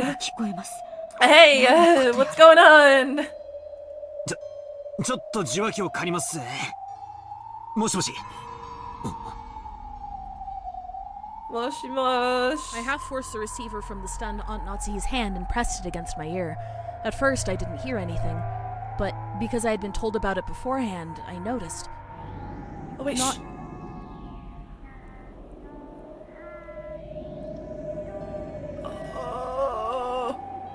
You know what? Let's just let Maria die. Actually, just leave her out there. It's fine. Just leave her out there. It's fine. Just leave her out there. Just leave her out there. It's fine. Not in a quiet voice, but rather far away from the receiver. I could hear a girl singing a song. The voice sort of sounded like Maria's, but that just made the situation even more inexplicable. At the very least, the one who had made the phone call hadn't been Maria. After all, Maria was singing some song far away from the receiver. In that case, the one who made the phone call should have been Genji-san, Kumasawa-san, or Dr. Nanjo. And yet, they weren't saying anything. Why? For what reason? Who was the person who made this phone call? おい、もしもし、誰だ、返事をしろ。歌ってるのはマリアなのか。返事をしてくれ。何が起こってんだよ。どういうことだ。わからねえ。一つ言えることは、多分これは罠で、そしてマリアが危険だってことだけだ。Natsuhi took the receiver again, but after calling into it several more times, she realized she wasn't getting anywhere and hung up. She then dialed quickly. Wait, can you look at the thing again? The epitaph? Really quick. Sure. So, Nanjo, Genji, Kumasawa, and Maria. 1, 2, 3. Oh god. There's 3 left. I think everyone's dead except for Maria. Oh, right. If the phones are back, we should be able to reach the police. But judging by her reaction, the outside line still wouldn't connect. 行こう。罠かもしれないことは分かってても、行かないわけにはいかない。ああ、まったくだぜ。ジェシカと夏井おばさんはここにいてくれ。When Aniki and I tried to dash out, Aunt Natsu stopped us. お待ちなさい。あなたたちだけに行かせるわけにはいきません。私も行きます。Oh shit! ジェシカはここで待ちなさい。私だけのけ No, don't leave her alone. Are you stupid? Well, I mean, they do believe that the room is the safest spot in the house, like, because Beatrice can't get in there. 冗談じゃない。私も行くぜ。そうだな。I still understand what they were expecting. Were they expecting them not to die? Like. 電話が俺たちをさらに分散させる狙いがあるってんなら、留守番を残すのは適当じゃねえ。議論する暇も惜しい。みんなで行こう。Aunt Natsu raised the rifle high and took the lead. I needed a weapon myself as well. I found a 3-pronged candelabra which looked like it could be used for some strange ritual and armed myself with it. With the spikes it had to fit the candles on, although they were short, it was almost like a 3-pronged spear.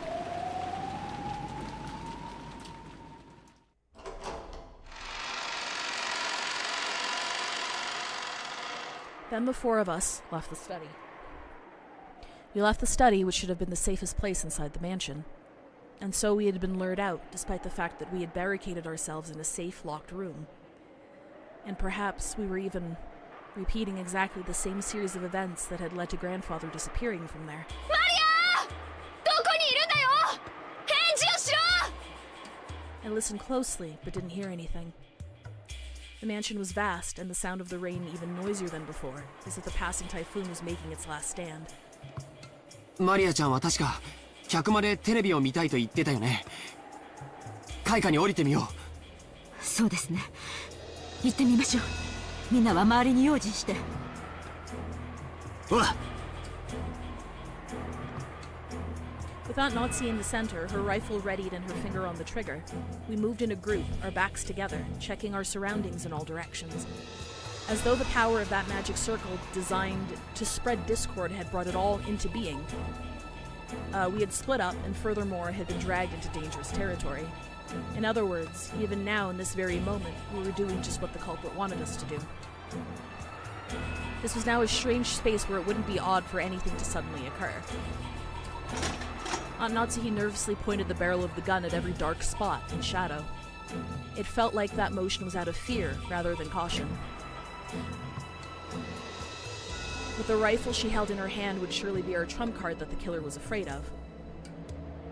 僕はずっと思ってたんだ。カノン君のように胸にあのアイスピックを突き刺すことは不可能ではないと思う。でも、Gay Boy says, might want to stop here early before you go into the parlor. 頭蓋骨を打ち抜いて眉間に突き立てるなんて簡単なことじゃないと思うんだ。犯人はそれだけバカ力ってことか。Yeah, that's the thing that I was questioning too. Like, I don't think, like, they could have been really strong, but I do think it was like shot into them. 多分あのアイスピックを飛ばす、yeah, like a crossbow. あるいは打ち込む射出機のような武器があるんだよ。人力だけであれだけ深々と刺突するにはあの絵は短すぎる。My day, do something. 頭蓋骨を打ち抜くほどに強力です。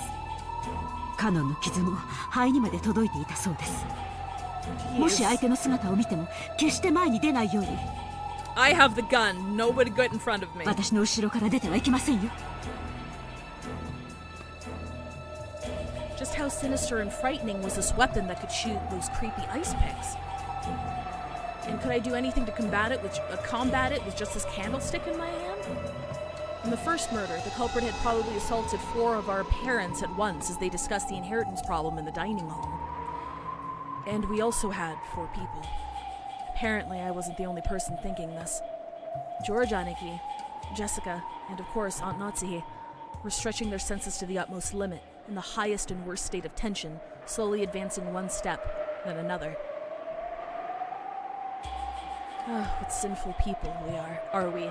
A world as terrifying as this, and we push Maria and the rest right into the middle of it, just because of the seeds of doubt spread by that single letter.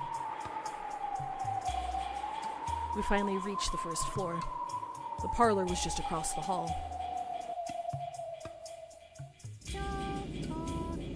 When we listened carefully, we could hear it faintly. Maria's eerie singing voice.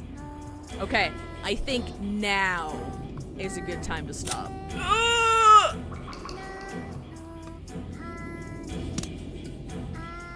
Now is a good time to stop. I can't wait another week for this, bro. I can't wait another week. Well, free up, get yourself and West Side free up for Monday or Thursday, baby, because that's the only way we're playing it any earlier. I can do it Monday morning. I can do it Monday morning. We'll see. We'll praying for Monday morning. We might be able to do Monday morning. It depends. Yeah. Well, we're gonna sit here. We're gonna sit here and chill. Ads are probably gonna start soon because we raid out into the main channel. So we're just gonna pleasant music. Really quick. I knew that this was probably something we're gonna have to handle sooner rather than later. I appreciate everybody's viewership and everyone's excitement. If there is one thing I fucking hate a lot, is when people who know what's going to happen give like little hints, little winks, nudges, says something that's clearly a code for something that's coming up that I don't know is aware of yet. I need y'all to stop that. Before our next Umineko stream, I'm gonna see if there's anybody in the non-spoiler channel who knows about the game, who played the game, and comes to every stream. And I'm gonna give them mod privileges to just shoot people like that. I have a zero tolerance policy for that shit. It was a problem on the main channel, and it's starting to become a problem here, and I'm going to nip that in the butt. So please stop doing that. On the main channel, we have added smiley faces as a band phrase. I was gonna say because I am sick of it. It is something that sends me from 0 to 100. Don't do that shit. I want to enjoy this. I want to enjoy this as much as I can. Going in as blind as I can. I don't want any fucking hints. I don't want any titters. I don't want anything like that. So if you are somebody who is in the Discord, who has played Umineko and has been to all of these streams, ping me in the Umineko non-spoiler thread and I will give you mod privileges, and you will have authority to shoot anybody in chat. Because I'm not sure what's a nudge and what's just somebody theorizing and what's somebody being cheeky about it. So I apologize for being very forceful, but like, I'm not doing the numbered thing. The numbered thing doesn't help in this case. It does not help me in this case because again, I can't tell. Like, someone can very easily just take a number that isn't theirs and do the same shit, which I've had experience with. So I'd rather have 1 or 2 people who are here consistently to stay on top of it. Since this game is like so linear, it is like a little like it is pretty annoying when like you're going to a scene and you don't know anything and someone's like, "Ooh, this scene," and yeah, then, totally. give you a bunch of smiley faces. It's a completely normal chatter behavior, and I apologize for it because of course, the people who are new here, you guys didn't know. I'm not mad at you. Yes. You guys didn't know. I was so enthralled with the story, I didn't want to like break from it and say, hey, don't do that. That's why I'm doing this little PSC at the end now that we've got time. So I'm not mad at you guys. You're new here. You didn't know. But there has been like a very big uptick of that in the past couple of streams. So that is one of the very hard lines I have while I'm streaming, especially like these kind of mystery games or story-based games. It's a pet peeve it's a very big pet peeve of mine that could fly in other people's channels, not in mine. So I really appreciate all being here. It's the excitement that you guys have for this game is 100% contagious. Like, I love seeing new faces every time we stream it.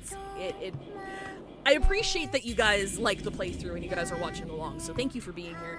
But it is that is a dialogue that I haven't had during Umineko yet, and it's a dialogue I haven't had on the main channel for a while because I think the last time I talked about was blueprints because people were getting really weird about blueprints. I need you to pull up Fanworks. I need you to pull up Fanworks. Yes, absolutely.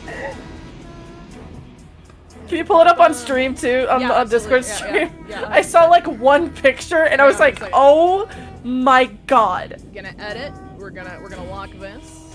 We're gonna send no messages, no massages. We're gonna swap over stream so Delta can see. This one, perfect. We're gonna. Oh my fucking god. Oh my fucking god. I met God. She's black. You're beautiful, Kenzo. Can someone edit that to say I met God, she's Beatrice? Me holding a gun to a mushroom. Do you want to take Maria here? Yeah, sure. Okay.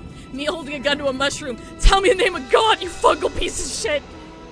Can you feel your heart burning? Can you feel the struggle within? The fear within me is beyond anything your soul can make. You cannot kill me in a way that matters. I'm not fucking scared of you!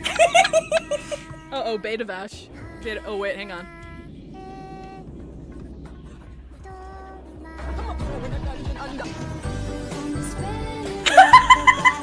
She knows we're all gonna die. She knows they're all gonna die, bro. Fantastic. She knows we're not getting off this island. Thank you, Beta Vash. Oh my goodness, that's awesome. But again, thank you. Sorry again for popping off at the end there. I want to make it very, very clear in my stances, and don't worry, I'll grab mods and stuff. Hopefully, volunteers who'd be able to crack down on that next time it happens. But again, not mad at you guys. Y'all didn't know. It's a very perfectly acceptable chatter behavior in other channels. You didn't know that was a pet peeve. I'm not mad at you. You're fine. But going forward, please and thank you. But yeah, if you're not familiar with who I am, this is a side channel where I play gacha games and visual novel stories. At the end of every Umineko the Friday Umineko streams, we raid into my main channel where we're partnered, and I stream 4 times a week with my bestest friend, VeggieBLT, and we're going to be starting The Mystery of the Druids, which was a partner plus goal that people very generously smashed out of the park for the first month. So that's what we're starting today. I will update the schedule on social media and on Twitch. I would love to try and squeeze a Monday session in, but it depends on. I'm totally down. It depends if it works on Wes's schedule. If not, I'll see you next Friday. Yeah. But if it does work, we might be doing an impromptu Monday stream. But yeah. I just want anyone to know who's like on the fence about following over for Mystery of the Druids and they don't know much about it. It is the most batshit game of all time.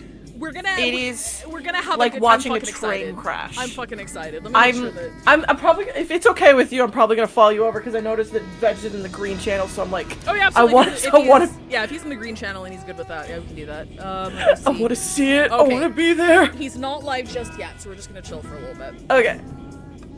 But yeah, apparently it's I'm so excited. It's a very I've wanted this unique, shitty game, and I'm very, very excited. I'm super excited. It's got everything. It's got like insane point and click moon logic. It's got batshit voice acting. The thing. Veg prides himself on being able to follow moon logic. He prides himself. Oh, he just went live. He prides himself on it. I don't follow moon logic very well. I'm a very, here's the evidence, here's what the story has told me, here's what could be a misdirection, here's my hypothesis. Which is why I get pissed off at mysteries a lot easier than other people. I'm not talking about Umineko, I'm talking about other games we played. I mean this with the most genuine excitement. This is going to be a rage bait game for you. I'm not going to take it seriously. I'm not going to get mad because I'm not giving it the respect to take it seriously. So I'll be fine. But yeah, thank you guys so much, and welcome again everybody new. If you are a fan of this channel, I am doing the new Honkai Star Rail patch tomorrow, and on Sunday I'm pulling Firefly and Dahlia. I have a PowerPoint presentation. It's going to be great, so I'll see some of you tomorrow. Delta, what do you have going on? I stream Mega Man every Monday, and I also stream art on Wednesdays, and those are my main 2 things that I do right now. I stream Mega Man in the early afternoons, and then I also draw in the early afternoons. Yeah, I kind of I also just follow you guys around because for people who don't know, I'm also the primary artist for Veg and 5 for a lot of their assets and stuff. Absolutely, Delta as well. He made the reactives you see that we're wearing right now. Super talented artist. I encourage everybody to go hire him for work when he's open. But yeah. Also, just want to answer Sapphic Birkenstall's question. I actually have read like the first couple. Like I've read very slightly past chapter 1, but I don't really remember most of it. Like I straight up don't remember what happens next in this part. I don't know what we're going to see. Because this was like 3 or 4 years ago where I first tried reading it, and I kind of fell off of it super hard. So we're coming up super close on the part where I just don't know what's going to happen next, and I don't know what's going to happen next right now. Absolutely, and for Wes and I, we're going into it completely blind. I think like the only experience I had with Umineko is that everybody respects the writer a lot, and people have called it like the Homestuck of visual novels where it's like really big and there's a lot of fucking words and the only people still around are the people who love it dearly, and the first couple of parts weed out tourists. So like I came to appreciate it on that front right away. But yeah, for most of us, the rest of this is completely blind, so I'm really fucking excited. And we know how long the game is. We're strapped in for the long haul, or at least until one of us gets a job. We're gonna go ahead and raid into the main channel now. We're gonna go straight from one of the greatest stories ever made to one of the stories ever made. I'm so excited. I'm also super excited. Thank you guys for hanging out. If you're on YouTube, we're going over to the main channel, VeggieBale Tale on Twitch. We do not stream on YouTube, unfortunately, so if you want to catch us there, I'll catch you there. Oh, raid message. Raid message. Woke Kinzo theory. Dark Kinzo. Dark woke Kinzo. Dark woke Kinzo. Yeah. All right. Thank you guys for hanging out. I'll see you next time, or I'll see you on the channel. I'll see you tomorrow. I'll see you next Friday. I'll see you Monday. I don't know. I'll get a schedule out. See you guys. Bye-bye. Bye.